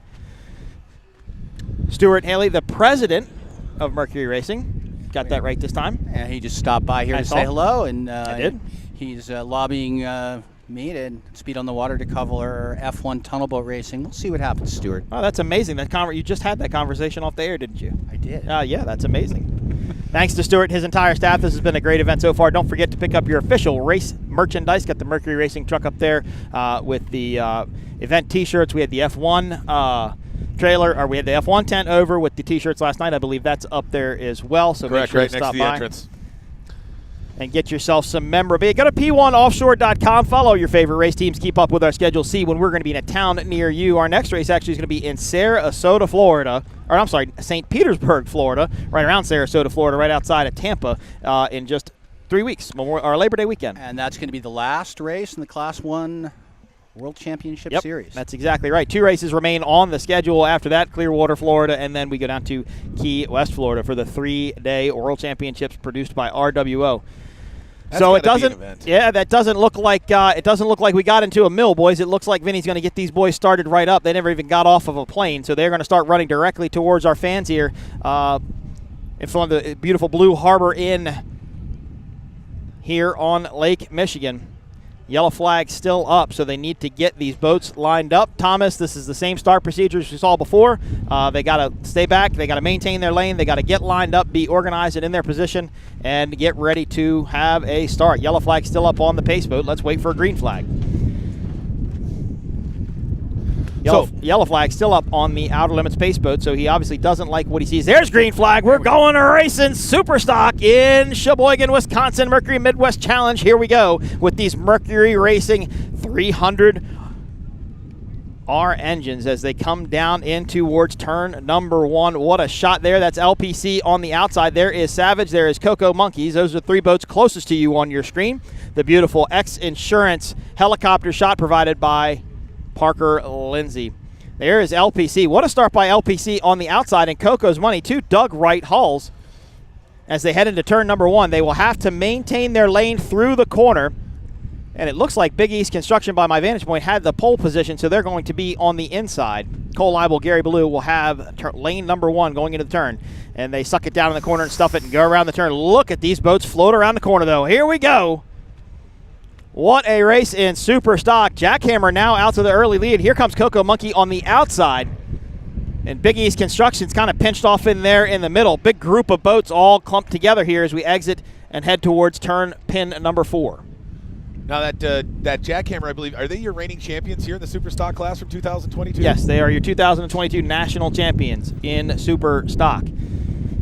Would they look to be the favorite here in this 9-lap race? You know, I would have said that. I would have said that 2 weeks ago, 3 weeks ago, but no. I don't think they're their odds-on favorite. I would have said it 2 weeks ago, but they haven't been doing as well. Not that they've been doing poorly. They dominated the first 2 races of the season, Cocoa Beach and Lake Race. They took everybody to school and then went down to Sarasota. Just didn't have the weekend they wanted to. But I think they still came out of there with a second place. Yeah, for sure. Yeah, I mean, but it was an odd race because they had to pull the infield for a while. Right. They had some Guardian issues. I believe it was Guardian issues at the time. Yeah, I think it was. They got it going again, and what pays in this sport is to keep going. Keep going, because you never know what's going to happen. Boats break ahead of you. Boats, have incidents ahead of you. You can end up on the podium if you just keep going. The 2 victory hulls out in front. Jackhammer now about a rooster tail length lead over Big East Construction. Again, 2 victory hulls. It was a dug right. I think it was Cocoa Monkeys. What a great start for that team, Matt. Still a bunch of rookies in this class as they get that dug right figured out. Yeah, Coco's Monkeys, it's a great boat. And they are fast.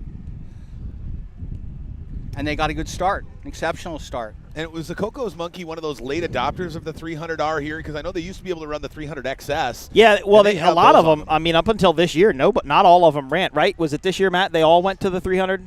Yes. There were a couple of teams like Allen Lawn Care Landscaping. This was their first year with the 300R. I think Cocoa Monkeys, this was their first year with the 300R. Everybody stuck with those 280s as long as they possibly could. But, they had basically a custom 15-inch midsection that it was hard to get parts for. There was a lot of things becoming kind of obsolete on those motors, so they went to the 300Rs. But the midsection, that's not a standard midsection. That's a midsection put on by Mercury for this particular class, because the stock midsection I don't think would be. They said probably won't be able to handle the torture of this, but they would just destroy them. I think so. Yeah, I mean, obviously Mercury Racing builds a great product. We're not going to put it down, but this runs the single trim cylinder type system that you find on a lot of the other outboards, and that's what they used to run on the 280. So they kept that setup. A little bit of separation now here in super stock as Big East is now pulled away. Here comes Northwing, though. Northwing getting ready to put a move on the outside. There is Jackhammer.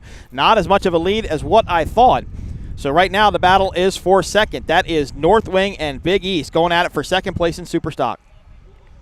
And that Northwing, you said, a newer team here to the super stock class, correct? Yeah, they came out. They started last year, Matt. Northwing? Yeah. No, well, Darren Kittredge has raced a while. Well, and so is Grant. And so is Grant. Yeah, because Darren used to race with Gary Ballou. Yeah. Back in the day. I think Northwing is new this year. It is new this year. It is new this year. Big East Construction in second. Jackhammer in the lead, and it's Cocoa Monkeys and now Northwing doing battles there. You look at S43 Celsius, Chris Hopgood and Jay Muller. And there you have Allied, the lone MTI in the group. Look at this here. Big East Construction. Oh, they didn't leave much room there for. Oh, wow. Went real close to Big East Construction up over the rooster tail, but didn't really lose a whole lot of speed, Matt. They kept some momentum going through that rooster tail. Absolutely, they did. That was a bad hop, but that was a bad hop, and they were like super duper close. And how important is the draw in this class, right? Unlike Class 1 where they did their one-lap, fast-lap qualifiers yesterday, these guys are essentially pulling for position. Is it based on points? How does that work? They'll draw positions usually first thing in the morning. They'll usually draw numbers to see where they're going to start. Obviously, it's pretty important, but Jackhammer was nowhere near the pole. Jackhammer was pretty far outside on that straight, and they have just simply pulled away. I mean, they're dominating right now, and this is exactly what they want to see. They want to see Big East and Coco's Monkey go at it because, as I mentioned in our previous race, they'll slow each other down, right? Absolutely. They'll start racing each other, not racing forward, and it will allow Northwing and a couple of these groups behind them to catch up and move up into the mix. And it will allow Jackhammer to extend its lead. It will, exactly. So Reese and Julian have found themselves in a pretty normal place for them as they get back out into the lead. Cocoa Monkeys has jumped back to the inside of Big East. Let's see if they can get overtake into the corner. Going to be kind of tough, just about a rooster tail length behind that green Victory hull. Of course, a new livery on that boat for 2023 makes it very easy to call in a race because it's green. But it looks great. I love it. I'm kind of partial to green with Miss Geico for all those years. Reminds me of all those awesome jig heads I used back home in Minnesota walleye fishing. That nice bright chartreuse green really sticks out, and definitely easy. Even on this 6-mile course, you can see that bright chartreuse. I mean, I can see it from our lift here. I mean, I can see that green boat. I mean, I know where it is on the course, but I can see it.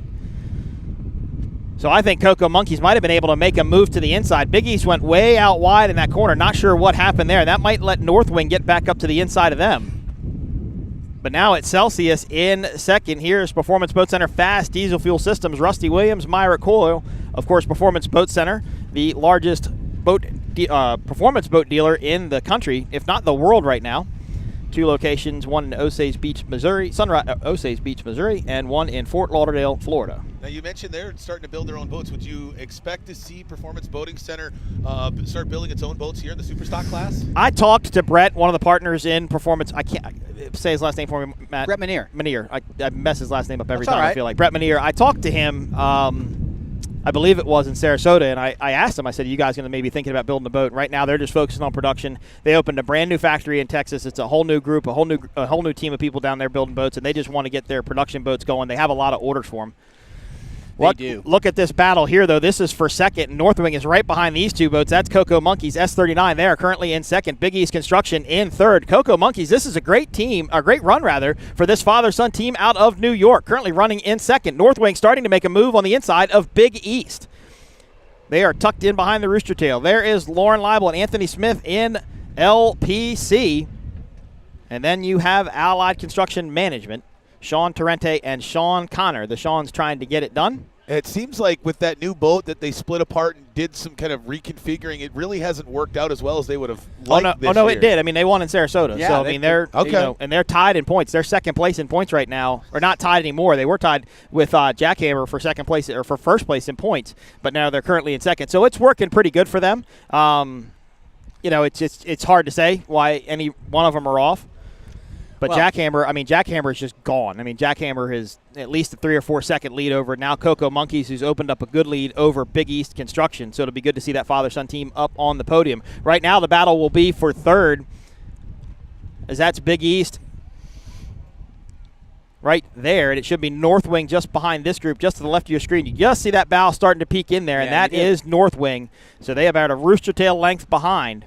And that's Performance Boat Center. Okay, so that's the other boat that's coming up into the mix is Performance Boat Center, Rusty Williams and Myra Coyle. As of late, Performance Boat Center Fast Diesel Fuel Systems, they've been a late race charger. They have really been able to pour it on towards the last few laps of a race and been able to make up some ground. So it'll be interesting to see if they can get their way up into a podium position today here at Sheboygan. Performance Boat Center has always been good at getting on the podium, and they've won national championships, they've won world championships by getting on the podium. Consistently. They're not worried as much about, of course they want the checkered flag. They're very competitive guys, but they know how this sport works. It's a long game, right? They play that long game throughout the season. Hey, I'd love to win every race, but I'd rather collect a lot of points at every race than win a couple, right? And then have a sprinkle in a DNF. We see that in the F1 series as well, where we'll have guys that win a couple races and just dominate, but then they blow a power head or they take themselves out in the next race and they get almost no points. Come the end of the season, they're looking up at the guy who's taken home the national championship with just a second or third place hardware in hand just because of a DNF or two. Well, the thing is when they lose, it's not how you run your best race when you want to win a championship. It's how you recover from your worst race and how you bounce back from your worst race. And a lot of times guys they can't get back into the rhythm. They get so thrown out of whatever's in their heads or whatever's going on with them that when something like that happens, they blow a power head or they break something, they just can't get back to where they need to be.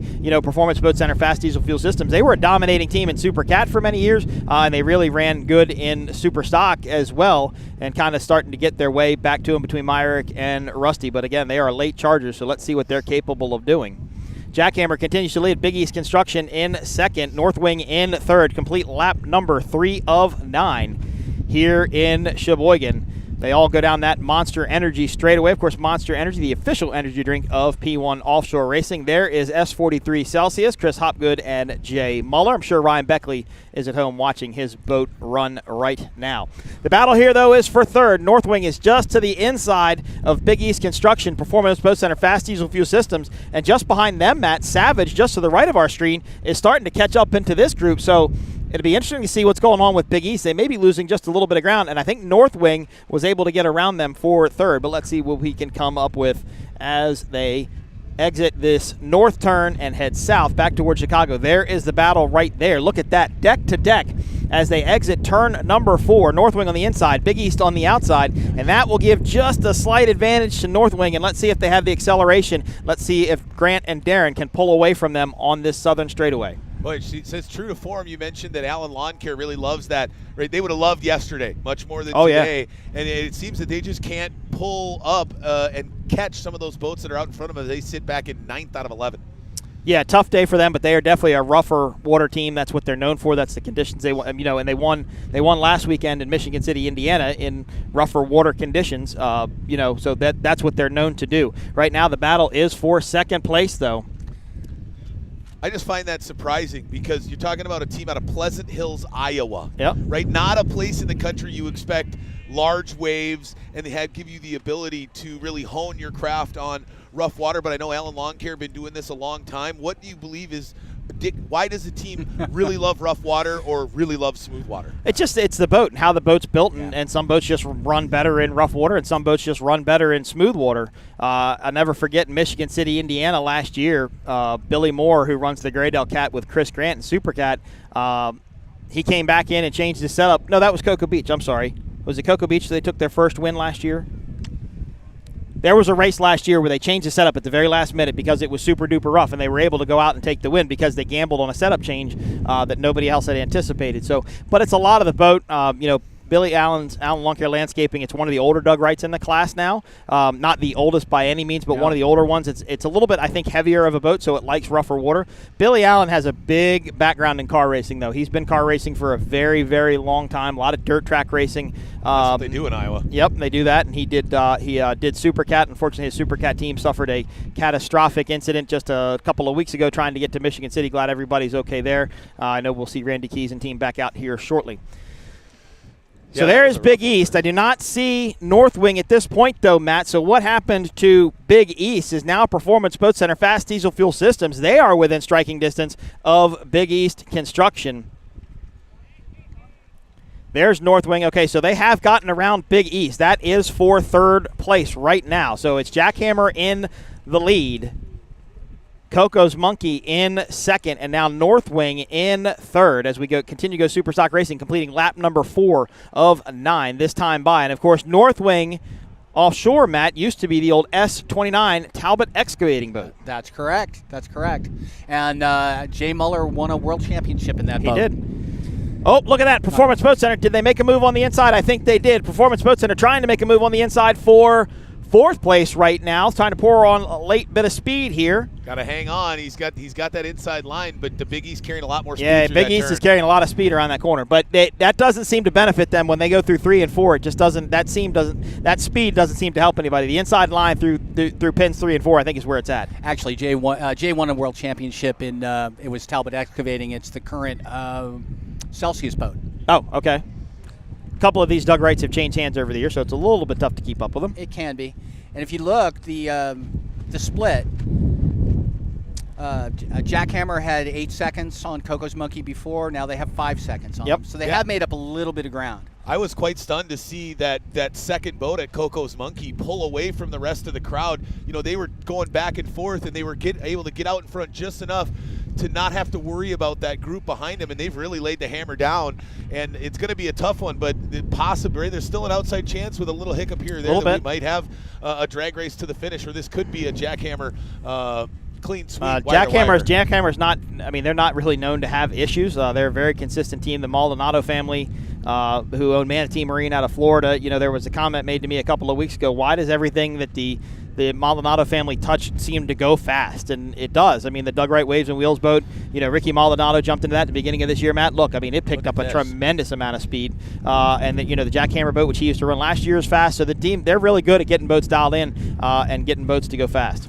Yeah, I actually had a chance to talk to Ricky and Julian in Lake of the Ozarks, and I got to sit and just watch them work while I was chatting with them. And the one thing I noticed was meticulous. Yep. They don't miss anything. Every little thing was checked, and trying to have conversations with these gentlemen to understand who they are in my first offshore race. It was hard because they didn't want to get to know who you were. No, they were doing so many little things to make sure nothing that boat personal. was dialed in. Yeah, fair enough. Nothing personal. They were just locked in and racing, and clearly that's what allows them to be so consistently successful. Look at this battle for fourth, however, though. Performance Boat Center Fast Diesel Fuel System continues to duke it out with Big East Construction. Big East Construction's running up at the front of the pack, have seemed to lose a little bit of pace now as they are relegated back to fifth place. So Performance Boat Center Fast Diesel Fuel Systems now up into a solid fourth, about a rooster tail length ahead of Big East Construction with Cole Leibel and Gary Ballou. So again, Matt, I said this should complete lap number 5 of 9 this time by. Performance Boat Center Fast Diesel Fuel Systems, they're doing what they're known to do. They're pouring it on at the end. Yep.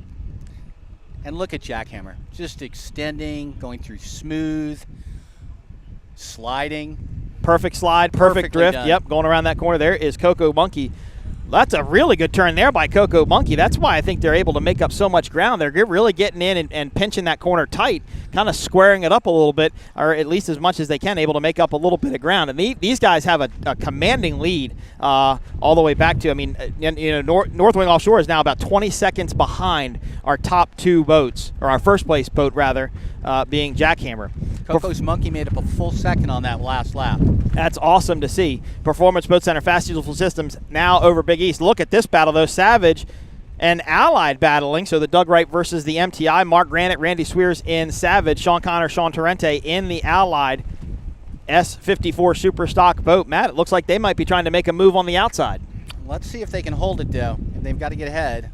Well, and we've said that the inside line from 3 and 4 is where it's at. I mean, anybody that's got the inside line, they've been able to hold it and really pull on this in the straightaway heading south. So let's see who that benefits the most between Savage and Allied, rather. And in the 450 class, you mentioned that inside line, right, not as advantageous because those motors tend to bog down in the corner. It seems like you can do a lot more of setting tight off the pin here in the Super Stock class. Yeah, Super Stocks, they're smaller boats, right? Yeah, 30 to 32, correct? Yeah, when I talked to Ricky Maldonado last night, who runs the Doug Wright Waves and Wheels boat, we've mentioned his name a lot, but he had a great race today. When I talked to him last night, he goes, I really think these 450s would be good on a Super Stock boat. He said, I really think they would be a lot of fun, and you'd get some really good acceleration out there. But you got to figure, the 450 is pushing a 40-foot boat.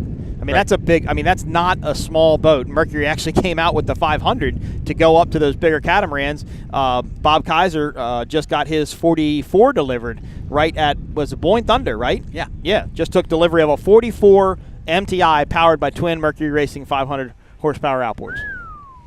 My buddy had a 44 MTI, had 2,000 horsepower engines in it, so it's pretty amazing to me that they can build a 44-foot boat and power it with, and actually have it perform well enough to be enjoyable. Yeah, for sure. And 44 is a big boat. That's a good boat to have, stable boat. What was that look for? I just tested a boat with John Tomlinson, a cigarette 52 Thunder down in Miami, and we had 6 500s on the back. So we had a 3,000 horsepower worth of outboards on the back. I'm just going to turn my back to him and talk to you, Thomas, because he's just trying to show me up with how cool he thinks he is, because he was running around the new cigarette with 5 motors in Johnny Thomas. It blows me away. You watch some of the highlights from the Miami Boat Show and things. The amount of outboard power plants they're putting on the back of these big offshore catamaran or V-bottom it's mind-boggling. But Thomas, it's not even that now. Now, Four Winds, Sea Ray, all of these cruiser yachts, they're all putting outboards on the back of these boats. Four Winds is redoing the transom of all of their cruisers to put 400s on the back of, or to put 600s on the back of them, or put 300s on the back of them, or whatever. Everybody is going to this outboard market. You can get stern drive power on Formula's bigger boats if you want it. Standard is outboard power now, if you want it. Why is outboard become the standard now? We're pushing that way. Wait a minute. Sorry. I didn't mean to cut you off there, but Jackhammer made some sort of mistake. I thought maybe they were going to spin out. This could give the lead to Coco Monkeys. Coco Monkeys is going to be really close on the inside. Let's see if we can get our camera action on 1 and 2. I don't know what Jackhammer did there. It looked like they were spinning out for a second, but it happened so slow that then they corrected and righted. His but rooster they came cut, up. yeah, but they cut off Coco's Monkey. Oh no, I think Coco's Monkey might be able to have the lead. I thought Coco Monkey went back on the outside, but they didn't. There's Jackhammer now on the outside, starting to pull away. I don't know if that was kind of a miscalculation or a misstep by that Victory team, but definitely an interesting move there, and kind of gave Coco Monkey the little taste. Now LPC, as I look back live, LPC did the same thing in the corner this time by a little bit closer to the pin. So I think this turn up here is getting a little bit trickier for these teams as LPC gets back going. It should allow Allen Lawn Care Landscaping to get by them. So a little bit of drama here in these later laps of Superstock as Jackhammer continues to lead. But Matt, Coco Monkey is a rooster tail length behind Jackhammer and are really pushing them, and that may lead them into a mistake. Yeah, that father and son team, the Baginos, they've run a great race. Awesome. I'm so class. happy for them. I love seeing first-time winners or first-time podium goers. I really do. And no offense to any of the other classes, but I would say that Superstock is the most competitive class right now in offshore racing. So you come up to this class from, I believe they were in bracket class racing before, yeah? I think. Maybe. I'm not 100% sure. I'm not going to say yes or no. I don't remember if they were Mod V or Stock V, and I don't believe they were, but I could be wrong. But they've come up. This is amazing. It's a great performance. They've been competitive at every race, just about. Yep. And you don't normally see that, right, from rookies. Normally there's that learning curve, right, that they got to swing into it, and they're going to take their time so they don't destroy everything first year out. So impressive to see how well they're doing, considering it's just year one with their Superstock program. Well, it's not year one. I mean, they were around last year. This isn't their first. Oh, whoa. Save it, boys. Save it, boys. Wow, that was close. And they did. Wow, that was really close. They drove quarter spin. They're lucky the outer edge didn't catch off of that boat.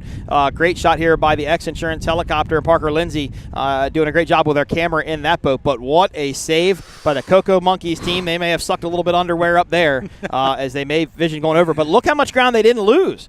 I mean, that's absolutely amazing. They lost a half a rooster tail length on Jackhammer. They didn't go over. And we've seen another, provisional results, of course. We saw another rookie take the podium today, which is kind of nice. Yep. Caleb Mead. Yep, exactly. So Jackhammer continues to lead. Coco Monkeys chasing hard in second place, though. Thomas, what I can tell you now, though, as we see some drama starting to unfold here, these boats are starting to get real light. They're starting to run out of fuel. Everybody's starting to lighten up. They're probably going to have to start trimming them in a little bit, maybe run a little bit more of a conservative setup.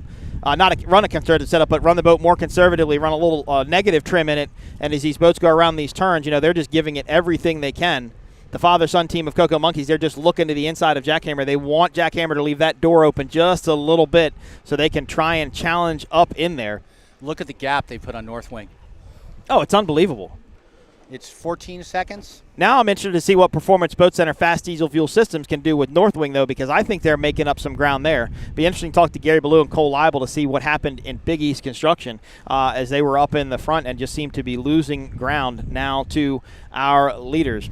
But the battle is for first and second between Jackhammer and Coco's Monkey. They both have made mistakes now in the turns, and it kind of open the window up for the other team behind them or in front of them, but nobody's been able to capitalize on the mistakes made by either team. So let's see how this race shakes out here for the Mercury Racing Midwest Challenge, coming to you live from Sheboygan, Wisconsin. Probably one of the most beautiful Saturday afternoons in August you'll see in the upper Midwest. I mean, high 70s, low 80s, beautiful breeze. What a gorgeous day of racing we've had so far. We've still got a ton of stuff left with the first race in Class 1 coming up after this. Got Class 1. Pothole Hero is going to be sitting on the pole. We'll tell a good story about Pothole Heroes later on when that race gets ready to get started. But right now we're focusing on Superstock and Jackhammer and Coco Monkeys. They are 1 and 2. North Wing in 3rd. Performance Boat Center Fast Diesel Fuel Systems running in 4th. Big East in 5th. Savage in 6th. LPC in 7th.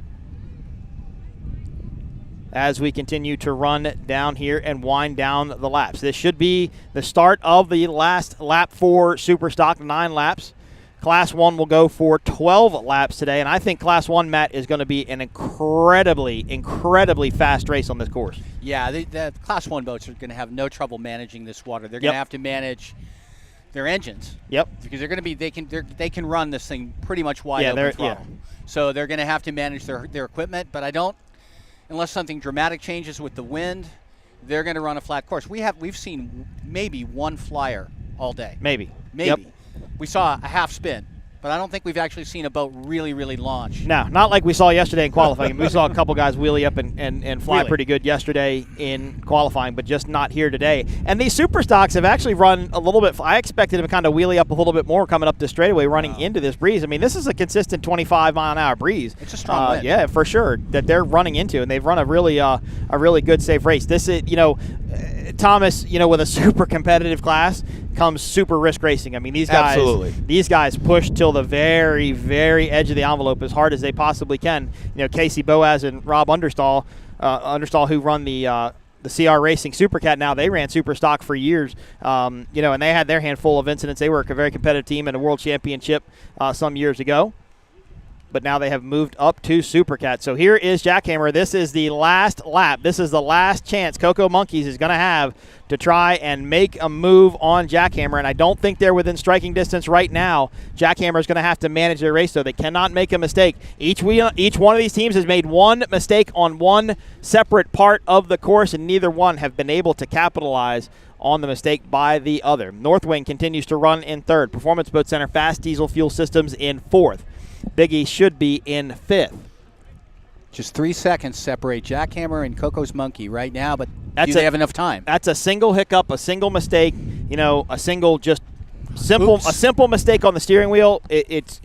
It's going to give it to Coco's Monkey. I mean, without that spin. I think Coco's Monkeys are on the outside or inside hip of Jackhammer pushing for sure. For that top spot on the podium. Well, today, and Jackhammer, they had to recover from their own mistake. Remember, Correct. I mean, Coco Monkeys was right there, and Jackhammer luckily was able to accelerate and keep them behind, but not by much. A rooster tail length separates these two boats continuously as they head back down into the dogleg. So this part of the course you see on your screen, they will turn slight left here. There's a yellow buoy we should see in the screen here very shortly. They'll turn left to that, and then they will align themselves with the start of the right-hand turn on the south end of this course. There is the yellow buoy there. So they'll jog back left and then line themselves up to start turning right one more time. It's amazing how regularly you see when a leading team makes a mistake and that team that's chomping at the bit right behind them gets, it's like, all right, it's go time, and they get that heightened sense, and it seems like sometimes it's too much, right? They put too much pressure, they're pushing too hard, and then they slip up again, which is exactly what happened to Coco's Monkey. Yeah, and last year in St. Pete, in the 450 stock race, I believe it was Taylor Sissom in the MTI and Randy Keys in his MTI at the time, and they were coming around. It was the last lap, and I kept seeing Randy and Clovar and Billy Allen want to look up to the inside of the MTI of Taylor Sissom and Johnny Tomlinson, and just on that last lap, he tried to tuck it up in there, ran it a little bit harder. He didn't spin, nothing bad happened, but he rolled it up on its side pretty good, and had to get out of it to set it back down. So you're exactly right. There, the adrenaline at this point, you've raced as hard as you possibly could. You've done everything you possibly can to try and win this race. Now's not the time to make a overly not smart decision and maybe cost yourself a podium, but this has been Jackhammer's race all day as they have led from start to finish, and it looks like Coco Monkeys will cross the finish line in second place. Congratulations to the father-son team out of New York on the podium. And I got to give Jackhammer's back by this performance. 100%. Jackhammer had a good early season, maybe a little bit of lag mid-season. It seems to me that they're back. It's one race, but I think so. And that boat seems to like flat water, right? Watching them at Lake of the Ozarks where it was fairly flat, they were ridiculously fast compared to the field. They were moving out there. And even though there is that good breeze, still the water fairly flat out here on the west bank of the Lake Michigan. And the checkered flag waves for the super stock race. That puts it into the books. Jackhammer, your unofficial winner in first. Coco Monkeys unofficially in second. And Northwing should come across the line in third. Performance Boat Center Fast Diesel Fuel Systems fourth. A late race charge by Rusty Williams and Myrick Coyle. Of course, Myrick Coyle will hop out of this boat and hop into Monster Energy MCon for the big Class 1 race coming up next. Big East Construction should come across the line in fifth. Disappointing day for Gary Ballou and Cole Leibel as they'll have some work to go back and do as they were up front, had a great start. Just looks like they couldn't maintain the speed. Savage should come across the line in sixth. Allied should come across the line in seventh. I should believe Celsius will come across the line in eighth. Steel and LPC will round out our top 11 here in Sheboygan, Wisconsin. You're watching the inaugural Mercury Racing Midwest Challenge coming to you live from beautiful Sheboygan, Wisconsin. This is the second of third races today. We are going to go Class 1 racing after this. I'm going to do something that we don't always normally do, but let's have a little bit of fun. Thomas, who are you picking in Class 1? Man, I mean, with my limited knowledge, I got to go with the guy that the team that laid down just a hammer lap yesterday in that Pothole Heroes. I mean, they were clearly the fastest boat out there. It's a completely different course, but you know, the outsider, I'm going to go with the one that I saw put the hammer down yesterday. Matt? I'm going with 222 Offshore. Okay. I think 222 Offshore Australia, I can guarantee you that Carpatella and Nicholson are ready to do better than they did yesterday in qualifying. And I'm not in any way, putting down their performance, but I don't think that was what they expected. Well, and I'm going to go against both of you, and I'm going to go with number 1, Husky Ice Spritz. I believe, really, in this type of water, in these type of conditions, that's the boats to beat. They're probably the fastest. I think they probably have the best water setup. A little impartial to Britt Lilly, who's one of my best friends in the industry and in the sport.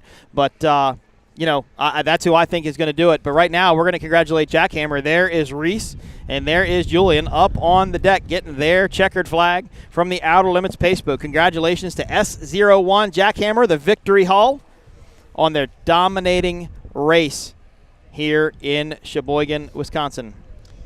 So one thing curious, you guys know... I'm sorry, I apologize. The Monster Girls are on Vinny's boat handing him the checkered flag, so they're getting the checkered flag from the Monster Energy Drink girls. Doesn't that beat having Vinny Diorio hand you a checkered flag? I have to think so. I probably would think so. So Jackhammer takes the win. Cocoa Monkeys in second. Northwing Offshore in third. Performance Boat Center. Fast Diesel Fuel Systems in fourth. Big East in fifth. Allied CMR in seventh. Team Allen Lawn Care Landscaping in eighth. Celsius in ninth. Steel in 10th. And I wonder what happened to LPC. S27 coming in 11th place after they were up front and running. But they've had their issues. They went over in Sarasota, tore the boat up, and had to get everything put back together, raced in Michigan City last weekend, so still trying to get the bugs maybe worked out of that boat. Of course, Lauren Peters, very competitive. Look for him to get back up in the top. So I'm going with Husky Ice Spritz. Matt Trullo is going with 222 Offshore Australian Navy. And Thomas, the rookie at Offshore Powerboat Racing, he is going to go with Pothole Heroes. And we could get surprised. Are we allowed to bet? No. I mean, we could, but I'm poor, so I don't know what we're going to bet. I'll bet you a Speed on the Water shirt. You got it. No, what do I get from you? Yeah, right. I don't have anything. I'll give you a Class 1 shirt. That'll work. Now, you did mention yesterday that you called it that Husky Ice Spritz was really going to struggle yesterday because I believe you said that's the shortest boat in Class 1. It is. The Husky Ice Spritz. And you said that water was going to eat them up. And obviously that Pothole Heroes is a little bit longer. All right. I think we're going to throw it down to the pits for one more live interview as the super stock boats head back into the crane area. Pete Bogino, AJ Bogino, congratulations, guys, on your podium. Coco's Monkey. Of course, Coco's Monkey is a Key West clothing line company. Yes, it is. Been not stuck with these guys, but it's been sponsoring these guys for quite some time. So glad to see them up on the podium as all the boats head back to the crane. Maybe having some technical difficulties with our live interview, so we will continue to talk about this race and the upcoming race. Of course, back into Class 1, as I was saying, we could be surprised in Class 1, with maybe by X Insurance, Good Boy Vodka, or one of those teams, maybe even DF Young. Now let's see if we can head back down to the pits for a live interview. I am here with Carlos, driver of Pothole Heroes, and in pole position. Very exciting. How are you feeling ahead of this? Now, we're very excited. We had great conditions yesterday for our boat. We're a little bit longer, a little bit wider, so for the rough water, it was really good. It's laid down quite a bit now, so we're a little bit tense, but we're excited to get out there and show what we can do. And let's talk a little bit about yesterday. You're saying favourable conditions, but I know there was a lot of different strategies amongst the teams, some being very conservative, but clearly you just went for it. Is that because of the significance of this event? A lot of points up for grabs and a pivotal moment for you as a team on the leaderboard. Yeah, we're right now currently running third in points, and for us to finish first, get pole like we did, and to actually win a race is a big deal for us. So we're going all in now, so we really want this. And will you have eyes on the other two top of the leaderboard in this race today? We got eyes, but they've got eyes on us because we're ahead of them. So they're going to have to get past us, and then we'll see where our eyes end up. And what is the vibe between you and your throttle man at the moment? What is the conversations that you've been having? I mean, Johnny Tomlinson's one of the best out there, and really not much. Just we're discussing setup and everything, but he's been around so long. I go by what he tells me, so I'm not one to dictate to him. Good to know. Good to know. Does it ever get heated out there between you both? Never. We get along great in the boat, and we communicate well, and just have a lot of fun together. And what do we make of the course out there? Obviously, it's slightly shorter. It's slightly shorter, so I haven't seen it yet. So when we go out there and do our reconnaissance lap, it'll be good to see what it's like. So we don't know yet. All I know, it's shorter. And how are you under pressure? No pressure. Just feeling good and ready to go out there and race. So chilled. I love it. Look, we can't wait to see you out there. All the best of luck and have fun. Thank you.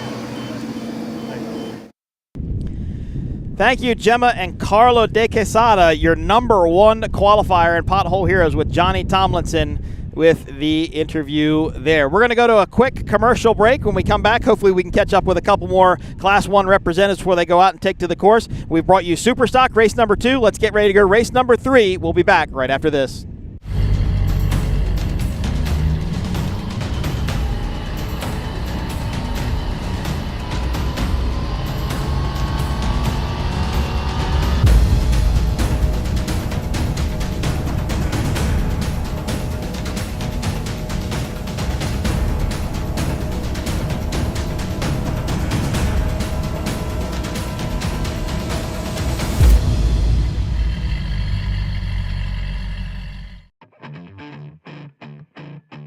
If you own a home or business, it might surprise you to see what is not covered in your insurance policy. There are gaps and exclusions in primary and umbrella policies that make you a target if an incident or claim occurs and you don't have the right coverage in place. And that's why you need a true umbrella policy from X Insurance. There are 40 million lawsuits filed every year in the USA. Let's get that target off your back.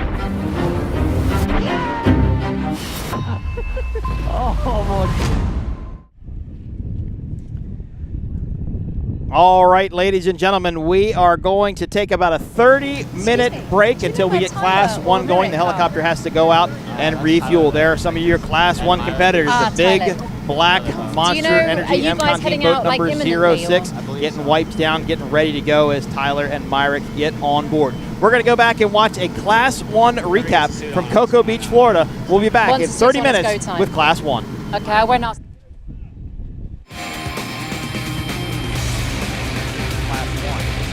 A lot of focus.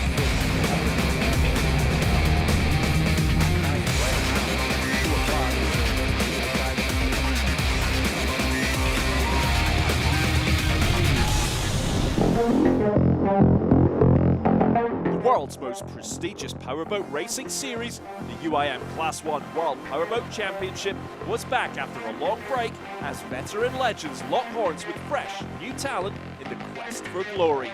The Class 1 fleet raced in 5 exciting rounds this season, followed by a standalone event, the Offshore World Championships in Key West, Florida.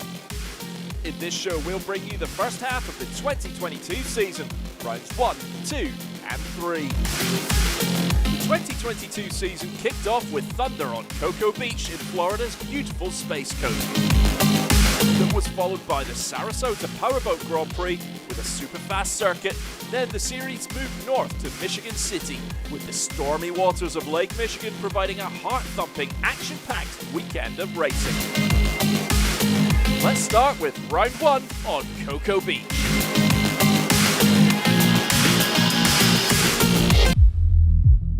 Thunder on Cocoa Beach, a decades-long classic on Florida's beautiful Space Coast. Multiple classes were raced, including the Superstock and Supercats, in a powerboat celebration that went the entire weekend. There were 5 teams competing at Cocoa Beach, with both fresh and familiar faces on hand.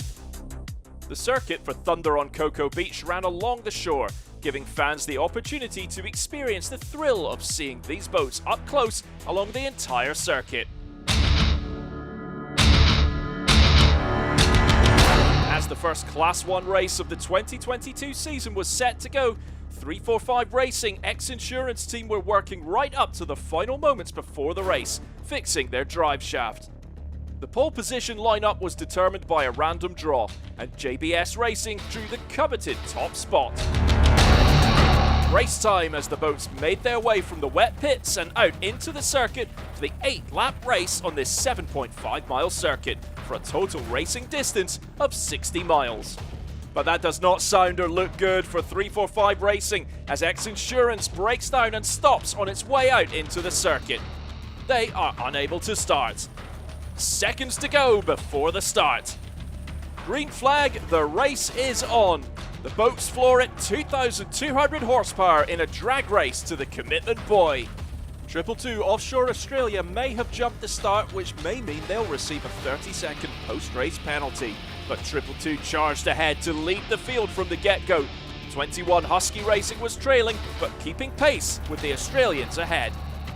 Nigel Hook and Jay Johnson of Lucas Oil were pulling away in third as Jeff Stevenson and Michael Stancombe in the JBS boat trailed in fourth.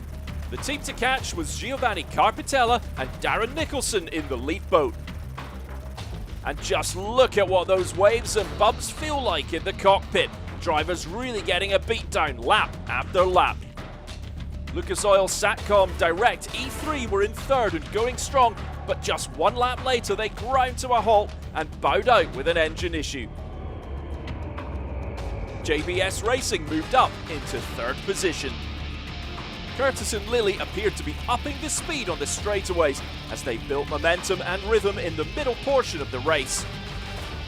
222 Offshore Australia found the going rough, and as they entered the straightaway on the back stretch with the bigger waves, they took some big air and slammed down hard. They came to a complete standstill, floating on the waves. Disaster for 222 Offshore Australia, who were out of the race. JBS was still in the race and on course for a runner-up finish in their first ever Class 1 run. Husky Racing Husky Chocolate Steve Curtis and Britt Lilly were on their way for a record 9th Class 1 world title. Husky the winners with 20 points, JBS second with 15, and 222 Offshore Australia's Giovanni Carpitella and Darren Nicholson could take consolation in third place and 12 points on the board. Pretty good down the water. We found out afterwards actually that 222 jumped the start, so they got a 30-second penalty, which would have been nice to know halfway through the race. Wow. Wouldn't have pushed so hard. Yeah, I don't know if we'd have got by them like I said before, but the boat was all set up, didn't miss a beat, so we were super happy. It's a day, we finished. But to come first you got to finish, so unfortunately, yeah. This is a race, you know, sometimes it's for 10 euro pieces, sometimes it's for a big one, but it's a racing. It's a dream come true. Never in my 55 years and 35 years of racing offshore that I thought I would be racing against the Class 1 gentlemen.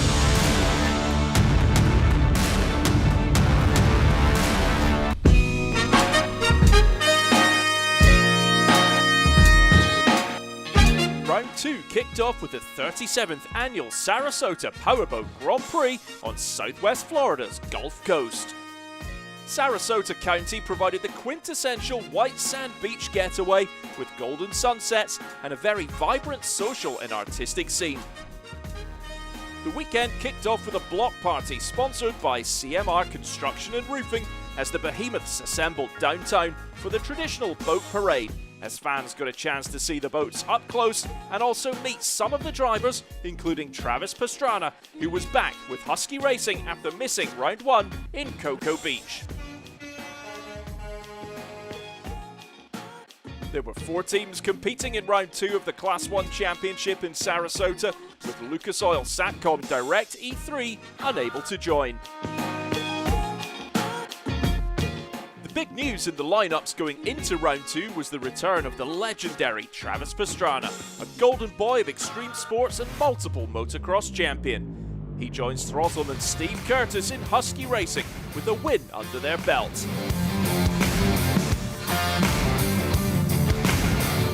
Oh, it's great. I mean, we've got a lot of catching up to do, so practice is really important today in pole position, but I think we'll get back in the swing of things real fast. I'm just really happy to be back, and Husky Chopper's been absolutely dominating. They won the Indy 500 as well, so I'm going to try to step in and keep that going. The course in Sarasota is a 9-pin oval circuit. Its long, sweeping, high-speed turns allow boats to run at almost full throttle. It's a pretty simple course. It's got some long sweeping bends, so it's a very technical course. You know, pretty much down to the driver to keep it up and flowing. So if we lose, it's Travis's fault. All right. If we win, it's me. And that's probably accurate. Yes, that sounds good. Since 2019, these Class 1 boats have been powered by twin turbocharged 9-litre 1,100 horsepower Mercury V8 engines, which are designed to add a level of reliability while also cutting costs. Here's Stuart Halley, General Manager of Mercury Racing, talking about these engines. To make the playing field level, what we do is we mechanically seal our engines, and then we also manage the ECUs to make sure that they're in factory set conditions and nothing's been modified.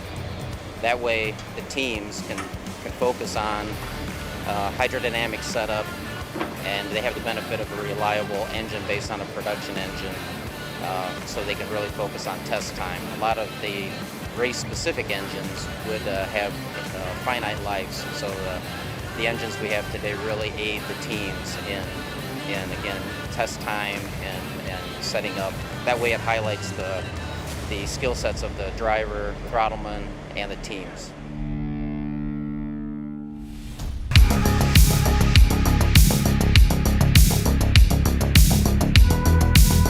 After the lottery draw on Coco, I don't know, we were following LPC. Miles lost steering, so we came off the throttles, and the side of the boat ripped the steering out, the lines, and it just kind of exploded, and the dashboard broke apart and everything, so.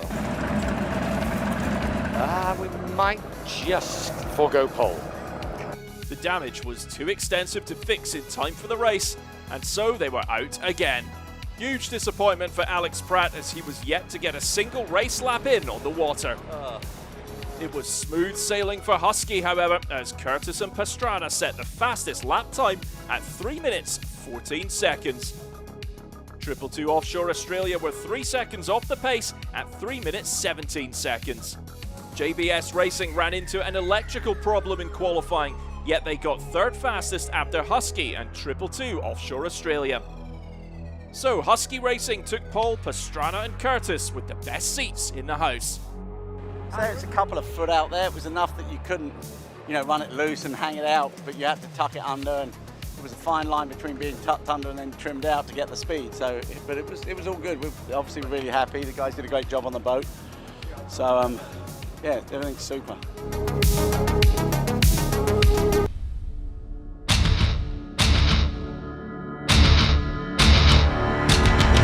Race day, with crowds gathering along Lido Beach in the VIP tent in anticipation of round 2. JBS Racing were putting their MTI boat in the water, but they encountered a problem. We got delivered another issue this morning. Jeff, my driver's actually in the hospital, the owner, with kidney stone, so I've had to find a guy to sub in for me today. Kind of disheartening. I love being in the boat with Jeff, so our prayers are out to him. Jeff Stevenson's place would be filled by Charlie McCarthy on driving duty. Teams awaiting the green flag rolling start as the boats lined up. The green flag goes up, the race was on. Great start from 222 Offshore Australia as they nudged ahead of the pole sitters. But Husky find their pace and begin to pull ahead down that opening straightaway. Husky Chocolate moved into the lead ahead of 222 Offshore Australia as Curtis found the balance and the speed they needed on the inside, but the waves were big and unpredictable. After taking a big hit, Husky lost power on one of their 1,100 horsepower Mercury engines. Sure enough, this put Darren Nicholson and Giovanni Carpitella in the lead. JBS Racing also passed Husky, Curtis and Pastrana dropping to third as they tried to get their engines fired back up. When Curtis and Pastrana finally managed to get the boat back up and running, they found themselves 35 seconds behind the race leaders, 222 Offshore Australia. Out in the lead, look at those waves, the boat's bobbing and hopping as teams struggled to keep their noses down and those props in the water. And there's Husky, Curtis upping the pace as they made up the lost time and caught up with the lead boats. Husky was back in striking distance of JBS 2 laps later. Husky Chocolate was on the inside, JBS staying outside, and a great display of sportsmanship from JBS. Stancombe and McCarthy gave the lane to Husky.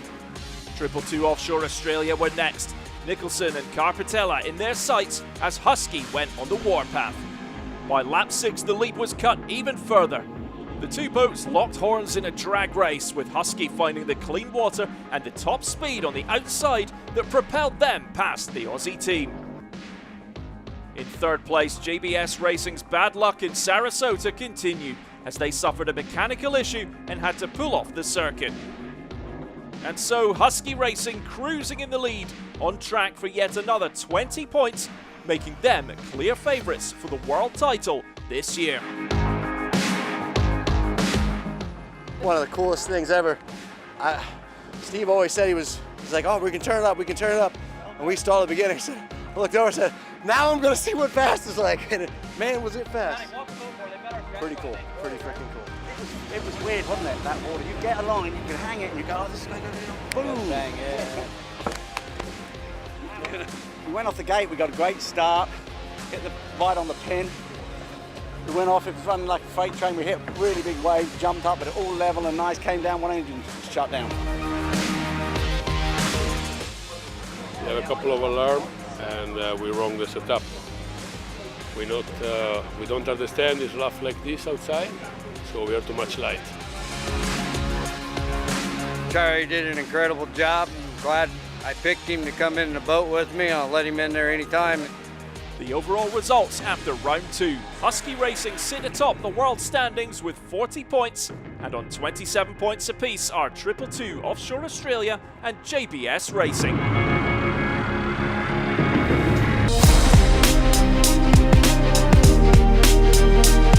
Class 1 Series headed to Michigan City, Indiana, for the first freshwater race of the season on the Great Lake of Michigan. This venue is famous for its rough seas and high winds, as the battle in the north was on, with multiple classes racing for an action-packed weekend.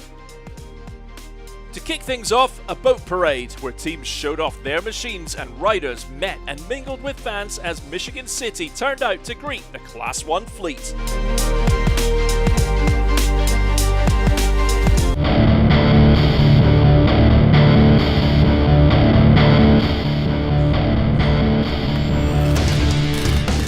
Races down and 4 to go, it was critical for teams to rack up points. There were 4 boats racing in the Great Lake Michigan Grand Prix, the only major change being the new boat and number for 345 Racing X Insurance. After 2 breakdowns in 2 outings with no laps raced, Miles Jennings and Alex Pratt could finally look forward to some action in their new number 11 X Insurance Good Boy Vodka boat. So we started the season with two unlucky races. Broke the boat both times, unfortunately. We actually purchased a new boat, put a team together in 30 days, record time. It's been an amazing boat. We're really looking forward to going around circles today. Jeff Stevenson was back in the driver's seat for JBS Racing. The team owner fit and healthy and ready to race alongside Michael Stancombe on throttle. The circuit on Lake Michigan was a short sausage course with very tight turns, fresh water, and winds and waves expected. Teams filed out for the qualifying to see who would take the pole position race. Husky went out and, true to form, laid down a blistering lap of 2 minutes 03.67. 222 Offshore Australia off the pace with a time of 2 minutes 06.11. X Insurance were still to find the proper weight distribution or setup on their new boat. We've arrived at the first race without any real testing, so we're not sure about weights or props or how it's going to work and handle. X-Insurance Good Boy Vodka had a decent run without any mishaps, but they weren't fast enough to catch Husky Chocolate with a time of 2 minutes 13.11. Bad luck for JBS Racing. They did manage to get a lap in, but then had to retire with electrical issues that they'd been dealing with in the previous round. So Husky Chocolate with the best seat in the house ahead of the third race of the season. 222 Offshore Australia in P2, X-Insurance P3, and then JBS Racing fourth. Welcome back, ladies and gentlemen, to the 2023 inaugural Mercury Racing Midwest Challenge. Excuse me. Coming to you live. Yeah, right. Coming to you live from Sheboygan, Wisconsin. Class 1 racing is about to begin here on beautiful Lake Michigan. One more time. One more race to go today. Of course, we're going to do this all over again tomorrow in the same order, 450 factory stock, super stock, and Class 1 will be our starting lineup for tomorrow. Class 1 is about halfway around their parade lap. They will run 12 miles, and one thing we didn't tell you at the top of our broadcast is this went from a 6-mile course to a 5-mile course after yesterday. So they shortened it up about a mile for safety purposes. I didn't hear what the safety purposes was, but they did shorten it up a bit. Yes, you want to turn your camera on up there, Matt? I do. All right, Class 1 is doing their parade lap. We are getting ready to bring you live coverage of this last and final race. Apologize, it's a little bit windy here today as we get kind of lazy and it slows down and then it seems to pick back up again. Matt, let's go through the Class 1 lineup. You got it. Okay. In the pole position, I'm sorry, I missed that. We have Pothole Heroes, Allegra Motorsports, with Britt Lilly. No. Travis is here. Nope. Carlos. I'm sorry, guys. I did this wrong. It's not accurate. So the number one spot today is going to be Pothole Heroes, Carlo De Quesada, and Johnny Tomlinson. Okay. Second place is going to be 222 Offshore Australian Navy, Darren Nicholson and Giovanni Carpentella. Third place is going to be Husky Ice Spritz, Steve Curtis and Britt Lilly in that boat. Fourth place is going to be, if I remember correctly, is going to be X-Insurance Good Boy Vodka with Randy Kent and Grant Bruggerman on board, and then it's going to be DF Young. Although, wait a minute, that's not correct for me either. I got to go back and look at notes. I apologize. We lost our notes from yesterday, and our entry list does not reflect who the order was. So we apologize about that. Well, it's Pothole Heroes on the pole. That's what we'll go ahead and talk about. They were the ones that won yesterday after what, to me, was a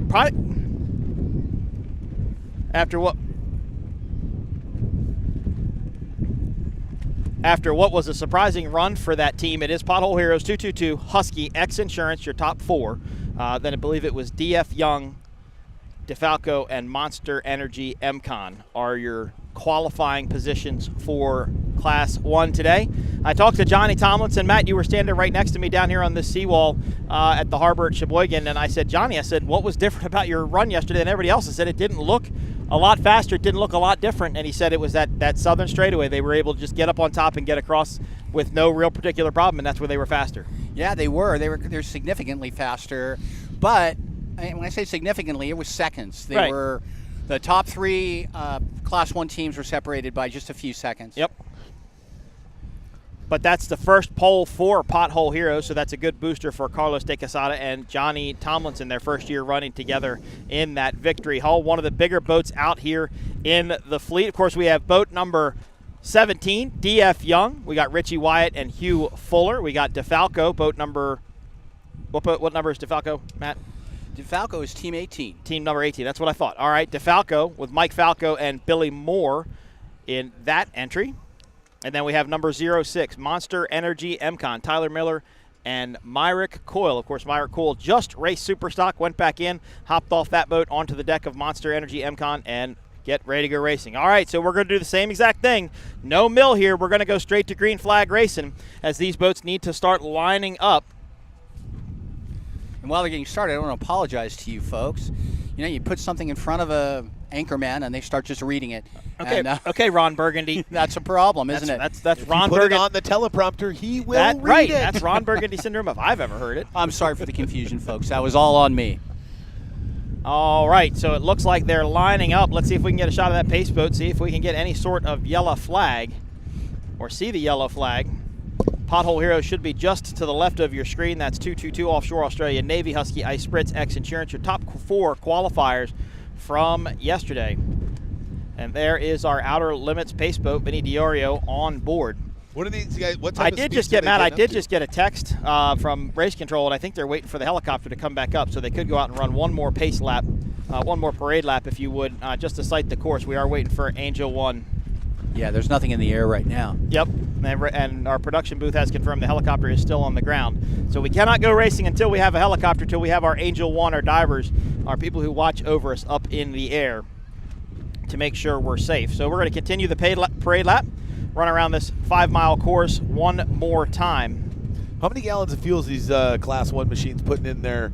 Putting in the tanks before they head out for this 12. I couldn't even begin to speculate on that. I couldn't guess either. either. Even begin to speculate because it's probably pretty much a science, and they're probably pretty secretive about that information because that's a big setup thing. And we can talk about a rule we talked about yesterday. I was unclear on. I got clarity on it last night. But let's thank our P1 Offshore sponsors, of course, Mercury Racing for putting on the inaugural Midwest Challenge with Mercury Racing. Monster Energy, the official energy drink of P1 Offshore Racing. Earthworks Land Improvement, X Insurance, Good Boy Vodka, VP Racing Fuels, and Myco Trailers. Thank you to our sponsors for allowing us to do this one more time. Thank you to all of our armed forces, the Army, the Navy, the Marines, the Coast Guard, the Air Force. Could not do it without their services. Of course, all the local municipalities, the fire department, the EMS, Public Works, all the people that have a hand in making this race happen. Thank you all very much for a very successful day of racing for day 1 in Sheboygan. We look forward to coming back out tomorrow and seeing what these weather conditions to do. So Thomas, Matt, we talked about yesterday the props and the gear ratio in Class 1, and I was unclear on the rules, but I got clarity last night. They have 3 sets of props that they can run. That's it. That's it. But they have an unlimited amount of gear set. So that's where they're making up their speed, is being able to swap out the gears, not necessarily on the props. Super Cat, Super Stock, I think even 450 factory stock can have basically as many propellers as they want. But Class 1 rules say they can have 3 propellers, and then they have to do all their gear changes. So I've seen it. I didn't see it here, but I really wasn't looking. They'll actually pick the boat up out of the water, hang it from the crane, pull the gears out of the back of the boat, swap the gears, put it back on, put it back in, and keep going. They can do about a 15-20 minute gear change. Which is absolutely incredible. And it gives them infinite variability. For sure. All those gear sets, three sets of propellers. So setup is really tricky. They treat the gear setups much like all the other classes utilize propellers from a setup standpoint. Yes, exactly. So are these 3 propellers these are 3 these are Mercury propellers that you can pick for? These are the only 3 that you can use, and they're standard for everybody, or they're you're only allowed the quantity Mercury. I don't of 3? think they're just Mercury Racing propellers. I think they can be any manufacturer. I don't think they're just Mercury Racing. I'm unclear of that rule. You're only allowed to bring 3 total in quantity to any race. Yeah, and that's correct. Yep, and they have to be inspected by tech inspection to make sure, I guess, that they're the 3 props that you're going to run. Okay. So that you can't just swap one out on a Saturday night. Shh, don't tell anybody. That's not going to happen. Probably not going to get away with that very easily.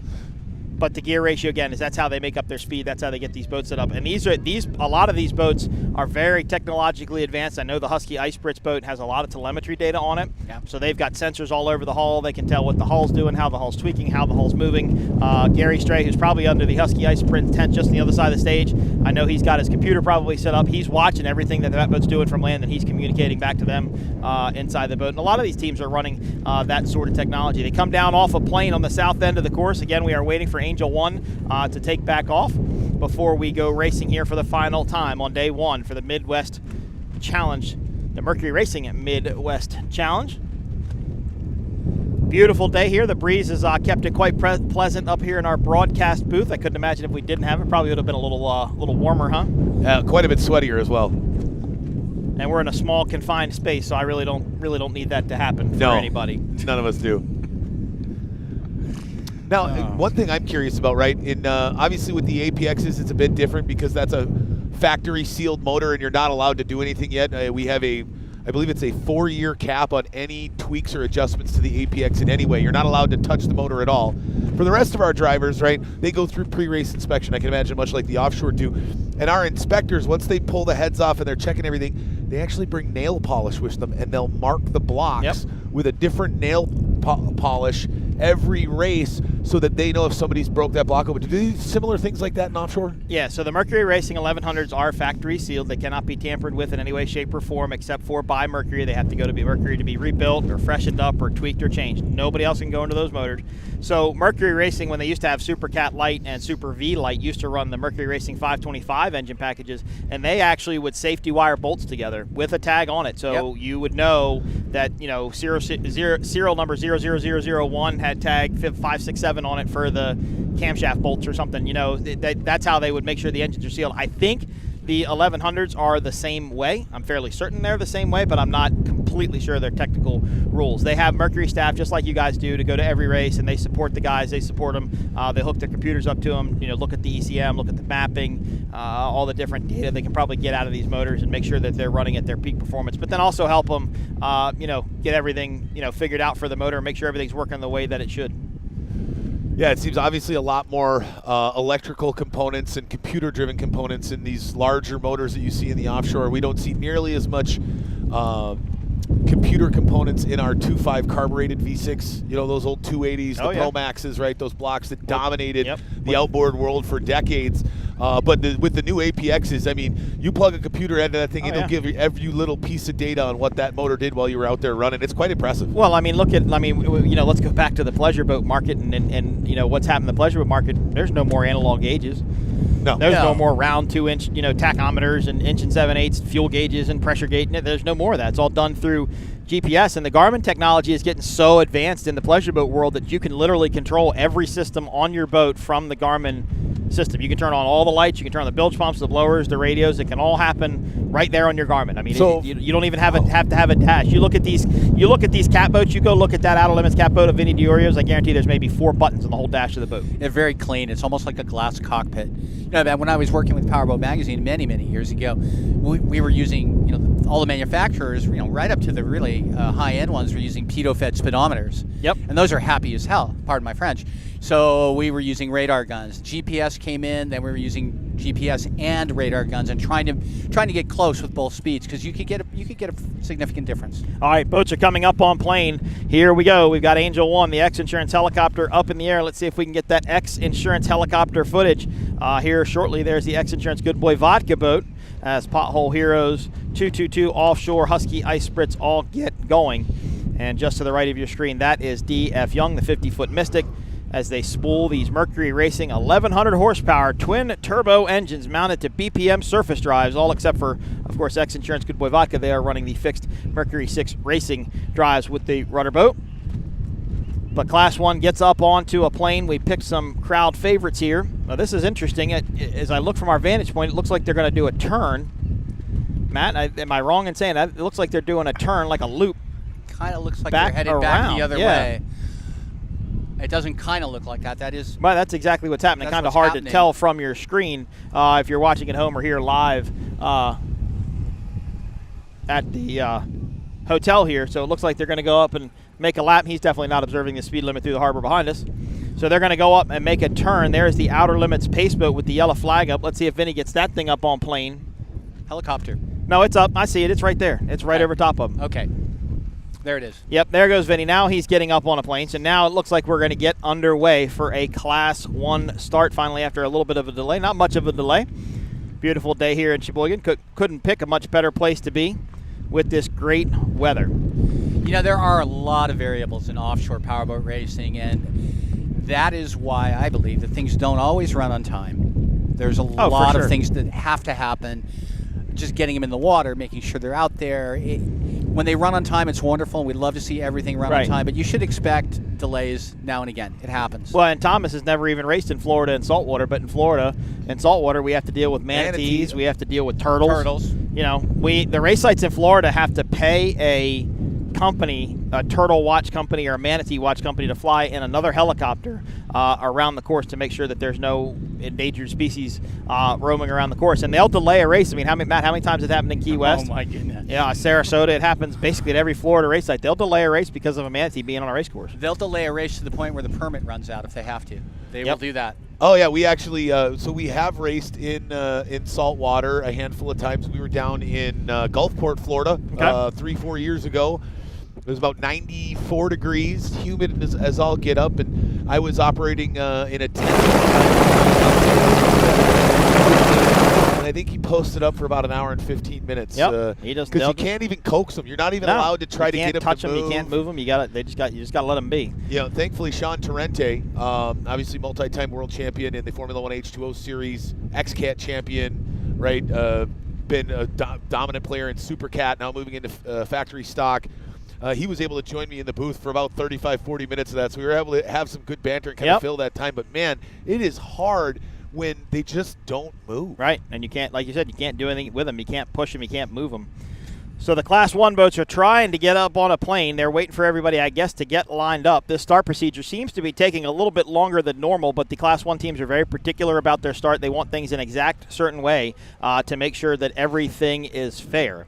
So they are running at a minimal speed, but that's a good shot of the line up there. That is DeFalco closest to us, Monster Energy, MCon. Then you have DF Young, then X Insurance, Good Boy Vodka, Husky Ice Spritz, 222, Offshore Australian Navy, and then Pothole Heroes. As Pothole Heroes all of a sudden surged up to the front there.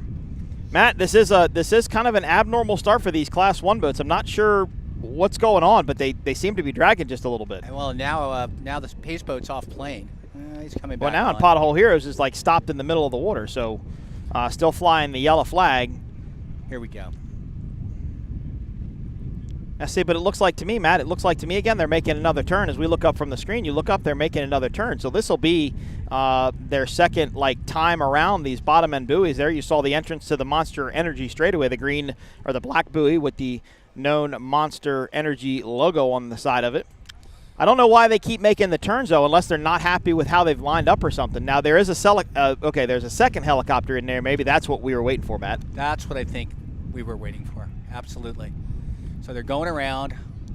I think we'll get a start this time. Yeah, we haven't heard from race control, so we really don't know, folks. No, production hasn't heard anything. 12 minutes ago, I got a text saying Angel 1 departing airport shortly. So that's probably what we were waiting for, is the second helicopter. We apologize about the confusion, but let's let these guys do one more loop and see if we can get a Class 1 start underway. Oh, it's going to happen. It's going to happen this time. Oh, I believe it. I hope so. It would be nice if it did. Thomas took a seat. He's just waiting for he needs the action to get him up on his feet there and get them all hyped up and get them jumping around, huh? Well, normally when you're at a race, and we normally carry 3 series with our classes, anywhere between 40 and 55 boats within those 3 classes. Right. And I'm the only one there. All right. So I don't have the pleasure of hanging out with a couple of gents like yourself and having good banter and conversation. I got to fill it all by myself. So thankfully, we've got a lot of great sponsors: VP Racing Fuels, Seabolt Sports, Mercury Racing, obviously a big one for us as well. So I'm enjoying this. Is kind of a laid-back day for me, really, especially this afternoon full of offshore, because clearly going to default to you guys with the knowledge base that you have, and I'm just excited to be up here and learning. But it is nice to be able to sit down. It's a very not very normal thing for me to do while I'm announcing. Well, it's been great to have you. It's going to be awesome. Fun to do this race. Mike Yawoski, in my opinion, which is really what counts, is the best best offshore racing counts? play-by-play guy in the Thank you. business. I mean, I've enjoyed joining this broadcast to try to help. My statistician, Matt Trulio. It's been kind of flawed. I've fallen down today, and I apologize, folks. That's okay. Hey, not everybody has their best day all the time. And Matt, how many boat races have you listened to me do by myself? Most. Hundreds. I mean, hundreds. Most that I've sat behind and you. the problem with so I get what you're saying, because it's a lot of boats and it's a long day. The problem is sometimes we get a lead or something, or 4 boats, and it just gets to be monotonous, right? You're just kind of just sitting there repeating the same information. But I appreciate what you go through. Trust me. All right, so the Class 1 boats now are starting to line up, and I think we've got a green flag. We do, and we're going racing Class 1 style. Here we go on Lake Michigan, running towards the Bay Harbor Inn. Pothole Heroes had the pole, but right now it looks like 222 Offshore Australia Navy out to the early lead. Husky Ice Spritz with them. Pothole Heroes on the inside. Not sure what happened there. We didn't really watch that start as closely as we could have, so they may have started a little bit before what we saw there on the screen. They will have to maintain their lanes through the corner, so I don't think anybody's going to be able to pinch down on Pothole Heroes, and if they can get into that turn pretty hard, they can make up some ground. But 222 Australia Navy is going to have the lead coming into the turn. Woo, look at him flying coming into that turn.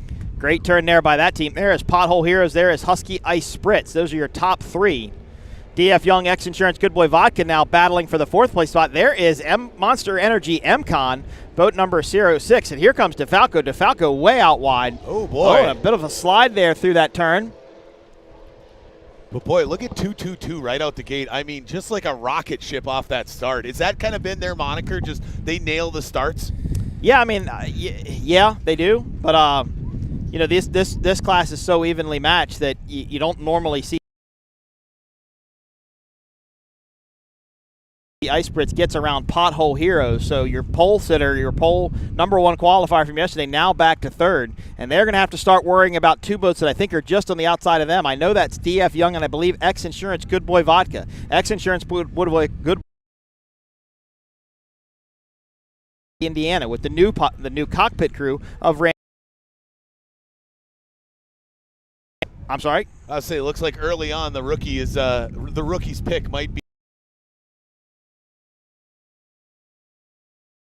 Got who everybody picked. I mean, that's, you know. Yeah, you got the Ice Spritz. He's got our leaders right now in that 222 Offshore Australian Navy, and I went with the pole sitter, figuring he could use that, right? Because of my knowledge in tunnel boat racing, obviously a bit different here, and they didn't get the best of starts and kind of got left in the wash. Well, and Husky Ice Spritz, by your shot, you couldn't see him in our last camera view. They have pulled a massive lead already. So Darren Nichols and Giovanni Carpatella have really worked their magic. How does that happen, right? I mean, you talk about how even it is. They've got sealed motors. They can only use 3 different propellers. How does one boat pull itself that far away this quickly here in the opening lap? Well, they're probably just on a good acceleration setup, right? They had a good setup. But the problem is that sometimes when you see them pull that big of a lead that early, that boat may fall away from them. Their setup could get really light and could go the other direction from where they want to be. Fuel? As they learn fuel, as they lose weight. Boat's going to get a little bit lighter, start to run a little bit flightier, and they're going to probably have to run a more conservative trim. Pothole Heroes was trying to challenge Husky Ice Spritz for second place. I don't see him in our current shot. Let's see if they're in that rooster tail. They could be back in there somewhere, and we just can't see them. So Husky Ice Spritz currently in second, 222 Offshore Australian Navy in first. And they have simply just checked out. They're going to get to pin number 2 at just about this course.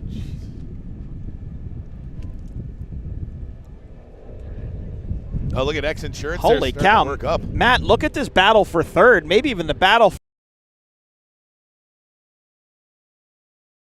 there, because we haven't had a battle this close in the back of the field. Monster Energy MCon 06 is even up in the group. You know, 222 is probably 12 seconds ahead, just by my count. I don't have it in front of me on the screen, but the other.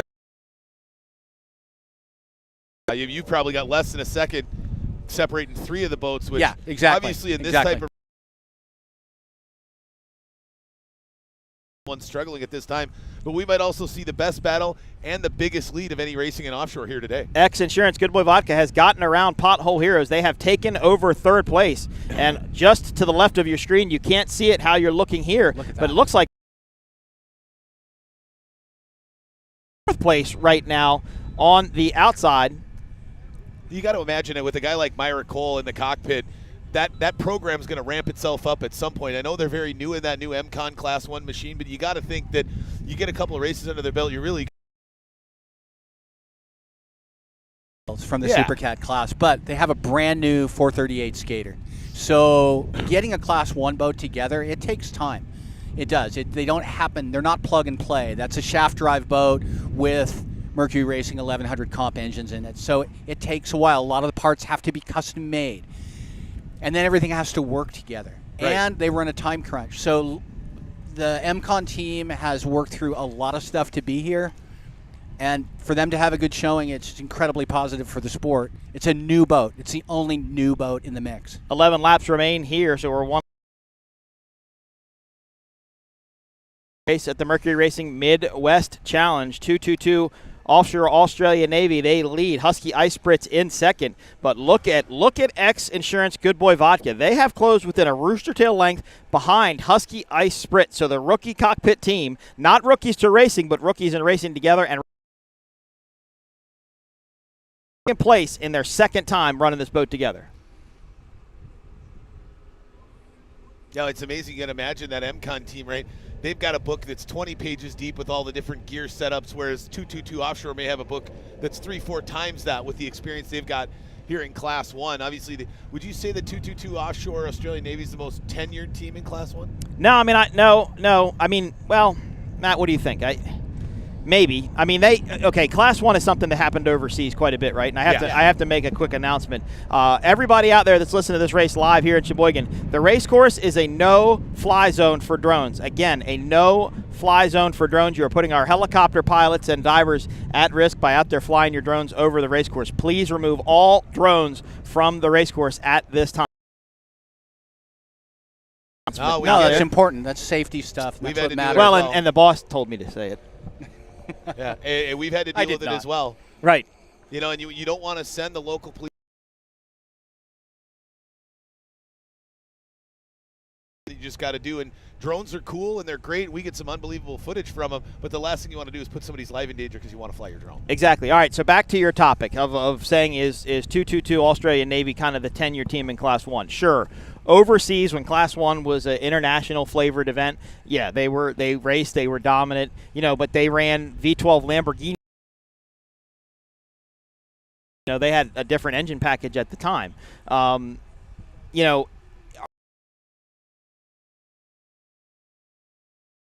Their boats in their shop all the time, and they take care of pothole heroes. Yeah. So I don't think they have an expressed advantage over any one of these particular teams. Now, I will tell you, Matt, remember not Sarasota, but Cocoa Beach, Florida this year, 222 Australian Navy, 222 Offshore Australian Navy led until the very last lap to the very last straightaway, and then mechanical issue, and Husky Ice Spritz took the win. And that was their second just tragic loss at Cocoa Beach in 2 years. Right. And the same thing happened to them the year before, a very similar thing where they broke down near the end of the race. 222 had checked out, and that was it. Oh, wait a minute. I think we've had a position change for second place. Looking back on the screen, did X Insurance, Good Boy Vodka get around Husky Ice Spritz? And is Monster Energy MCon trying to look up the inside of Husky Ice Spritz? Look at the rookies in Class 1 beating the veterans of Steve Curtis and Britt Lilly. They are doing just that. X Insurance, Good Boy Vodka now in second place, entering that Monster Mile. What a run for this MTI. Well, I don't know if anybody's going to be able to catch 222 right now. I mean, well, right now, no. The massive lead over the rest of the field. But you said as these boats lighten, they might really have to dial it back as that boat gets lighter? Yeah, no. I mean, it all depends on their setup, really.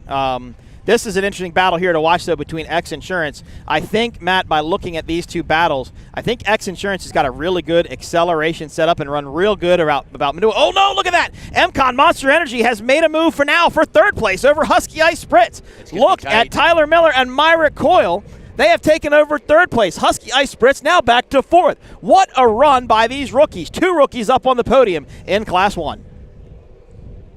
Can they get it? Can they sneak that thing down to the inside? I don't know how well. Well, they've got it. No, I mean, they've got it. They've got a good line. They've got a good tight inside line, and they're able to get it done and got around Husky Ice Spritz. And they're climbing up on yeah, they're not. They're not far behind Good Boy Vodka. So let's see if this is Tyler Miller and Myrick Coyle's day in Class 1. So Matt, what I was saying, and Thomas, what I was saying is that I thought for a minute that X Insurance Good Boy Vodka had a good acceleration. They ran real strong about mid-straight, right? And then they just kind of ran out of power. They ran out of speed because we would see Husky Ice Spritz start catching them and start making up some ground. But it looked like maybe Britt Lilly and Steve Curtis left the door open just a little bit coming into turn number 1. And Monster Energy MCon able to get up in there. What an exciting – could you imagine listening to Lindsay Miller right now? Well, and I love her to death. I think I can hear her from here. Sorry, Lindsay. Not yet. It's coming. 222 Australian Navy or 222 Offshore Australian Navy continues to lead. They have led since the start. They are almost a half a straightaway length ahead of second and third place. Right now, second place is X Insurance Good Boy Vodka. Third place, Monster Energy MCon. Of course, Monster Energy, the official energy drink of P1 Offshore Racing. Haven't seen our X Insurance helicopter shot yet, but I know Parker and his dad are up there providing safety footage and safety coverage for our race. So thank you to the X Insurance helicopter for doing all that you do. But their boat right now running in a solid second place, but all of a sudden they've had to contend. And Matt, this is pretty cool to see because these are really two virtually new boats to the class. X Insurance is not a brand new boat, but to see these two boats running up front, this really kind of mixes things up. And this could really kind of change points around quite a bit. Yeah, I was going to say it earlier. I thought that X Insurance Good Boy was my dark horse. The way they qualified, the way they did in I said X Insurance Good Boy Vodka. They're actually No, I called them as my own. They're yours? I called them. Okay, well, there's a No, I T-shirt didn't. I called Husky Ice Spritz. Yeah, yes, you did. Unfortunately, sorry. I thought you were asleep. I didn't think you were paying attention. No. Come on now. X Insurance Good Boy Vodka comes into the corner, but man, Monster Energy MCon is right there. One mistake by Randy Kent. Oh, wow, they get the rear of that boat, came around on them just a little bit. They were able to save it. Allowed Monster Energy MCon to just tuck up in their rooster tail a little bit. What a battle for second place. Husky Ice Spritz way off the pace now as they seem to be losing more and more ground. Now they might have to worry about getting overtaken by Pothole Heroes. Your pole sitter from yesterday, who just seemed to be off the pace from the start. And here comes D.F. Young. What a battle we have in Class 1. Monster Energy MCon had to dive back to the outside. So Randy Kent went to the pin. I'm sure Grant told him, hey, get next to that buoy. Do not leave the door open for them. They probably will get in there and try and look around a little bit. And they did, and they pinched him off and put him back to the outside. You know, D.F. Young has struggled a little bit this season, but that cockpit crew of Hugh Fuller and Rich Wyatt, there is so much experience in there. There's so much winning in there. Yeah. And what they really need, you know, my opinion standing here, is just a solid race. Get through an entire race, not have any mechanical issues, and make it back and feel good about the boat itself, so they can come out and really push when they can. Well, and we know they've got a good crew chief with Herb Stotler working on that boat and putting that boat together. Herb knows that boat very, very well. He's very good at what he does. It's definitely there. They just need to kind of put all the pieces together. And Thomas, that's what really Class 1 has turned into, is really it's just getting all of the pieces to align to be able to get you out in front. And today, obviously, that's 222 Offshore Australia Navy. They continue to dominate here in Class 1. 8 laps remaining of this 12-lap event. Yeah, I think we're seeing across all motorsports in general. You look at even like NASCAR, right? They're really trying to even the playing field so the guy with the deepest pockets can't just go buy his way to a victory. That's why we're pushing the APX in the Formula 1 class. So, again, a guy can't go buy 12 power heads and tune them to the moon and just out-purchase everybody else on the race course. And honestly, as an announcer, it creates great competition, and it brings back that underdog, that small team story that can be such a great story to tell. Oh, yeah, 110%. 222 Offshore Australia Navy. I mean, that's a great story to tell, right? I mean, these guys come from Australia, and, you know, they do a lot of work on that boat. Monster Energy MCon currently running in 3rd place. Of course, racing for Jamie. Jamie is Tyler Miller's sister, who passed away from cancer a couple of years ago, and he always runs the Racing for Jamie logos, liveries on both of his boats in honor of his sister. X Insurance Good Boy Vodka. Of course, the new MTI. This used to be the Abu Dhabi MTI. Correct. Brought over here and completely repainted and put together. Gene Gruber, the crew chief of that boat. John Tomlinson and Gary Ballou won a Class 1 World Championship in that boat. I think it was 2014 or 15. One of the two. One of the two. I think it's 14, but maybe 14. I'm not looking at speed on the water right now. The battle continues to rage on for second, however, though Monster Energy MCon is really trying to do everything they can to get around X Insurance Good Boy Vodka. This is a great run for Tyler Miller and Myrick Coyle, guys that have really just even struggled to try and finish a race and get up towards the podium, now are battling for second. 222 Australian Offshore Navy to get 222 Offshore Australian Navy is already down to the dogleg to give you an idea of how far ahead they are of these second place boats. But what a run for X Insurance and Good Boy Vodka. Yeah, the 222 Offshore and RJ West in the Formula 1 class both running away with their racing today. And as we mentioned before, you know, look, X Insurance and Good Boy Vodka and Monster Energy MCon, they're going to start racing themselves, possibly maybe slow themselves down a bit. But I'm just super pumped for both of these teams. This could be 2 podiums in a row for the X Insurance Good Boy Vodka team. Of course, they do have to race tomorrow. This is a 2-day event for Class 1. They're getting points for both days. So this is considered to be 2 races on one weekend, not a one event for combined score. They are getting points each day. And this could have huge implications on the points race here in Class 1 with these 2 rookie teams getting up onto the podium. Well, yeah, especially considering you look at only one.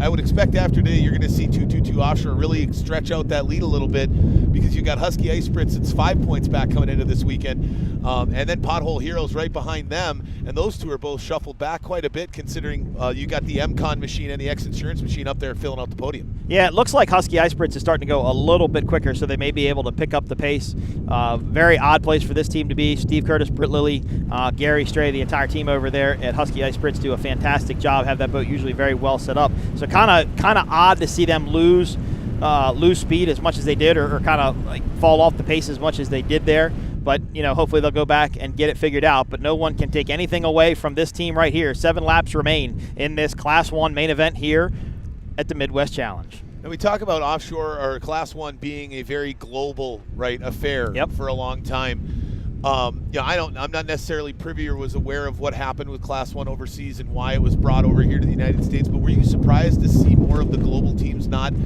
ascend to the U.S. and bring their equipment here to run in 2023?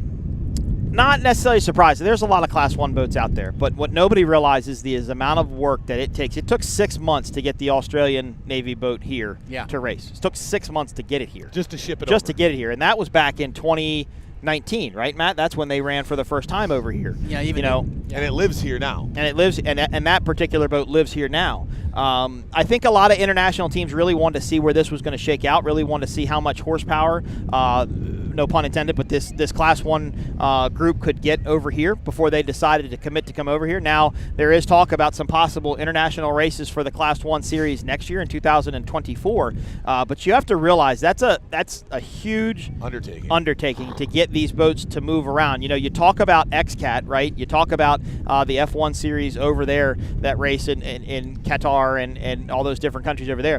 The XCAT boats fit in sea containers. Yes. Yeah.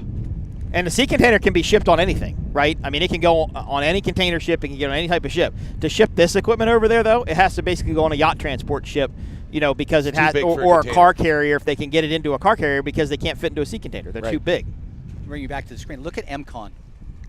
That's just amazing. MCon is really trying to get to X Insurance Good Boy Vodka. He was pulling so strong. Is he falling off the pace? I don't think anybody's falling off the pace. No. I think this is a heck of a race. Randy Kent is doing a great job at driving that MTI and blocking that inside line, but he didn't do it as much here. Let's see if the Monster Energy boat has to jump back to the outside. Nope, they're able to hold to the inside. Oh, wow. But see, they're going to have to square that turn up a lot right there and really probably scrub more speed than what they wanted to. But now they're about a half a rooster tail length behind X Insurance Good Boy Vodka. So let's see what Tyler Miller and Myrick Coyle can do. That was an incredible move by Myrick and Tyler on the inside there. They took a risk, they pinched it tight, and they came out pretty close. But let's see now. How many? It's still about a half rooster tail length behind them because I can see their rooster tail just coming up out of the X Insurance rooster tail, so that means they're right there. Again, one mistake by Randy and Grant could give second place over to Monster Energy MCon. Look at this battle here, though. Matt, this might be second place. I don't know. This is so good. Holy cow. X Insurance, Good Boy Vodka, Monster Energy MCon going at it. And there goes Monster Energy MCon. They have taken second place away from X Insurance, Good Boy Vodka. What a run for that team. And it's a big one for them because they haven't found the podium yet in that new MCon. They have not. They've struggled to finish races just trying to get that boat figured out, and they were able to get around. I don't know what Randy Kent and Grant did there. He went out really wide in that corner and kind of squared it up. Looked like he scrubbed quite a bit of speed. I'm not sure what happened there, but we talked about setup, and maybe Tyler and Myrick picked the right setup, and the boat's coming to them. We talked to Grant Bergman this morning, and he and Randy Kent, they are still syncing up. They're both very talented racers, lots of experience, but they have exactly one full race in the cockpit together before this one. So maybe he swung wide, I don't know. But DF Young looks like they're trying to make a move on Pothole Heroes. That would currently be for 5th place, if I am correct. Yeah, with the DeFalco team, obviously in there, I believe second race in that DeFalco Class 1 machine. Not the second race for them, but the second race for their throttleman, Billy Moore. That's the only outer limits out here on the course. The team's just got some figuring out to do. They've got some learning to do. It's a big learning curve to get into this class. Billy Moore's second race. He's not a stranger to boat racing and not a stranger to Class 1, but they've just got to do, I think, some extra work to get this outer limits DeFalco boat figured out. Yeah, the boat needs some setup work, and Billy Moore's got down to his shop now in North Carolina. Okay. After every race, which will help, him working on it. And look what he did to Graydale. Chris Grant brought him on to Graydale and Supercat, and they have become an odds-on favorite to go out and win races. And They're have done, a factor. Graydale, that's the Canadian team, correct? Yep. Good guys. They were a great group to hang out with. Chris Grant stripped how much plywood down to Fort Myers? Was it 40,000 square feet? Of plywood after Hurricane Ian hit Fort Myers. He shipped 40,000 square feet of plywood down there to help them aid in the recovery. Yep, because everything was so short here in America. Yeah, you don't know what people need after a hurricane. You wouldn't necessarily think plywood, but of course you would if you're in disaster relief. Right. And he sent a bunch down there. 222 Offshore Australian Navy continues to lead. 5 laps remain here in this main event for Class 1, race 1 of 2. Again, points for today and points for tomorrow. This is the story of the day, though. Monster Energy MCon, boat number 06, find themselves on the podium for the first time in Class 1. Now, let's think about what they're thinking in the boat, right? Don't break.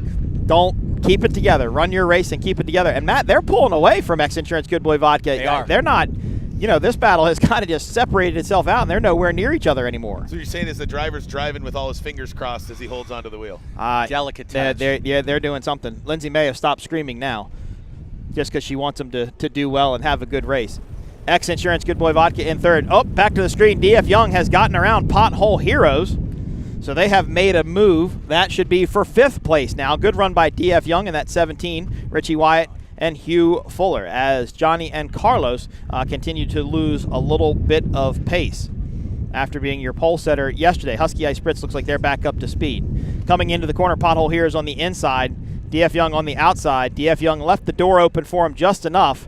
They didn't get wet in that turn, but they were right there on the edge of the wake. A little less detrimental to get wet in freshwater than it is in saltwater. Obviously, you don't want to get the electronics on the boat wet, but the freshwater doesn't have as much effect on the engine as, say, the saltwater would. Now, when you say get wet, is that just something to me because you have so much horsepower and such a large rooster tail and so much force with that rooster tail coming? Will you see that water just kind of force itself all into all the little nooks and crannies on the boat? Oh yeah, for sure. I mean, it's just going to get anywhere that it possibly can, just like your boats. I mean, and none of these boats run scoops. None of these boats have big scoops on the engine hatches like you would see back in the Extreme Day. They've got aqueducts on the deck to direct the air down, and you can still get water to dump in those, but it has to be more of a direct spray to get into an aqueduct. It's very hard for these boats to kind of catch the mist. Now, what you get in saltwater, when you go to the ocean, you go on vacation, if you've ever been to the ocean, you get salt in the air, right? So your car comes home covered in salt. Sometimes you feel like you're covered in salt, so salt is crystallized a little bit in the air. So that can build up on things too. But you really just don't want to get the salt water on. That can be detrimental to the equipment. 222 Offshore Australia Navy continues to lead.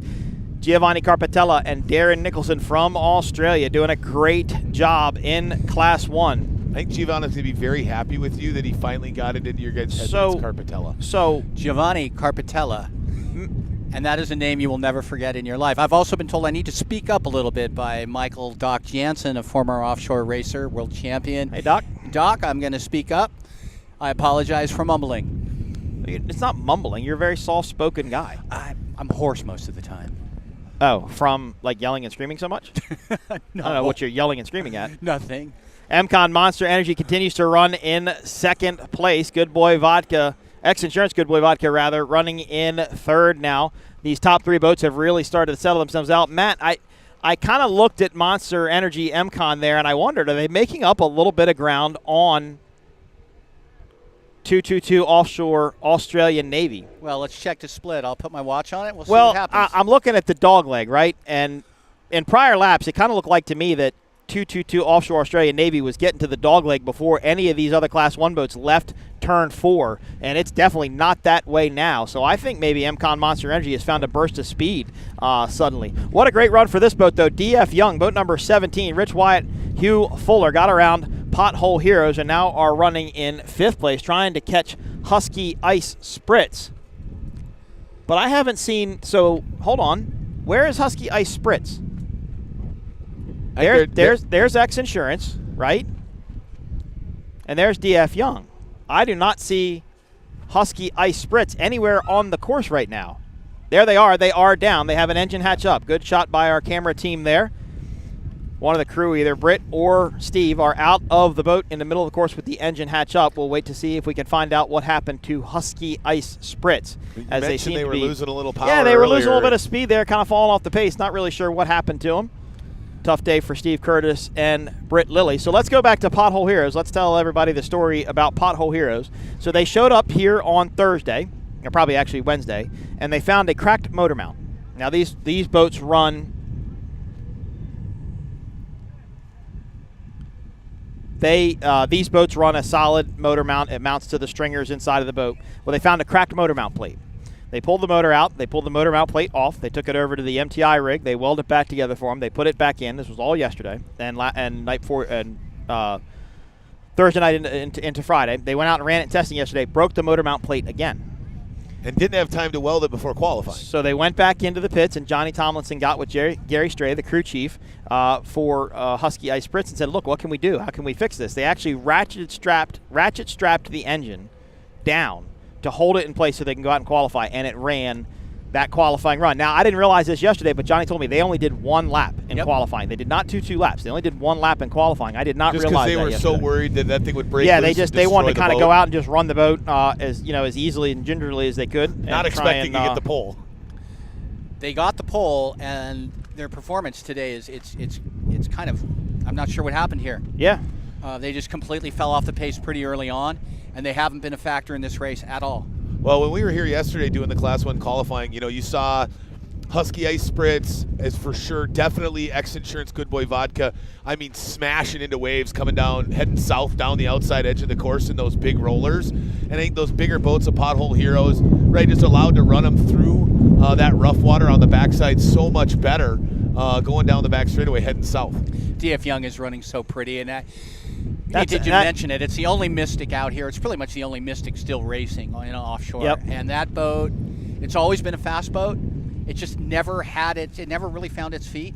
Well, and it's been a while since it's raced full time. Yeah. I mean, he hadn't committed to doing a full time schedule for some time, so they're going to have to work on it and get it figured out. And it's a big boat; it's 50 feet long. It's big. I think its running surface is like 46 or 47 feet. So it's one of the bigger boats in the class for sure. So it's just going to take. Excuse me, just going to take them some time to get it figured out and get it right. What happened to all the Mystics? Let's see. JBS became a pleasure boat. Bud Light became a pleasure boat. Who else, Matt? Oh, they all. Envy became Lucas Oil. Now they're doing record runs like from Long Beach to Catalina, Miami to the Bahamas. American Ethanol started as a shootout boat. American Ethanol. That's one Mystic that has not changed hands in all the years. Of course, the shootout coming up in just a couple of weeks out at Lake of the Ozarks, Missouri. That's a trip. I can imagine both you guys been? I've never been to the shootout before, actually.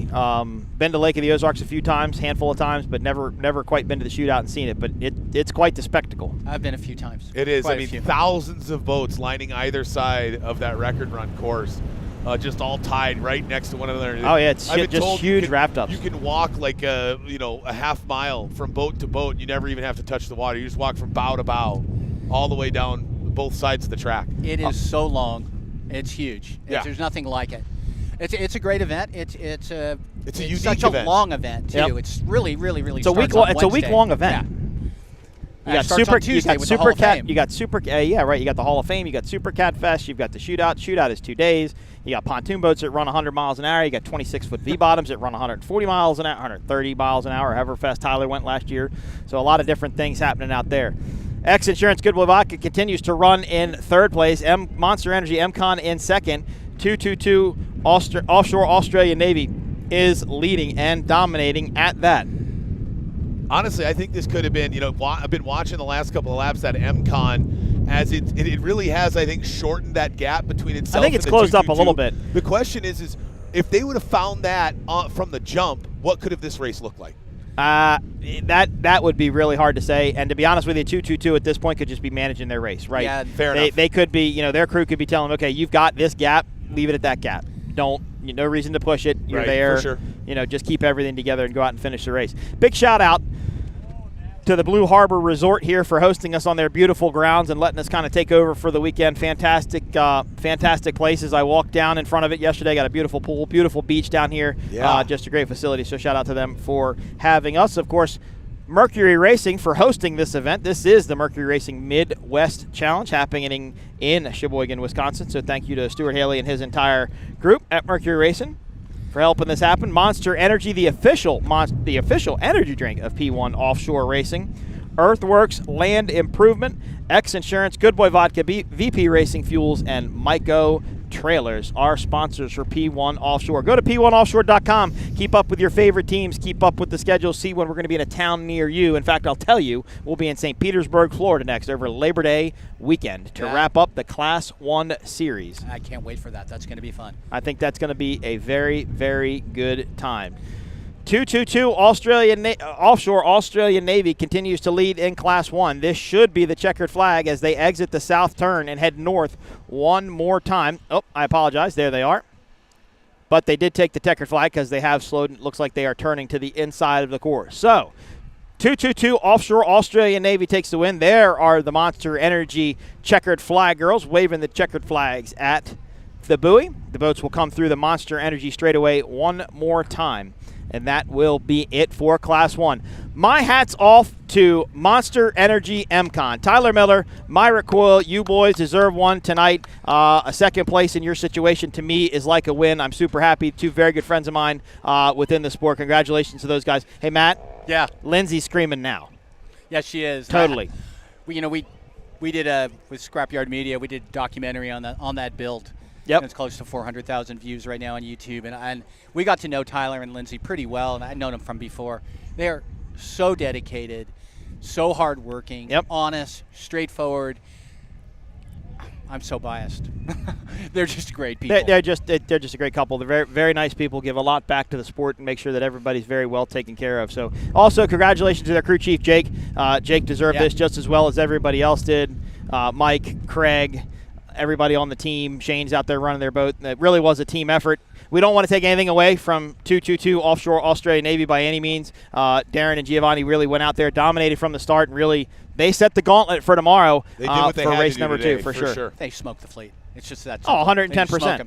But you know what? And I have to throw props out to Grant Brueggemann and of course, yep. And Randy second Kent. Second podium in a row. Oh my goodness! Right out of the gate, it's really impressive. I'm happy for DF Young. Those guys finished a solid race.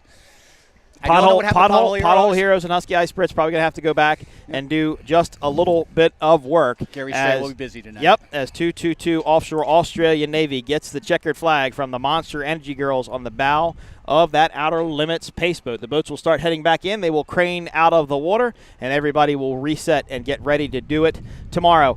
Matt, Grant told us this morning as we sat down with him at breakfast how happy Rick Lindsay was from X Insurance on their podium. I think he's probably pretty happy with this performance today as well. He said that when he came off the water in Michigan City, Rick was in tears. So I would imagine that Mr. Lindsay is, I don't know. Well, don't tear up. He's flying a helicopter. That could be a little bit maybe not good. But thanks to Rick Lindsay and X Insurance for all that you do for the sport. Everybody you sponsor and support his son Parker bringing us great helicopter footage today. Of course, thanks to Monster Energy and the Monster Energy girls doing a great job. Hope you've enjoyed your time down in the VIP tent just down in front of us. I know Noelle and Emily and the entire group down there have done a good job to make sure you've been fed, make sure you've had plenty to drink, plenty to eat. So thanks to them. Go to P1Offshore.com. You can get your VIP tickets, probably some still available for tomorrow's race here in Sheboygan.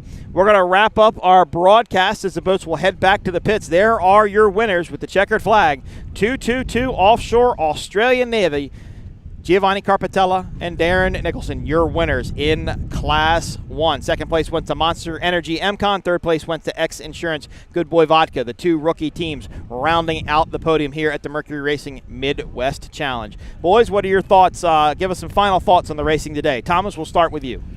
Solid racing. Was a bit surprised in the Formula One class that RJ West dominated as much as he did, finding the pole position for the final qualifying heat and the main event tomorrow. Was blown away by how well 222 Offshore did here in the Class 1 final. Super excited to see what Class 1's going to look like tomorrow, because I think if you could have another repeat performance by MCon and X Insurance, Pothole Heroes is scared going into the last event of the season to lose that top 3 podium finish for the season standings. And then in Superstock, there's 11 of them out there. They were all over each other. It was great. And the 450R, it was a little rougher of a race in Lake of the Ozarks for my first experience in that 450 stock class. Much better today. I mean, just a great all-around day of racing in all 4 classes. Oh, all around. I told Stuart Halley of Mercury Racing when we were at a break, if you don't like this event, you don't like powerboat racing. You don't like it at all, because this is as good as it gets. It's been great today. The Formula One boats were a fantastic show. Right now, I am absolutely ecstatic for the second and third place teams. I think they did a great job. We're not taking anything away from 2-2-12. Of course I'm not. They won me a T-shirt. I don't know what T-shirt I'm going to give you. I don't An know. old sloppy one from the T-shirt drawer at my house? Probably. Okay. No, I know they did a great job. Giovanni Carpatella, Darren Nicholson, they are pros. They're as good as it gets. Yep, they know exactly what to do, and they were able to do it today. I think all the racing action was great. I really enjoyed getting to see the F1 boats run. I think they put on a great show for the fans. The fans here have been awesome in Sheboygan, Wisconsin, and we look forward to doing it all again tomorrow. For Thomas Yarbrough, Matt Trulio, I am Mike Uoski. We are going to wrap up our broadcast today. We'll be back tomorrow for more racing action from the Mercury Racing Midwest Challenge. Class 1. This is a lot of focus with the effort in America. I'm right around 2 o'clock with a bit of time.